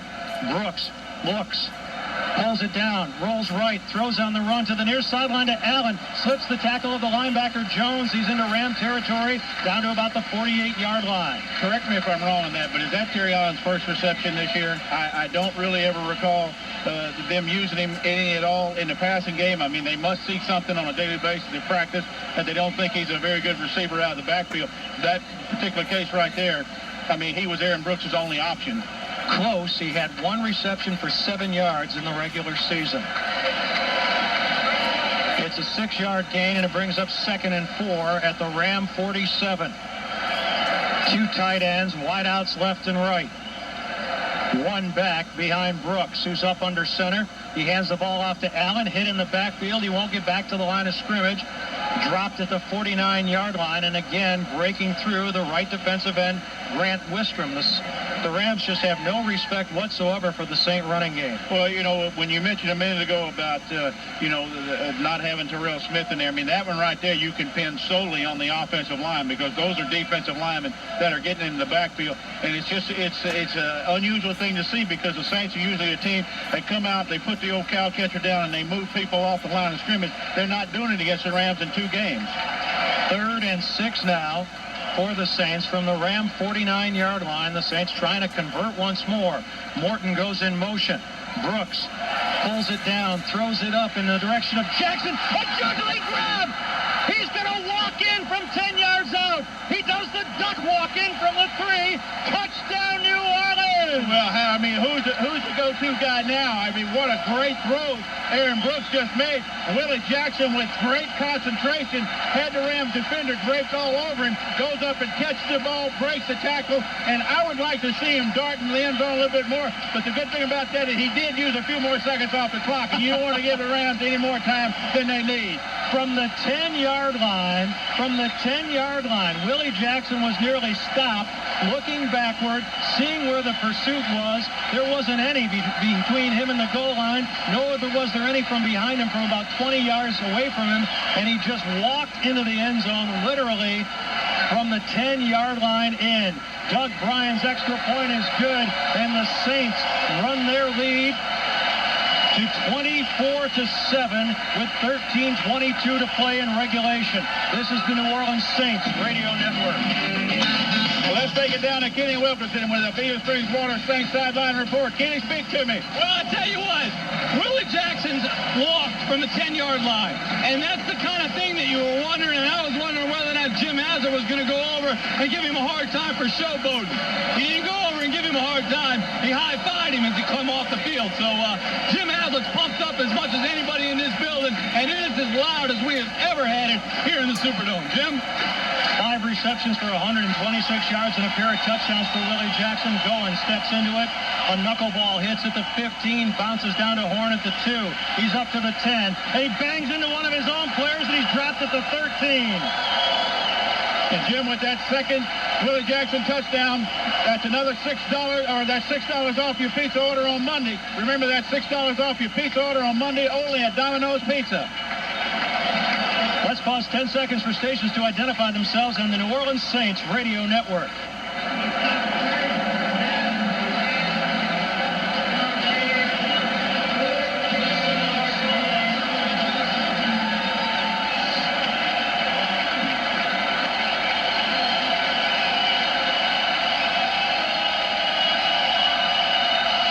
Welcome back to a raucous Louisiana Superdome. 1st and 10 from the 14 for the Rams. Little shovel pass to Marshall Faulk.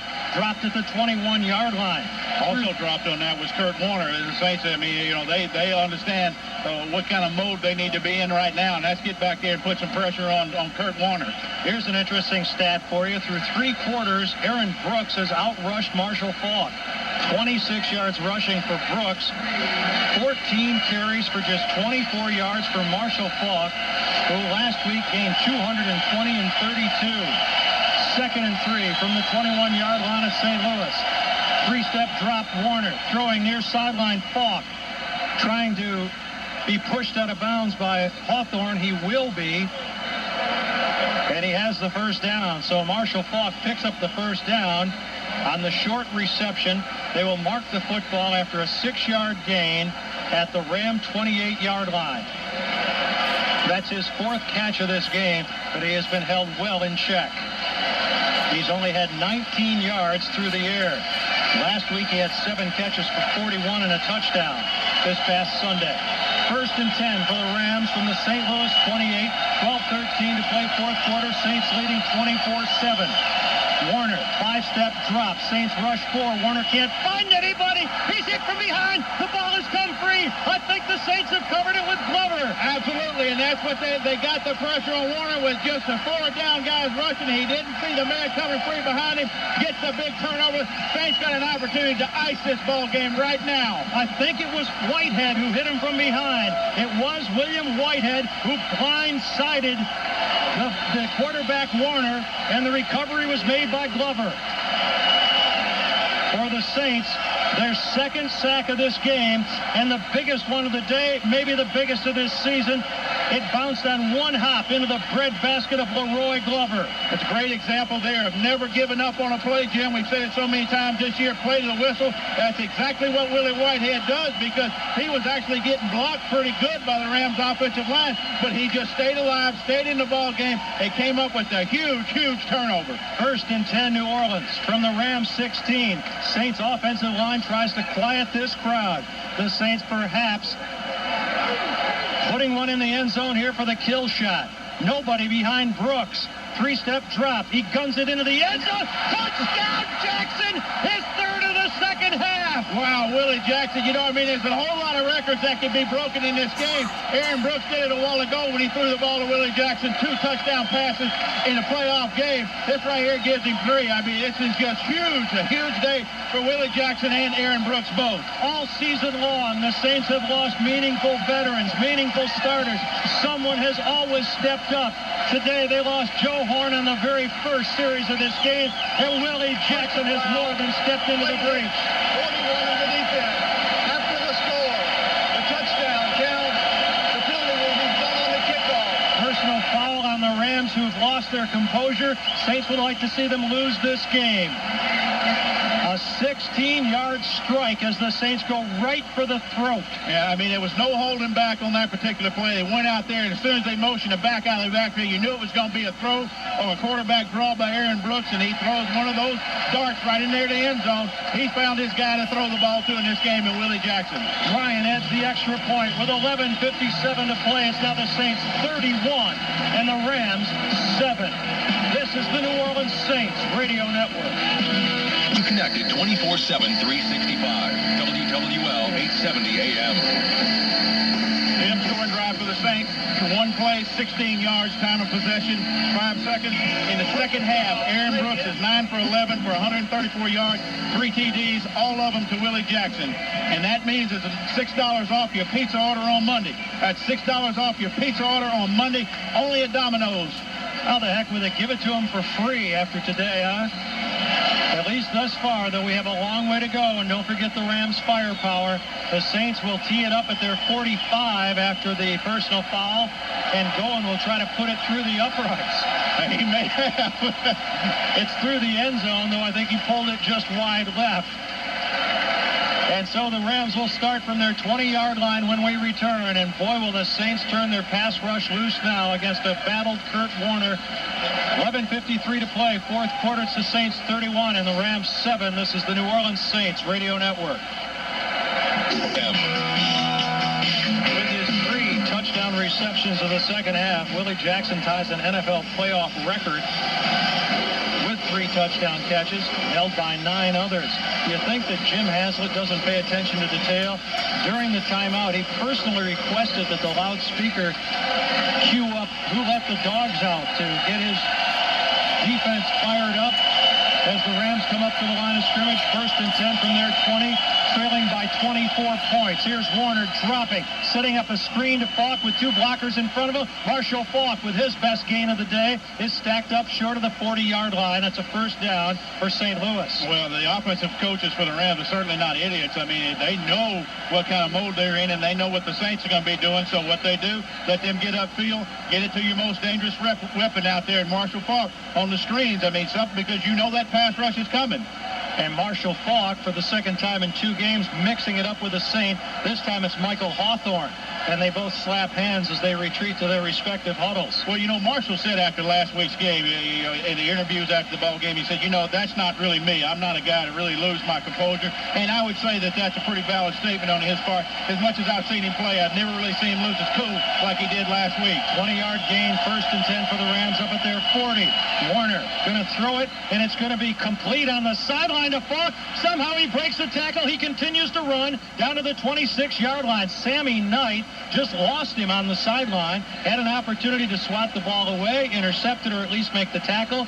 Didn't do any of the 3, and it's a 35-yard gain. Well, really, it was great coverage by Keith Mitchell, but there again, you kind of see a little bit of that defensive lineman coming back at him. He doesn't have the ball awareness that guys that have been playing linebacker all their life. He's got great coverage on Marshall. Warner throws a great pass, drops it in. Marshall just reaches up there and stabs it at the last second. 1st and 10 for the Rams at the Saint 25, 10:22 to play, 31-7, Saints on top. Warner from the shotgun, going to throw near sideline, wide open as Kroll makes a move on Thomas, comes back into the middle of the field, in that direction at least, where Hawthorne brings him down around the 16-yard line.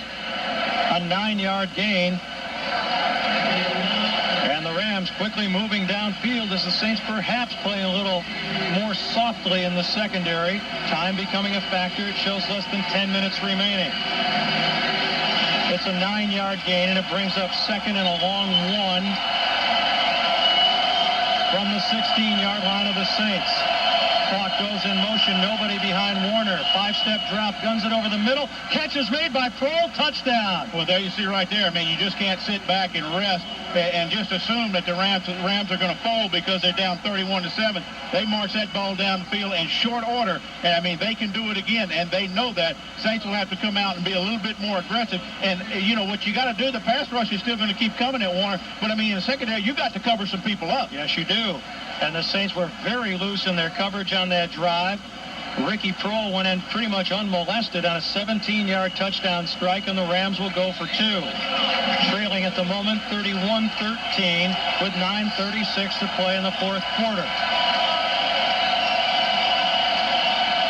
They are 4 out of 9 on 2-point conversions. They hand it off to Falk. Falk can't get there. Dropped short of the goal line as the Rams fail to convert. The Saints have been stiff against the run all day long, and now they're going to say that he got in there. An official has now signaled that he has gotten in for the 2-point conversion some 20 seconds at the end of the play. Right. And now another official is going to come over and overrule him, I think. Runner hit short of the line. The point is no good. Well, thank you very much. Well, there was one official that was standing in the middle of that foul, and he was very adamant about it, shaking his head. You could read his lips saying, no, he didn't get the ball in. 9:36 to play in the 4th quarter. It's the Saints 31 and the Rams 13. This is the New Orleans Saints Radio Network. Home of the Saints, Tulane and LSU. WWL 870 AM. Well, the Saints turned their pass rush loose, but unfortunately they also turned loose a lot of receivers in the Saints secondary. It doesn't take the Rams long to go 80 yards in 4 plays, just 2 minutes and 21 seconds. A 17-yard touchdown strike from Warner to Ricky Prohl. And the 2-point conversion attempt on the run by Falk falls short. And so it's a 3-score game with the Saints on top, 31-13. Wilkins will kick it away. Fielded by McAfee at his 2. Up to the 10, to the 15. He's to the 20. Fast Freddie McAfee with running room. Across the 35, up to the 37-yard line. And a late flag is thrown. Kind of hard to say what that's going to be on. I saw one of the Rams players down in that pile. I don't know if he got Fred McAfee's mask or if it was holding against the Saints, and it is holding. It is going to be holding against the Saints. Holding, 27 of the receiving team, 10 yards, first down. And that's Rob Kelly, guilty of the holding call. And so the Saints, who really haven't had any running game at all here today, will be in the posture of trying to run out the final 9:25 of the 4th quarter and win the first playoff game in the franchise's history. And you can bet the Rams will have about 8 or 9 people up at the line of scrimmage when they try. Chad Morton is the running back behind Brooks. He puts Wilson in motion left to right. Movement by Kyle Turley. This play will be blown dead. Turley beat the snap count. Well, here again, this is a situation where the Saints offense, I mean, they've kind of got to keep a level head right now as well. You got the holding call. Start 68, 5 yards. It's still first down.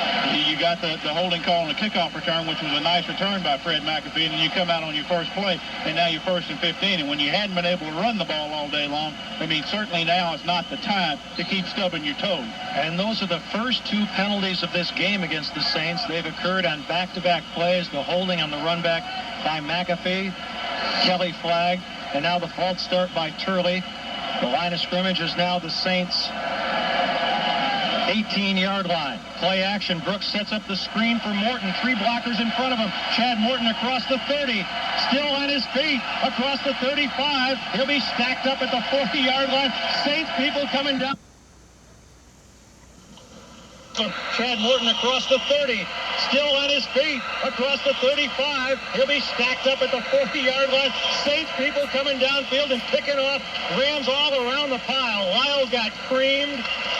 I think it was Nioli who picked off the cornerback Light.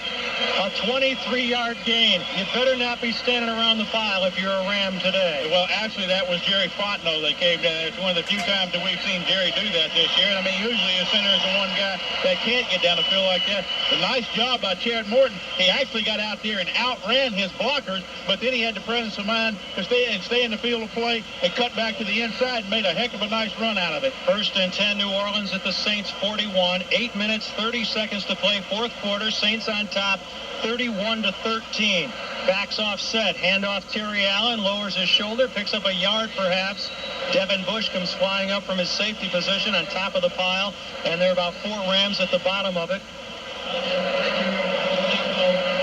And the last guy to get up is DeMarco Farr, the right defensive tackle. Well, you can bet that you're going to see them stack a lot of people in the box. As long as Terry Allen's in the game, they're not really worried of the threat of an outside running game while he's in there, because they know that he has lost a step through the years, and only when they put Chad Morton in there would you really have a threat of an outside runner.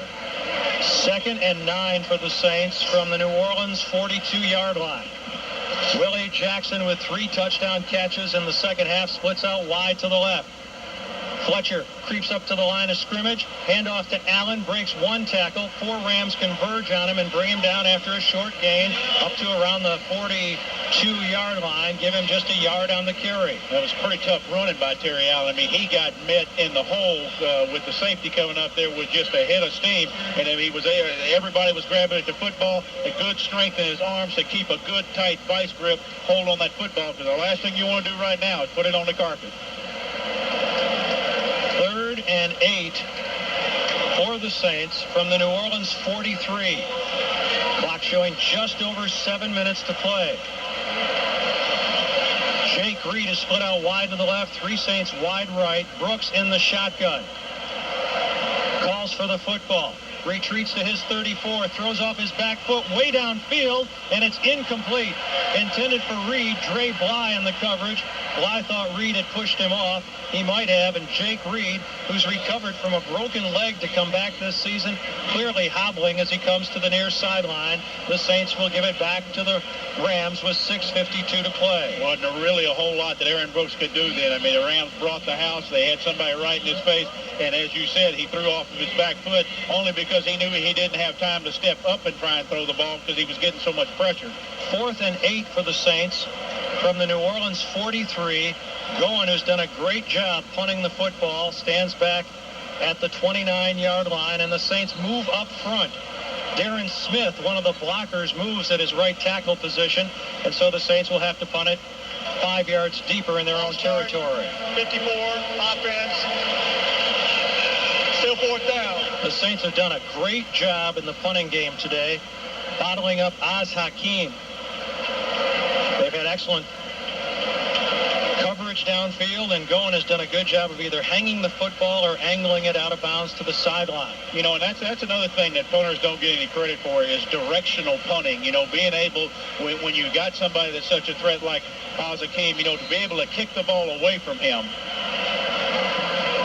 And here's a wobbly effort, angling for the near sideline. Hakeem brings it in at the 28, looking for running room, running to the far side. He's got a wall. Look out for Oz Hakeem. He's up to midfield. He's still running inside the 40, inside the 30, inside the 25. Saints push him out of bounds, inside the 10. 1st and goal, St. Louis. Well, we talked about it. They've done such a great job of controlling him. That time, Toby Goen, when the Rams came with a rush, he kind of rushed the punt a little bit too much, didn't get much air underneath the ball. It was more of a line drive kick. And then with a guy like Oz Hakeem back there, I mean, you live for those line drive kicks because you know you got plenty of time to field the ball. A 31-yard punt and a 65-yard return for Oz Hakeem, who was the leading punt returner in the NFL this season.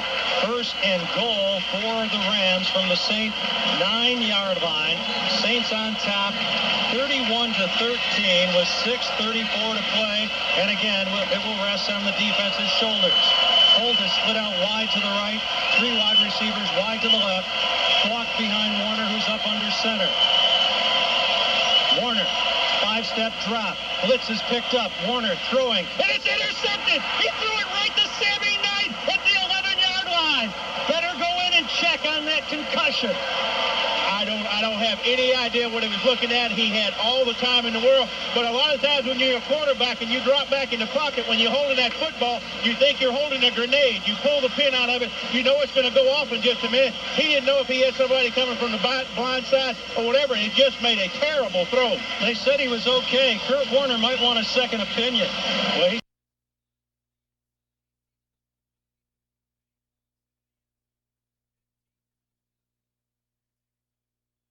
said he was having some trouble, you know, seeing white lights. Well, the Saints are wearing the white jersey, so, I mean, if he can't see the white jerseys, well, then they made the right decision by doing that, wearing the white ones. He was blinded by the light, and a great one-handed interception by Sammy Knight. Knight was coming on the blitz. It was picked up. He was stoned at the line of scrimmage, so he just backed off about 3 steps. Suddenly, the football was right near him. He reached out with one hand, and Sammy Knight made the interception for the Saints today. That is their 3rd and his 2nd. And it comes at the 12-yard line of the Saints with 6:28 to play. Now, I wouldn't necessarily call that a backbreaker for the Rams, but after that huge return, you kind of had to feel that there was a little shift in momentum. You know, they had the scoring drive, the possession before where it only took them 4 plays to march the ball down the field. Hakeem gets the big 65-yard return. They're down there. They know that they go for 2 points again. They can get this thing back, you know, at a reasonable number. Sammy Knight might have come up with the biggest interception of his career on that particular play. Sammy Knight has been such a ball hawk for the Saints. 5 interceptions in the regular season, returning 2 of those for touchdowns, setting a club record with 4 in his career. He's so aware and such an instinctive football player. Doesn't have the physical skills, especially the speed that you look for at the position. I remember what Joe Woolley once said when he used to sit up here with me. He said, you know, I think those triangle numbers are overrated. He says, I think we ought to go after people who make plays. Well, I mean, you know, to me, the teams, the really good football teams in the league, you've got a combination of both. You've got guys with instincts that know how to play the game, you know, and the instincts that kind of gives you just that extra step. A guy like Sammy Knight, he knows when to come out of his back pedal and break on the ball because he knows that he doesn't have the speed to wait until the ball is thrown. And then on the other hand, you've got to have some guys with some athletic ability and some guys that can really run, because this is a fast football game. But Jim Finks used to be one of those guys that he said he would take the football player over the athlete every time. Warner's completed 10 of 17 in the second half for 154 yards. He's been intercepted twice. Brooks 10 out of 13 for 157. 3 touchdowns, no interceptions. 6:28 to play in regulation, and Brooks has to call a timeout as Jackson was apparently lined up to the wrong side of the formation. The Saints have 1 timeout remaining. Well, there again, is a little bit of that mass confusion out there with all the new bodies out on the field. And, you know, you don't really want to blame those guys, but, you know, as guys, hey, this is the 17th game of the season that you played together. You know, and I understand that when people get hurt like Joe Horn, you know, you may have had to take somebody to put his in his position as either the X or the Z receiver, but you've got to know both of those positions, you know, because something like this could happen. If somebody gets injured, you know, then you've got to go in and fill his shoes, and you got to know where to line up. You know, we'll make an excuse for Kurt Warner on that interception by Knight. As you look at the replay, almost looked like Knight was hiding behind the umpire, Chad Brown, and Brown screened Warner from Knight. 1st and 10, New Orleans from the Saint 12-yard line. 6:28 to play. Saints on top, 31-13. And the ball is dropped by Morton, but he falls on it back at the 6. That's a case right there where DeMarco Farr just comes shooting into the backfield. Aaron Brooks never had an opportunity to turn around and give the ball to Chad Morton. Give Chad some credit for a heads-up play, just jumping on that football. Yeah, Farr was on Brooks's back as he was trying to negotiate the handoff. And again, the Rams just putting all sorts of people up at the line of scrimmage, daring the Saints to throw, recognizing that they can't run. It's a loss of 5 on the play, but the clock continues to run. 2nd and 15 for the Saints from the New Orleans 7-yard line.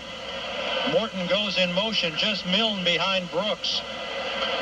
Brooks drops into his end zone, throws over the middle, and it's incomplete, intended for Glover. London Fletcher, the middle linebacker, some 25 yards downfield in pass coverage, upset with himself that he didn't intercept it.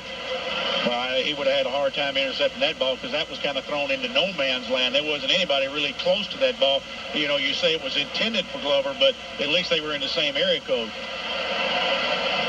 So the Saints, with that incompletion, stop the clock with 5:38 to play. And boy, if you ever miss Ricky Williams, it's right now. Oh man, you know, it's one of those things that here in the last couple of weeks, I mean, the inability to run the football has really reared its ugly head. 3rd and 15 now from the New Orleans 7-yard line. Chad Morton, the lone setback behind Brooks, who puts Lamont Hall in motion. Brooks hands it off to Morton on the delay, and he gets back to about the 7-yard line, and that's all. So the Saints take some time off the clock, but that's about it. It's going to be 3 and out for them because, again, the ineffectuality of the running game. Well, as you can see, Jim, I mean, neither side, the Rams or the Saints, I mean, have given up on this little battle that they got. Robert Wilson was down there in a little scuffle with one of the Rams defensive backs. I mean, this kind of stuff, I think, is going to carry over to the final whistle of this ball game. You know, the Saints were only able to run about 1 minute and 28 seconds off the clock after that interception by Knight because of the incompletion and also the inability to run. Goen stands 8 yards deep in his end zone to punt it away. It is high and short. Hakeem calls for the fair catch, lets it hit. It continues to roll. He picks it up after it bounces a couple of times, and he's going to be dropped all the way back at the 38-yard line. Now the fair catch is off once that ball hits the turf, and very alertly, Oz Hakeem picked it up after it bounced a couple of times, trying to make a big play, and you've got to give him credit for that. It's a 49-yard punt, and the Rams will start from inside their 35, make that inside their 40-yard line. Well, the Saints were very lucky there because it was a short punt, and you forced Hakeem into coming up for the fair catch, but then the Saints got the very fortunate bounce. You know, and a lot of times on this AstroTurf, you don't have any idea which way that ball's going to go. That time it went in the Saints' favor and added a few extra yards onto the punt. 1st and 10 for the Rams. from their 38-yard line. Saints leading by 18 points. 31-13. Warner from the shotgun. Throws the ball to the middle of the field where it's caught by Bruce, and Bruce dropped inside the 35-yard line. Michael Hawthorne with a horrible job of coverage, and there's a tussle back upfield. Kevin Mathis, an old combatant with Marshall Faulk, they were mixing things up back at the 30-yard line. Well, a 29-yard reception for Bruce. 4:15 to play. The clock is running. 1st and 10 Rams as they hurry to the line of scrimmage at the Saint 33-yard line. Warner from the shotgun with 4 wide receivers. Well protected. Throws for the sideline. Catch is made by Bruce. And he is out of bounds. Catching the ball in front of Chris Canty for an 8-yard pickup and stopping the clock with 4:01 to play. Well, on that last play when Mathis and Marshall Faulk got in that little scuffle down there, Mathis was the guy coming on the blitz, and Marshall was responsible for picking him up. All they were doing was just renewing an old acquaintance that they kind of started last weekend. I don't think they'll be going to the same New Year's Eve party here in New Orleans. 7 catches for 127 yards for Isaac Bruce. 2nd and 2 for the Rams from the Saint 25. 4:01 to play in this game. Saints leading by 18, 31-13. Warner drops, looks under pressure, throws it short to Faulk. Faulk makes a move at the 15, another at the 10. He's at the 5. He will score. Some horrible tackling in the Saints secondary off the quick-footed Marshall Faulk. There is a flag down back at the 36-yard line, but it's going to be roughing the passer against the Saints. And so the touchdown will stand, a 25-yard touchdown. 99 defense. The touchdown's good. 25-yard touchdown for Marshall Faulk. And the penalty will be enforced for roughing the passer on the kickoff. Jeff Wilkins comes on to add the extra point. But Jim, you earlier in the ball game, you mentioned that generally when you don't tackle well, you don't play well, and that has certainly been the case with the Saints defense the last couple of series that the Rams have had the football, because it's been some pretty shabby tackling, and it's just like the secondary is getting a little bit too lax back there, letting these guys just take it in chunks down the field, and you can't really do that with this football team. So the lead is cut to 11 with the Wilkins extra point. Hand really massaged Kurt Warner. Roy Glover had him down around the ankles, and Big Norman Hand hit him high, but in just 48 seconds, the Rams go 62 yards in 3 plays to get themselves within 11, 31-20. It wasn't that long ago, Jim, that we were kind of looking at this game. It was going to be a blowout. It was 31-7. The crowd was in it. People were going crazy. But, you know, with this Rams football team, you got to stay with these guys the entire football game. And you wonder if it's too early for the Rams to try an onside kick here. The special teams coach is Larry Pasquale. And as we mentioned during the game on Sunday, there have been some rumors floating around that he is one of those assistant coaches that Mike Martz wants to get rid of, and that Bobby April over in Mandeville is a prime consideration to replace him. Well, you can look at the Saints right now. I mean, they're certainly expecting the onside kick. The Rams are lined up as if they will try to do it from the direction to the right, and the kick is executed and taken in by Dre Bly at the 41-yard line but there's a flag of New down. Orleans. There is a flag down. This might be offsides against the Rams. That's exactly what it'll be. A situation. I mean, you know, we've seen it happen against the Saints a couple times this year, that whenever they try the onside kick, the officials are really using the microscope looking down that line. Any part of a player's body that's across that line, that flag comes out. On the kicking team, 5 yards. Replay the kickoff. Along with Hokie Gajan and Kenny Wilkerson, Jim Henderson in the Louisiana Superdome. Let's pause 10 seconds for stations to identify themselves on the New Orleans Saints radio network. From the heart of the Crescent City, this is WWL New Orleans, an Entercom communication station, AM 870, the news, talk, and sports leader. And so now Wilkins will try to do it from his 40, and again the ball still only has to go 10 yards, this time to midfield. And again he has 7 players lined up to his right. seconds again, bounces it up in the air, and the Saints this time, Rams got it, are unable to cover it as well, according to Hokie. As a Ram comes away with it, that's Dre Bly who has the football, and it looks like the Rams have, again, executed the onside kick, this time recovering at the New Orleans 48 with 3:43 to play.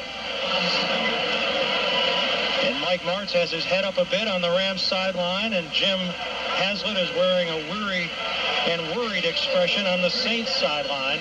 The Saints were on top in this one 31-7 early in the fourth quarter, but they have allowed the Rams to march quickly downfield for a pair of touchdowns. 1st and 10 for the Rams from the Saint 47. From the shotgun, Warner steps up, delivers the football, and it's going to be dropped. Dropped by Hakeem at the 30-yard line. He had beaten Freddie Thomas. He had just about a half a step on Fred Thomas, and he really extended his hands out well, trying to catch that ball. It was a great throw by Kurt Warner there. Saints are very fortunate that that ball was dropped. And the Saints, realizing that the Rams have to throw on virtually every down, have not generated a very good pass rush on Warner, although he has been hit a couple of times as he delivers the football. And now he looks at 2nd and 10 from the Saint 47-yard line. 3 wide receivers to the right, 2 to the left. Nobody behind Warner. Saints coming off the corner. He throws it quickly and throws it short to Hakeem, and he will be wrestled down at the 46-yard line by Chris Canty. Inbounds. Clock continues to run and shows 3:27 remaining. Good open field tackle by Chris Canty. That's what you want to do. It's a short completion. You don't need to try and get fancy right there. Just come up there, make the tackle, get the guy down, keep him in the field of play, make the Rams burn one of their timeouts. Which they do with 3:20 to play. St. Louis, that's their second. It will be a 30-second timeout. The Rams will have 1 timeout remaining. Again, we have 3:20 to play. Well, the Saints look to be in control, and on the scoreboard they would appear still to be, though the momentum has clearly shifted to the Rams here late in the fourth quarter. The Saints at one point were on top 31-7. Then, on a 17-yard touchdown strike from Warner to Prohl, they made it 31-13, did the Rams. And then on a 25-yard reception by Falk, who got into the end zone, it was cut to the current score 31-20. As the Saints trying to hold on by their fingertips, by their fingernails to this victory and their first in the playoffs. 3rd and 6 for the Rams from the Saint 43. 5 wide receivers. Warner drops again. He's going to throw it deep down the near sideline, and it's going to be caught. Caught by Hakeem at the 5-yard line. I don't know what Darren Perry was looking at. I think he had his eyes set on the interception. In a situation like that, what you want to do is go over there and knock this football down. Just keep it away from those guys and don't let them catch it. He had the idea right there of trying to pick that ball off and be the hero. It was a 38-yard reception. 1st and goal from the 5. Warner drops all the time in the world, rolls right, being chased, stops, now throws into the end zone, broken up, incomplete. Knight swatted it away. The intended receiver was Ricky Prohl at the goal line, and it stops the clock with 2:43 to play. I think Michael Hawthorne is down for the Saints, and that's one thing the Saints can't afford to do is lose another receiver. He's been a little bit gimpy out there on the last several plays, and now he's down. I don't know whether he's down for good or not. He's holding his calf like it might be a cramp. That would be the best case scenario, as the Saints, as you mentioned, running out of defensive backs. If you're joining us late, Alex Molden was lost to a concussion in the first half. And now Hawthorne is shaken up.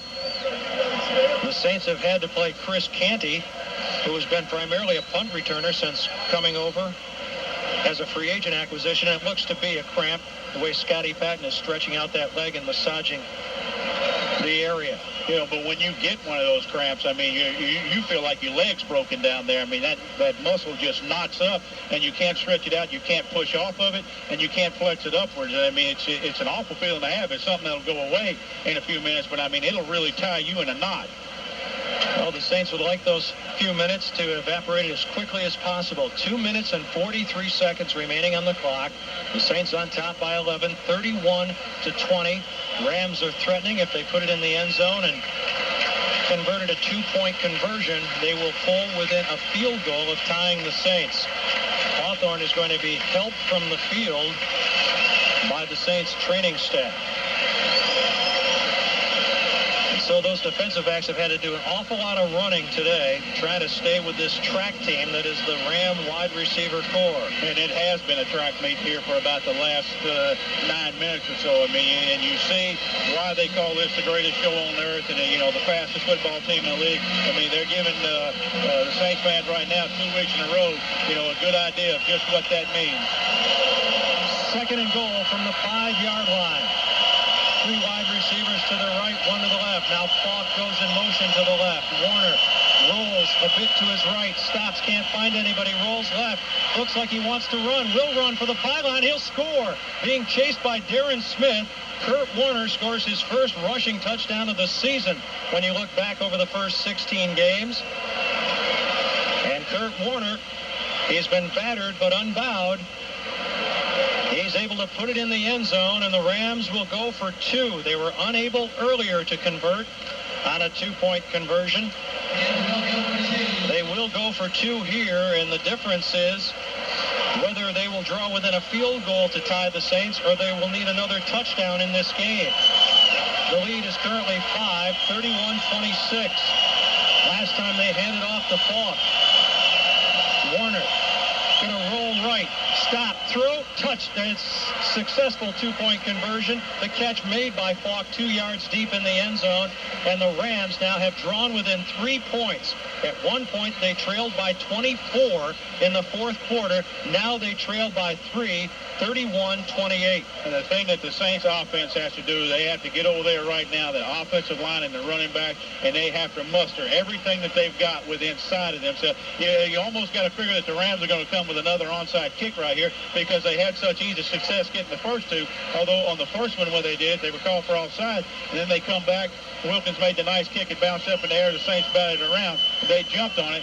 They get it right here. I mean, if the Saints just happen to get the football, I mean, they've got to come out there, and they got to do something. You got 2 minutes and 36 seconds left in this ball game. You have got to find a way to eat up that clock and keep it out of their hands. 5 plays, 47 yards, 1 minute and 7 seconds. Warner now 24 out of 40 for 365 yards, 3 touchdowns, 3 interceptions. The lead is down to 3, 31-28. And the Saints, as Hokie said, need someone to make a play here. Wilkins again trying to execute the onside kick, kicking it to the right. And the Saints have covered it. Darren Smith covers the football. There is a flag down back at the 34-yard line of the Rams, but Darren Smith has the onside kick, and there's also a Saints shaken up at the 45-yard line of St. Louis. Well, that ball wasn't going to get 10 yards anyway. Kicking team, penalty is declined. First down, New Orleans. The Rams offsides on the kick. The Saints obviously will decline it, and it's Fred McAfee who's shaken up and requiring attention. Well, that's a smart heads-up play by Darren Smith because he knows that if the ball doesn't go 10 yards, you know, then they can't touch him. All he did was just step forward and get the ball. Now, if he touches it and bobbles it, well, now he's fair game. But he stepped up, and he did the smart thing. He didn't try and pick it up and run it into the end zone. He knew exactly all he had to do was just get it, let me recover it, and fall on it, and maybe we can ice this thing right now. Now the Rams can stop the clock once more with a timeout. The 2-minute warning will stop the clock as well. 2:32 remain. The Saints trying to cling to a 3-point lead, 31-28, having led earlier in the quarter, 31-7, after Brooks connected with Willie Jackson for his 3rd touchdown catch of the season, or of the game rather. 1st and 10 New Orleans from the Ram 37. Saints haven't been able to run the ball all day long. They're going to throw the quick screen out to Willie Jackson. Jackson stays in bounds but loses about 3 yards on the play back to the 40-yard line. And the Rams will call their final timeout with 2:26 to play. Louis, that's the 3rd and final one. It will be a 30-second timeout. That's a play that the Saints in the past have run with Joe Horn. It's a safe reception, but it also shows how horrible the Saints' running game has been that they have to resort to that right now. That's right, and I tell you what, it was, I just from this vantage point that we were looking at, it almost looked like a lateral and very well could have been a lateral. I think it was. So that will count as a run. But Willie Jackson did the smart thing. He caught it. He really had nowhere to go. And instead of just jumping out of bounds because he was right over there on the boundary, he just kind of crumpled, went down on the field. Now you make the Rams burn that last time out. Now you got the 2-minute warning coming up. If the Saints can just muster one first down out of this, the game should be over. Well, the pass was a lateral, so officially that's a running attempt by Jackson. And like most running attempts for the Saints today, it loses yardage. 3 yards, 2nd and 13. The line of scrimmage, the Ram 40-yard line. Reed split out wide to the right. Jackson comes in motion left to right. Back split behind Brooks. Rams cheat up to the line of scrimmage. Brooks drops, looks, and he's going to take off with it. Inside the 40, he's hit and dropped at the 37-yard line. Staying in bounds as the clock continues to run. The Saints don't have to run another play before the 2-minute warning. That is a 4-yard gain, and it'll give the Saints some time to come to the sideline during the 2-minute warning and decide on what might be a pivotal call in this game, as the Saints will look at 3rd and 9 from the Ram 36 when we return. Timeout. 2 minutes to play. Saints on top of the Rams 31-28. This is the New Orleans Saints radio network. Matters. The challenge for the Saints here is to convert a first down, or at the very least pick up enough yardage to give Doug Bryan a makeable field goal opportunity. 3rd and 9 from the Ram 36-yard line. Brooks in the shotgun. Rams loading up their pass rush. Glover has moved, and there may be a flag here. False start against Andrew Glover. That's unbelievable. And that makes it that much more difficult. Glover, who was split out wide with 3 wide receivers to the near side of the field, rocked in that stance. And it was perceptible from us up here and the officials down on the field as well. And so now instead of 3rd and 9, it's 3rd and 14 from the Ram 41. 5th penalty this quarter for the Saints. Brooks in the shotgun. Same formation. Here they come on the pass rush. Brooks throws it downfield. It's caught by Wilson at the 20-yard line. So the ball comes free. Oh, he was wide open at the 21-yard line and dropped the ball. Incomplete.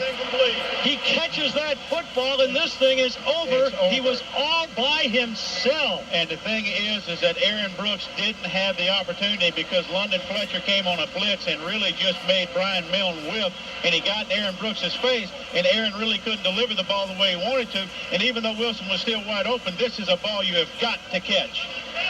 Got to catch it. This may be challenged by the Saints. I would definitely challenge this play. Although it's in the final 2 minutes, so it's up to the officials. No, he didn't have it. Didn't have full possession. He didn't have full possession. I don't think the officials upstairs will even look at this. They may, but boy, oh boy, they'd have to see it a lot differently than from what we did to rule this a catch. If they do, this game is probably over. The replay official is Dean Blandino. If he rules this a catch, this game is probably over. Well, I hope that he does rule it a catch. From what we're seeing right here, that doesn't look like he's really ever got full possession of the ball. He juggled it, got his hands on it as he leapt for it, was juggling it on the way down, and never truly did cradle it with both hands. At least that's the way we see it from here.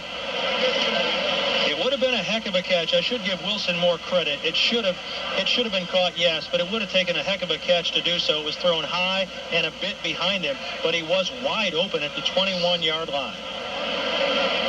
It'll be interesting. I mean, we've seen a couple of different views on this on the monitor that we've got, and I mean, it clearly shows that he never does truly have possession of the football. There's never just a time when he was just in complete control of it.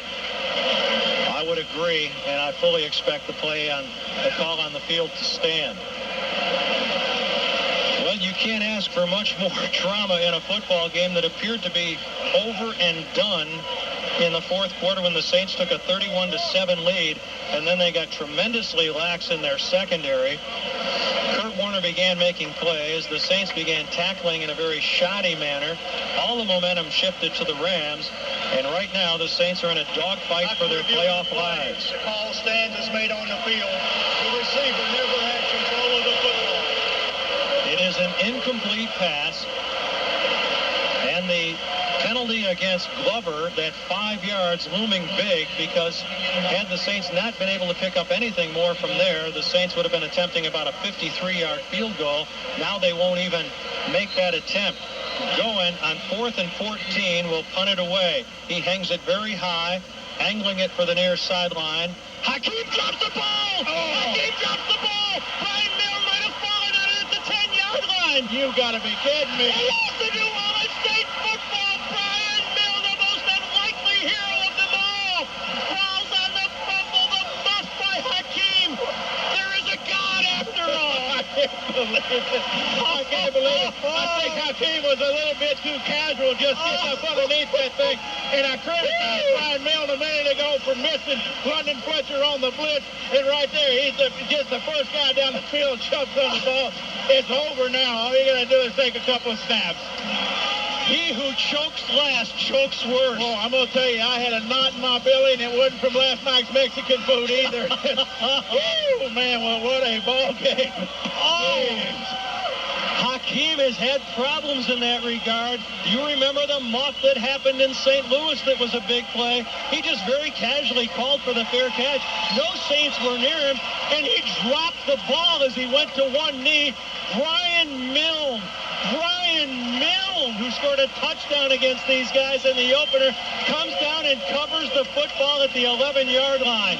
Well, I think you've got to at least give Brian Milne some credit on that he was busting his butt to get down the field. You know, it's really probably a punt that Hakeem probably shouldn't have fielded anyway. He probably just needed to let that thing bounce, hoping it would go into the end zone. But he went up there and just casually got underneath the ball, and it kind of blew up in his face. Saints fans will never forget his name. He will probably fade into obscurity. That's where he came from. But Brian Milne may have made the play of the day and one of the plays in the history of this franchise. The Saints kneel with the football. It's going to bring up 3rd down. 53 seconds remain on the game clock, 33 on the play clock. The Saints will have to snap the football one more time, and Brian Milne is accepting congratulations from the likes of Willie Jackson and Andrew Glover in the huddle. Brian Milne, if not for mayor, maybe for governor. How about president? It's not too late, is it? Oh, geez. Saints fans serenading the Rams. They can do nothing but watch New Orleans kneel on the football for the last time in this game. The Saints have taken a lot of crap from the people upriver, but now we'll be going farther up the river next week to take on the Minnesota Vikings. The St. Louis Rams are history, and the Saints have moved into the history books, upsetting the Super Bowl champions here today. Time has expired. The Saints hang on to win it by 3, 31-28. And let's take it right down to Kenny Wilkerson with Advanced Water. All right, thanks, Joe, unbelievable the way this game unfolded, and they did it without you. Rams, go home. Saints, go home. Thank you, Joe. That's Joe Ward down here. Guys, I'll send it back upstairs to you. Mardi Gras. Fat Tuesday arrives early in New Orleans. The Saints ring out the year and ring in their first playoff victory in franchise history. Nothing comes easily for this football team, and maybe it was too easy when they led 31-7, only to see the Rams storm back. And you started thinking, my gosh, not again. Not again. This would have to be the greatest collapse in playoff history, you would think, to lose a 24-point lead in the fourth quarter. But the Saints, through some hard play and perhaps the grace of God, hang on to win this football game. Let's go right back down to Kenny Wilkerson. Kenny, congratulations. I'm down there with Willie Rope. Obviously, there's nobody out there than you. Yeah, man. Nobody believed we could do what we did.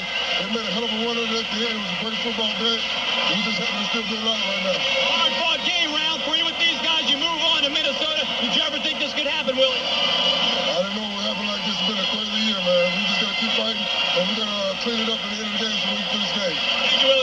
chances. That's Willie Roaf down here. Jim? Thanks very much, Kenny. We'll take the break.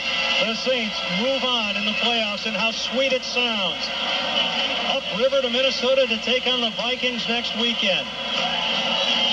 That's the end of our game with the score. The Saints 31 and the Rams 28. We'll be back in 60 seconds with a wrap-up of today's contest on the New Orleans Saints Radio Network. Well, the new millennium has really started off with a bang back almost a year ago, and here we're closing it out with a Saints victory, a playoff game, the first ever in Saints history.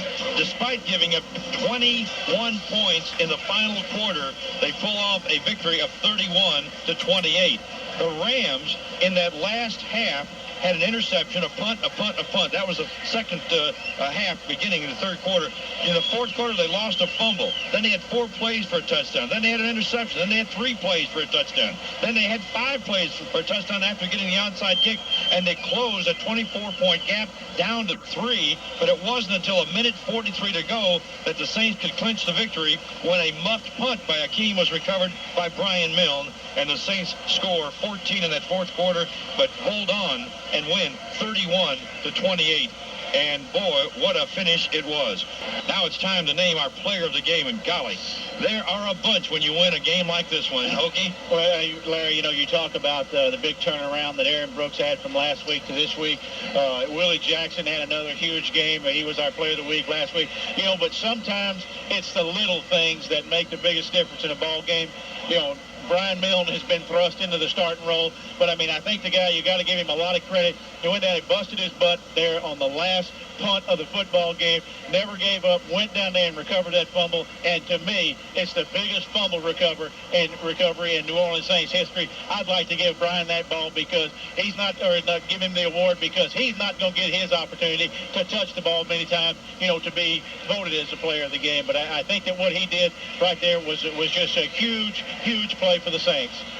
I'll go along with that. I was going to give it to Randy Mueller or Jim Haslett, but they don't suit it up. They don't strap it up, and we'll give it to a guy that straps it up. And they're definitely going to win their award. Yeah, they are. As a little time goes on. I think it's just a thing right there because, when Hakeem dropped the ball, it fell right between his legs. And as I said, Brian Milne, he gave enough effort to get down there. And as soon as the ball hit the ground, he was there to jump on it. So, I think it was just a super play on his part. Larry Matson with you, along with Hokie Gajan, Kenny Wilkerson down in the locker room, and the Frosty one back in the studio. We're going to go back to the studio here because we're going to get the highlights of this one. Boy, was that exciting. Let's go to the Saints first. They tied it up on a 12-yard touchdown pass. Brooks to Wilson, 1 of 4 touchdowns from Aaron Brooks today. But here's the first one. It capped an 11-play, 70-yard drive and tied it at 7. 3rd and 7 now from the St. Louis 12. Jackson split out wide to the right.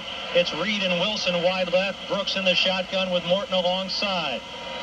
Brooks calls for the football and drops straight back. Looks to his left. Going to throw it into the end zone. The catch is made for the touchdown. The catch is made for the touchdown by Robert Wilson. Jim, you talked about the 11th play of both drives. That seems to be the lucky number in this ball game. Aaron Brooks, as we talked about before, he just looks so much more comfortable this game. He's making much quicker decisions. And that again tied it at 7. The Saints did get a field goal before the end of the half, made it 10-7 at halftime, and that's the way they went to the locker room. In the third quarter, the Saints rolled again, 45 yards in 7 plays, taking off 3:23 off the clock, and again it was Brooks throwing, this time to Jackson for the score. It's 2nd and 7. Jackson split out wide to the right, Jake Reed wide left. Milne and Chad Morton offset behind Brooks. Now Morton goes in motion out to the left. Brooks, 3-step drop, pulls it down, guns it into the end zone. The catch is made for the touchdown by Jackson. Well, Willie Jackson, the guy looks like he's trying to take over this football game. Aaron Brooks makes a great throw right there. Just came back, and as soon as that back foot planted, he knew right where he wanted to go and threw one of those patented lasers of his. And the Saints would not relent. They just kept coming with Brooks and Jackson hooking up again on a 5-play, 74-yard drive, capped off by this 49-yard bomb. 3rd and 6 now for the Saints from the Ram 49-yard line. The Saints trying to convert once more. Morton goes in motion. Brooks pulls it down, throws it up in the direction of Jackson. A juggling grab! He's going to walk in from 10 yards out. He does the duck walk in from the 3. Touchdown, New Orleans! Well, who's to go go-to guy now. I mean, what a great throw Aaron Brooks just made. Willie Jackson with great concentration. That made it 24-7, and I personally thought it was the kill shot. I thought it was over, but no, it wasn't. The Saints would score again. But listen to this back-to-back play. First a sack, a lost fumble, and then a touchdown on the very first play after the sack. First and 10, New Orleans from the Rams 16. Saints offensive line tries to quiet this crowd. The Saints perhaps putting one in the end zone here for the kill shot.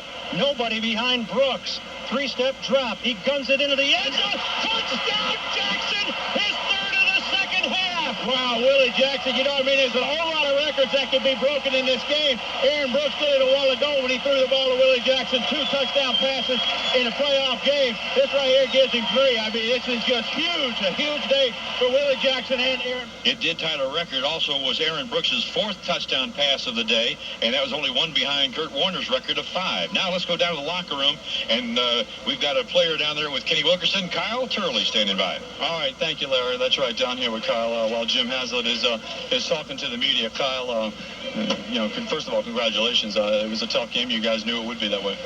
Yeah, definitely. Got one thing to say. This is for all the non-believers out there. This team is what it is, and everybody better just keep their mouth shut. One of the ones that was outspoken during the week, saying that nobody could come in here 2 weeks in a row and beat you, no matter who they were. We believe. Got to have the faith. Got to have the faith. We got it. Everybody else got to get it. In your estimation, Kyle, what was the difference today as opposed to last week? I mean, even though you guys, the running game wasn't there, but y'all still moved the ball and got a lot of points. We just had faith in ourselves. We kept believing, and we got the job done. You're eating this up, aren't you? One comment man today, man. This one's for all the non-believers out there. That's all it is today. For all the non-believers. Congratulations, Kyle. All right. That's Kyle Turley down here, and obviously, as you can well imagine, this locker room is very joyous. A lot of players beginning to talk with the media while Jim Haslett is still holding his press conference. We'll visit with some of them. We'll also be having Jim Haslett shortly. Jim? Larry, excuse me. All right, that's all right. Kenny, all the players interviewed in the locker room receive a gift certificate from Open Heart Jewelers. Shop with the Saint Shop. That's Open Heart Jewelers on Metairie Road, and they were kind enough to help me out with my gifts last week as I gave them out here in the press box to our guys here. Let me tell you what. Let's go back to the highlights because we want to replay that last moment again. 1:43 left, and Hakeem was under the punt. And, well, I'll let Jim Henderson's call tell it all. Going on 4th and 14, will punt it away. He hangs it very high, angling it for the near sideline. Hakeem drops the ball! Hakeem drops the ball! Brian Milne might have fallen on it at the 10-yard line. You gotta be kidding me. He lost the New Orleans State football. Brian Milne, the most unlikely hero of them all. Falls on the fumble, the muff by Hakeem. There is a God after all. I can't believe it. I think Hakeem was a little bit too casual just getting up underneath that thing. And I criticized Brian Milne a minute ago for missing London Fletcher on the blitz. And right there, he's just the first guy down the field, jumps on the ball. It's over now. Yeah, it was over. It was over, no question, because the Saints did hold on to win. All they had to do is run the clock out. Let's go down to the locker room again with Kenny Wilkerson. Kenny? Sounds like Kenny's opening up a package, Christmas packages. I'll listen in, and there you go. Start asking questions as well with Jerry Font now. We're moving along. I mean, things are getting better, and we definitely improved from last week. He was extremely excited. He said that the fans are still out there. No one's leaving the stadium, and he made his lap around the stadium, and it looked like he needed a little bit of oxygen. So don't tell anybody. Jerry, I mean, you guys knew all week that this was going to be a hard-fought football game at 31-7. It looked like it might have been over, but it wasn't that way, and they came right back roaring and made it a whale of a ball game. Well, we knew what kind of potential this team is. They're the defending Super Bowl champs, and they play hard. I mean, every down, every play today, we were not let down with the playoff tempo. And, we knew that we were going to have to score some points to win, and fortunately, we put up enough today. Obviously, pretty good when everybody realizes and as the game goes on, steps it up a notch, and that's what this team did. Yeah, even with the injury to Joe, Jackson, Willie Jackson, right? I call him Jack, but he stepped it up today and tied team record. And, I mean, that's just outstanding. Other guys stepped it up all the way around. And, you know, we can still do some improvement in our running game. But we found a way to win. Can you shave now, or will you? Our offensive line has vowed not to shave, but I can clean it up just a little bit because my neck is, like, itching like crazy. Congratulations, Jerry. Thank you, thank you. All right, Jerry Fontenot down here, and we await still Jim Haslett, who is with the media. We should be having him shortly, as well as continue to talk to some of the players down here in the locker room. Larry? All right, Kenny, thank you. Let me give you the quarter-by-quarter scores, and we'll go to a break. In the first quarter, it was Rams 7, Saints nothing. Second quarter, it was Saints 10, Rams 7. In the third quarter, it was Saints 17, Rams 7. And the final 31-28 Saints. More post-game notes and comments coming up on the New Orleans Saints Radio Network. Welcome back, everyone. Larry Matson with you, along with Hokie Gajan in the press box. We'll be going down the locker room here shortly. Welcome back to the Dodge Locker Room Show on the Saints Radio Network. 31-7. I got to tell you, I thought it was over. And boy, shows you why the Rams were where they were last year. Huh? There's no question about that, Larry. You know what I mean? You know, people asked me this week, you know, after the way that Marshall Faulk just went roughshod against the Saints defense last week, you know, everybody was asking, you know, what's the key to this ball game? You know, and kind of my motto was, you know, stop and start. Number one, you got to stop Marshall Faulk. Well, they did that. 14 carries for 24 yards. Now, he did contribute 99 yards through the air, but the big thing was that they couldn't control the clock with the running game the way they did last week. And the start part of it was getting Aaron Brooks cranked up. Now, he didn't have any gaudy stats. He was 16 of 29 for 266 yards. But the big key was the 4 touchdowns that he threw to only 1 interception. So Aaron definitely made amends for, you know, his lackluster performance last week. And the Saints defense certainly turned it around and shut down the Rams running game this week. Marshall only averaged 1.7 yards per carry. Well, if you had told me Warner was going to pass for 365 in this game, I would say that the Saints were going to be doomed. But if you'd also told me Aaron Brooks would outrush Marshall Faulk in this game, I would have said the Saints would win. That's a contrast there, isn't it? Yeah, I can certainly see that, you know, but there again, I mean, you know, the 365 yards, I mean, this is a team, you know, that gains well over 400 yards in total offense. Every ball game he had 365, you know, so, I mean, in the 24 rushing yards that Marshall Faulk had, that doesn't even put him to 400 yards. So, thing is, you kept their totals down, and you know, just like most teams are, and really all the good teams, that when you're balanced out, when you're running the ball well and throwing the ball well, you come out on top, much like they did last week. This week, the Saints were able to shut down that running game, and it was just a huge benefit for them. Well, I tell you, both teams had trouble running the ball. The Saints rushed for 50 total yards. The Rams a total of 34-24 by Marshall Faulk. We're standing by waiting for Jim Haslett downstairs. We'll be going to him in just a moment. I think the turning point in this game was Dr. John's Mardi Gras rendition of the national anthem, because he started it off and it ended in a Mardi Gras kind of an atmosphere, didn't it? That's right. And you know what I mean? That's one thing about these people down here. I mean, they, you know, any excuse to have a party, and when you start playing Mardi Gras music around here, I mean, it gets people into the spirit. You know, makes them think it's springtime rolling around and getting ready for Lent and all that kind of good stuff. So you're right. It was, I mean, it was a Mardi Gras atmosphere, you know, in the stands the entire game. I mean, people were going nuts. I mean, everybody was up screaming and hollering. The only thing that they didn't do is show me something, mister. The stats, as we look at them again, it was Marshall Faulk with 24 yards, did not gain a single yard rushing in the final quarter of play. Let's go downstairs. I think we have Jim Haslett standing by, and this locker room interview is brought to you by Discount Auto Parts, the right part, right away. Okay, yeah, thank you very much, Larry. Down here with head coach Jim Haslett and his son Chase. You proud of your dad today? Yeah. Congratulations. You're not going to get Yeah, you tried that last time.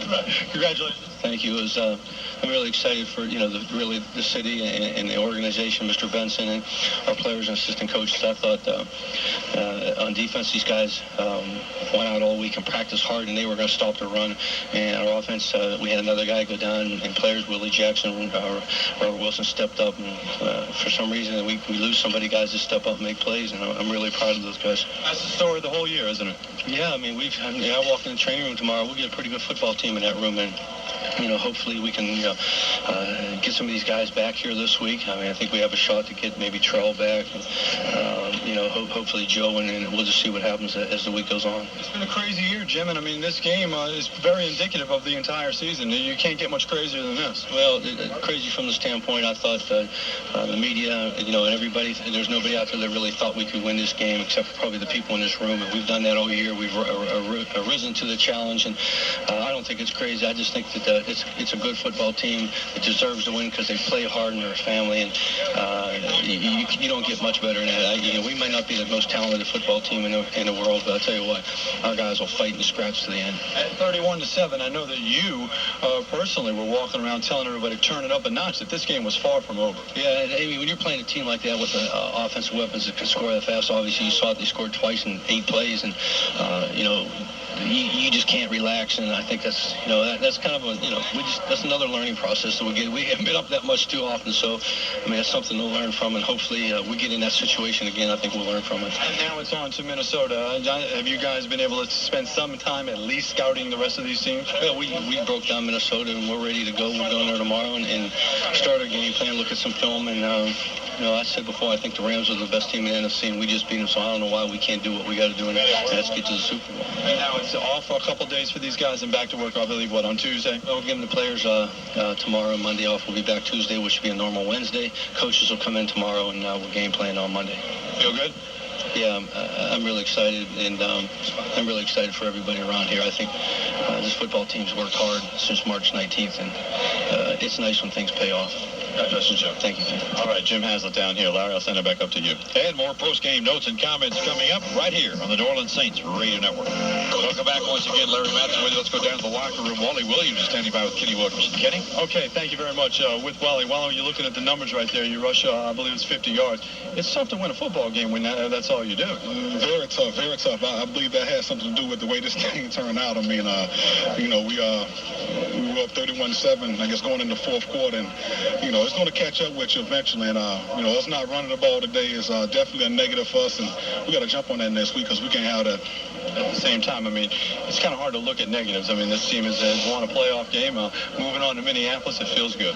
Oh, yeah, it feels good. It feels good. But you know what? That's the special thing about this team right here. We pretty much take everything in stride, and I'm already thinking about next week and what we have to do against those Vikings. So it's a great accomplishment. Everybody's going to enjoy this one tonight and come back New Year's with a new attitude, new spirit, and a new game to play. Everybody told me that you fight almost every single play. Did you do that today? I tried to contain myself. I didn't want to get thrown out. The referees were trying to call it real close, and they kind of warned us during the week that any kind of extracurricular activities would definitely result in guys getting thrown out. I got a little cheap shot on Winstrom in the second quarter, but I tried to contain myself today. Jerry Fontenot says that the rule is that you guys can't shave, but you can clean it up a little bit. Is that what you'll do? Oh yeah, I'm just realizing that I'm starting to have a shaving problem. I never had this much hair on my face in 29 years. So I get to clean it up a little bit, and just let my wife rub on my face for next couple of weeks, so we can go ahead and trying to witness all the stuff, man. This is a great atmosphere, great feeling. I'm kind of getting choked up sitting there talking about it because this is my first time being around this kind of atmosphere myself, and really appreciating the whole thing. So I'm just happy. I'm just very happy. Very sweet way to bring in the new year. Oh yeah, great way. I couldn't see it going any other way. Congratulations, Wally. Thank you. Okay, Wally Williams down here in the locker room, and I'll send it back upstairs to you, Larry. Thank you very much, Kenny, and so much to talk about in this one and so many things to discuss. Just think about this. If you had told us that in the last half of the last game or playoff game, you'd be without your starting quarterback, who was Jeff Blake. You'd be without your starting running back, Ricky Williams. You'd be without your starting fullback in Terrell Smith. Without two wide receivers, Jake Reed and Joe Horn, because he was out in the first quarter. And Cam Cleveland, your starting tight end. He never did play this year, but that's 1, 2, 3, 4, 5. That's 6 guys out of your starting 11 if you looked at September. Well, I think that was a comment that Jim Haslett was making that, down there in the locker room with Kenny just a minute ago, that when he goes into the training room tomorrow morning, I mean, those guys that are injured like that, they don't really get a day off. They have to show up every day to get some type of treatment. And he said when he goes in there tomorrow, those guys are going to be laying on those tables in there with ice bags here and there and everything else. Going to be some good football players, and you could field a pretty good football team with just the players that they have injured. No doubt about that. And Doug Morrow gave you some notes here. He wants to get back, so I want to go over these real quickly. Some of these things. This is just playoff notes that the Saints had more interceptions in this one than any other playoff game, obviously with 3. Although Bobby Hebert did throw 3 in a playoff game for the Saints. And this is just Saints records, versus offense and defense type things. Today they had the most points they'd ever scored in a playoff game. Jackson has 3 touchdowns, obviously, with 18 points. Most touchdowns, Jackson 3. Most PATs, Bryant had 4, because the Saints have never scored this many points before in a playoff game. And just so many things, like the longest play from scoring play was that 49-yard touchdown, Brooks to Jackson. Actually, I think he wrote down 50. They may have given him a 50. We've had it down as 49. Longest previous one was to Vaughn Dunbar when Bobby Hebert hit him on a 35-yard pass. So, yeah, it's been a record-setting year, record-setting day, and the Saints win their first ever playoff game. And the best record of all that they broke was the 0-4 record. Absolutely, no doubt. Let's go down to Kenny Wilkerson one more time. Kenny? All right, down here with General Manager Randy Mueller. You've said for a couple of weeks now, should you guys make your way into the playoffs, you would do everything, anything, and you name it. And you probably can't name what you wanted to do to try to win a playoff game. You did it. Well, and it took every bet, too.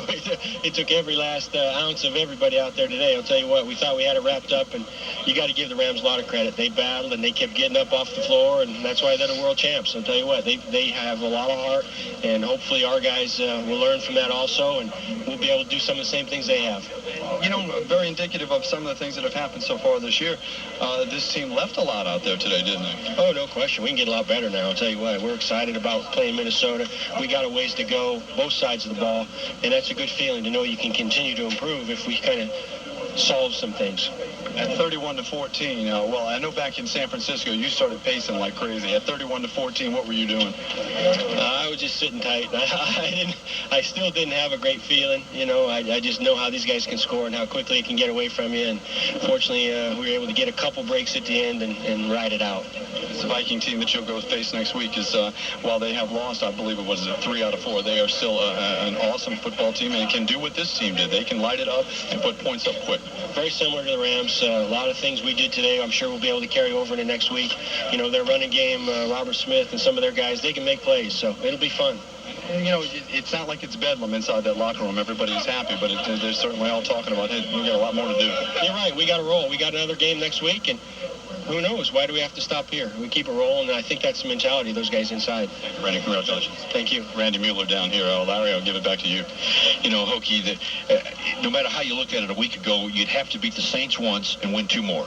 You lose to beat the Rams once and win 2 more. You lost last week, okay, but then you still have to beat the Rams and win 2 more, and that's exactly what's happened today. Right, and the road's not going to get any easier, because what they're going to face next week, they're going to face 2 excellent receivers. They're going to face a big quarterback that's got a ton of scrambling abilities, got the big time arm.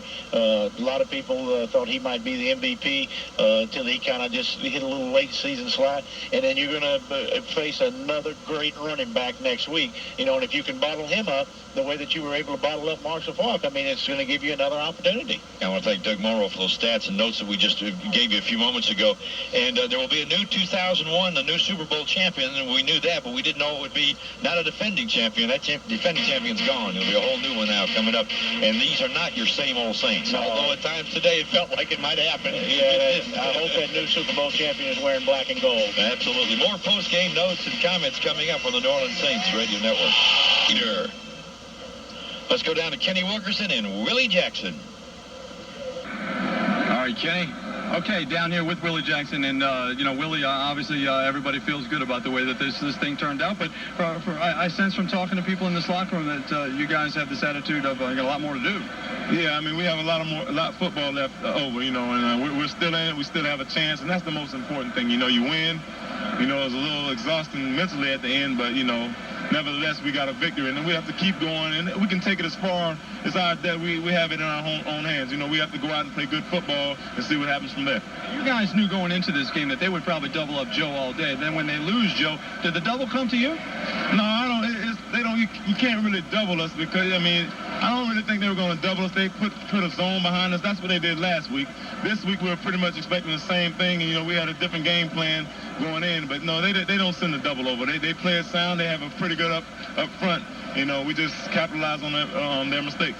Looks like we saw the same Aaron Brooks that we had seen prior to last week. Yeah, Aaron stepped up big. He played great, and that's what we need. We need him playing great. But, he made great throws. He has the savvy of a 10-year veteran. They went down like a defending champion, didn't they? I mean, at 31-7, the game could have been very well locked up, but they kept fighting and clawing. Well, that's one of the things about them. One of my things of why I didn't want to play them again is because their explosiveness. I've never seen a team that explosive, and I knew they still had a chance. He literally walked 10 yards into the end zone, and I guess everybody was a little curious as to how Jim Haslett was going to react to that. He walks over and high-fives you. Well, I mean, it's a touchdown. However you want to look at it. You look at the end result. It may not have been pretty or hard-nosed the way I went in, but it's a touchdown.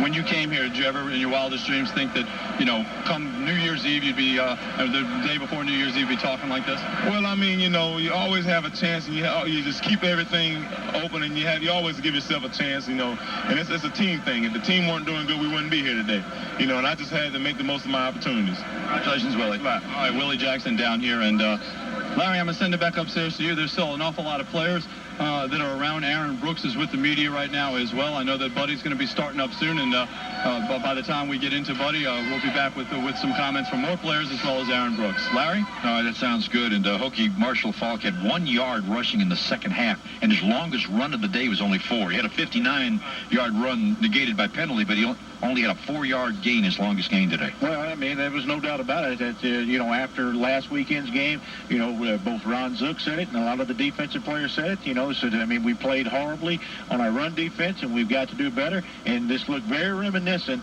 of the first Carolina game when they held Carolina to only 10 yards rushing, and they went down there. I mean, these guys were just flying around, getting to the football, good team defense, great pursuit, and never let Marshall get out of there and hurt him. Now, he did hurt him a little bit, through the air with some of his pass receptions, but that's the reason the guy's the most valuable player in the National Football League. You bottle him up one way, he'll find a way to beat you on the other end, and unfortunately, he didn't beat the Saints today. How'd the old commercial go? These are not your old father's Saints or whatever. This is a whole new millennium. Absolutely. New deal. And I mean, how these guys can keep coming back is beyond me.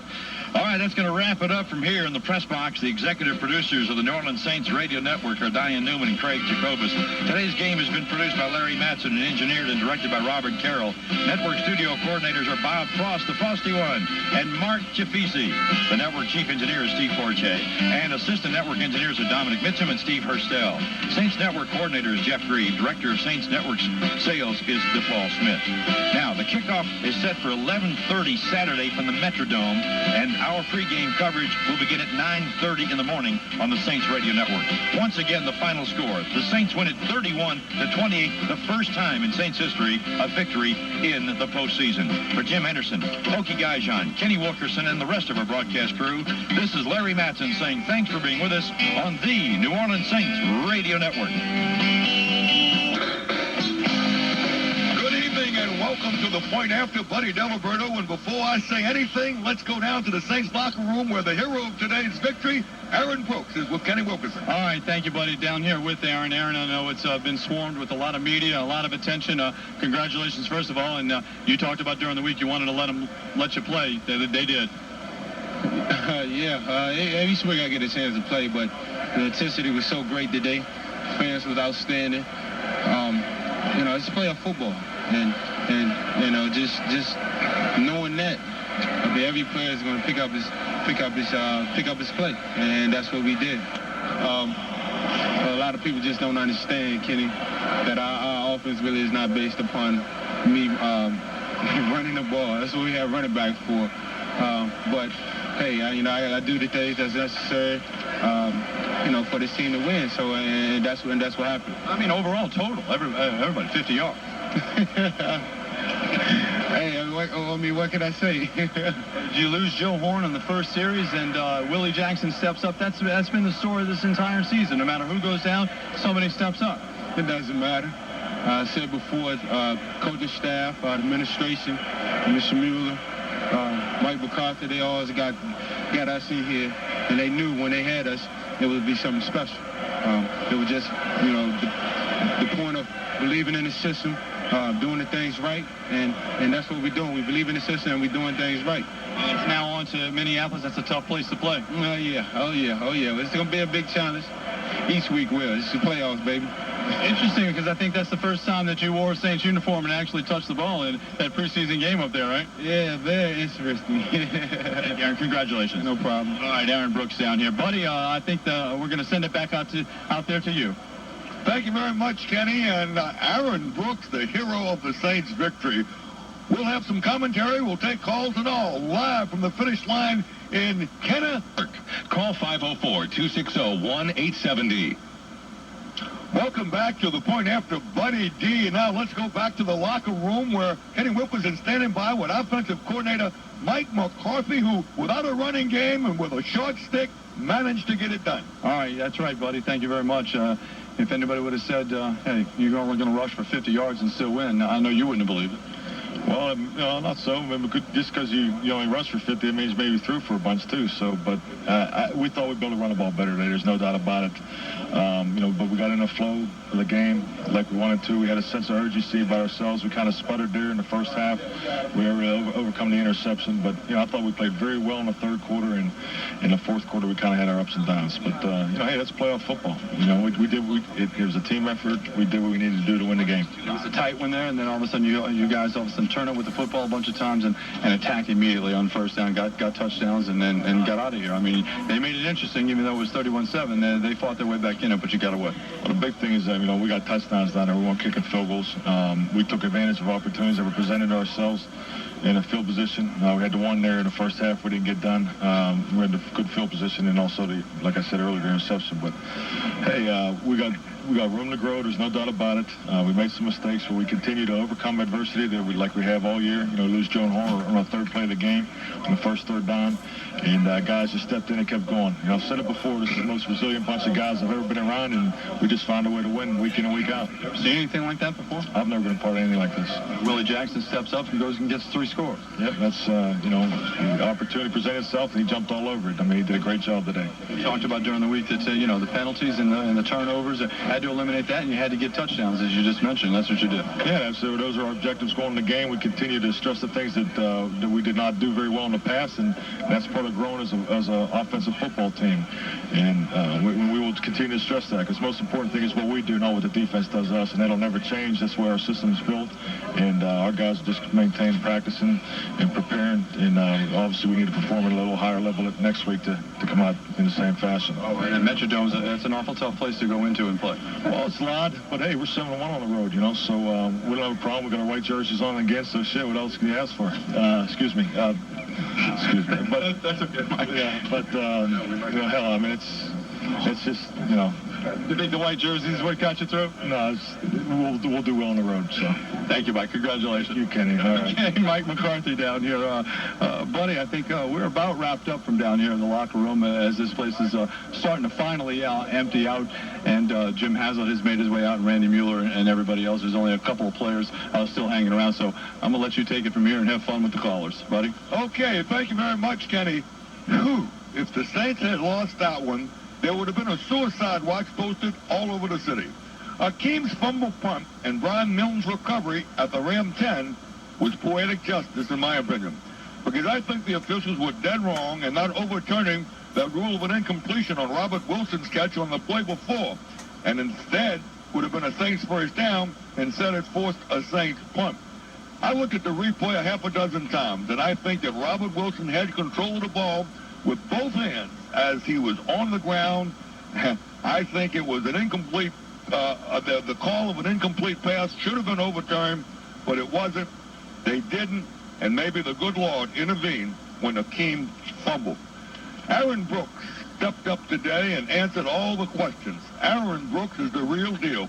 The deal of the NFL season. That trade Randy Mueller pulled off with Green Bay on July 31st is the main reason the Saints have fought their ways to their first playoff victory ever. But like a heavyweight champion, the defending champion Rams went down fighting, and they gave us some awful nervous moments. There were so many stars of the Saints today, it'll take time to list them all, but we got time, and we're going to go down the list. And believe me, it's time to party. The party is starting live at the finish line on Giuliani Boulevard, right off of Williams Boulevard, near the lakefront. Come on by. We'll continue with the point after this. Keeping you in touch all day, every day. WWL 870 AM. We're talking Saints football on the point after with Buddy D. Call 504-260-1870. In New Orleans, we beat those Saints right from beams. That's how they gonna win them on the road. We go down to Bourbon Street, put a green on the other team. That's the way we'll win it in the dome. Green on the other team. Use the magic of the voodoo. All right, and the green on the other team was Vince Vance from Vince Vance and the Valiant. Guaranteed a Saints victory with the call of green that he got busted up on Wednesday night on the show. And Vince, you came through, guys. Hello? How you doing, Vince? You did it. Yeah. All right, now let me tell you, you're going to really need some potent stuff next week. Well, let me tell you something. I came on the radio on Wednesday. I know last week, and I guaranteed you a win. Did I not, sir?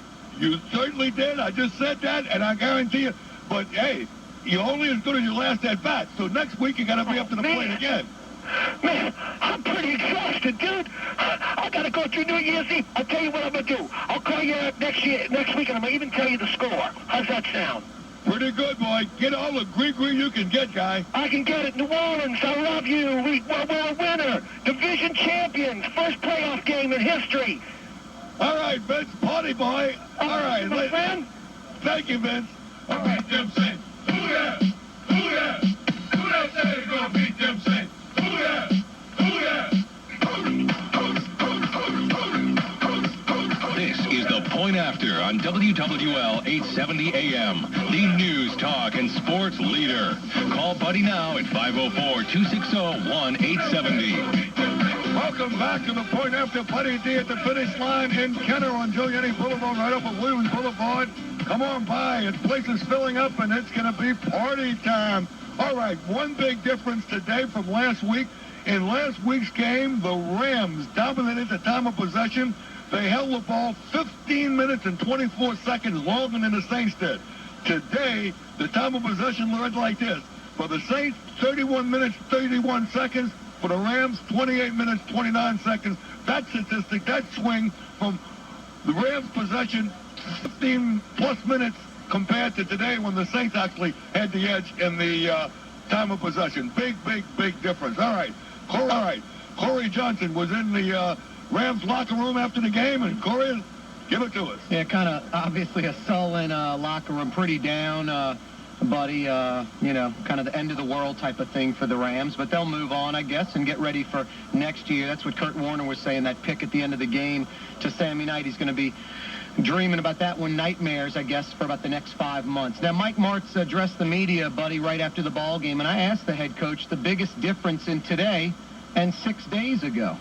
Well, shooting the turnovers. We don't turn the ball over. We don't turn the ball over. I don't know what the score is. I don't know what this means. What do you think? You know, turnovers, but I think that's football. Yep, I think that's pretty accurate, buddy. Now, you remember Mike Martz's comments a few weeks ago, or actually last week, saying before last Sunday's game, wouldn't it be nice to go down to the Superdome, get into the playoffs, beat the Saints, and then go back a week later and take care of business again? And Mike Martz was asked if he was worried if those comments fired up the Saints today. I don't care about the Saints, really. I coach the Rams, and that's all I'm concerned about. You know, that's all I can do. I get paid to coach them. That's all I can do is to coach them and get them fired. I'm not worried about what the Saints do. Now, buddy, I talked to last year's MVP Kurt Warner and asked him what happened to his team today. But we didn't get into a rhythm. We had a great first drive, and then after that we kind of kept stalling. And, you know, I think it was just a cumulative effort. We weren't stepping up and making the plays. And then finally we got it together. It was just that we dug ourselves too much of a hole and couldn't get out of it. And Kurt Warner was asked, were the Saints doing anything out of the ordinary today compared to last week? I don't know if they were doing anything out of the ordinary. You know, they were coming up, they were mixing up their coverages, and they were tackling well. They were getting to the football, they were flying around. You know, they did what we expected them to do coming in, and they just stepped up and made plays. They didn't miss tackles. They didn't give us any big runs. You know, and that's what we felt going in. They were going to try to do the same things, just not make the mistakes in the tackling to give us the big plays. Now, Kurt Warner's kind of a pro on the Saints now, buddy. This is the third time that the Saints and Rams have gone at it this year, even though Warner missed part of one ball game. I asked Kurt Warner, knowing the Saints as well as he knows them, how good are they and how far can they go? It's hard to say in this business, you know. Any week you could get beaten, any week you can win, but they're solid. They're solid on both sides of the ball. They do a lot of good things. Don't make a lot of mistakes, and I think that's going to be the key. That's usually the key in playoffs. I think they're very strong defensively. They do some good things offensively. And, buddy, I finally spoke with New Orleanian Marshall Faulk and asked him why the Saints won this afternoon. Well, we turned the ball over. I mean, they played better than we did. They made more plays. You know, hats off to them. They came out and they made more plays. I also asked the New Orleanian, coming home to the Dome, his playoff experience in his hometown. He used to work the Superdome selling popcorn, buddy. Now, to get a packed house for a playoff game, I mean, it was fun. You know, it was fun for me. It was nice to see my hometown folks rooting on the team, standing behind them regardless of what was going on. And hopefully they stay in support of the team. And finally, buddy, my last question to Marshall Faulk, I should say, is how good are these Saints? I don't know how good they are. I know that they made more plays than us today. You never know how good you are until the season's over, until your season ends. You know, we'll assess how good we were this year. And obviously we weren't good enough to do what we needed to do. We didn't achieve what we wanted to achieve. And for them, I mean, whenever their season ends, hopefully for them it's the Super Bowl. Now that would be nice, buddy.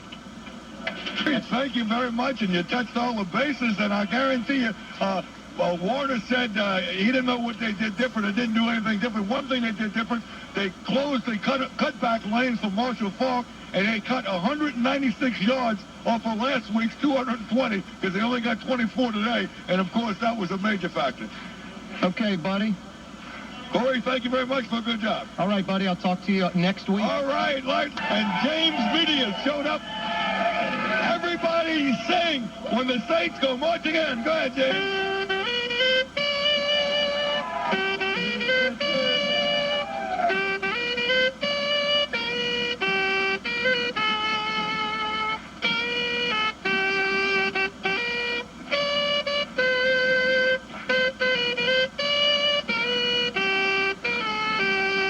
All right, let's go, everybody home.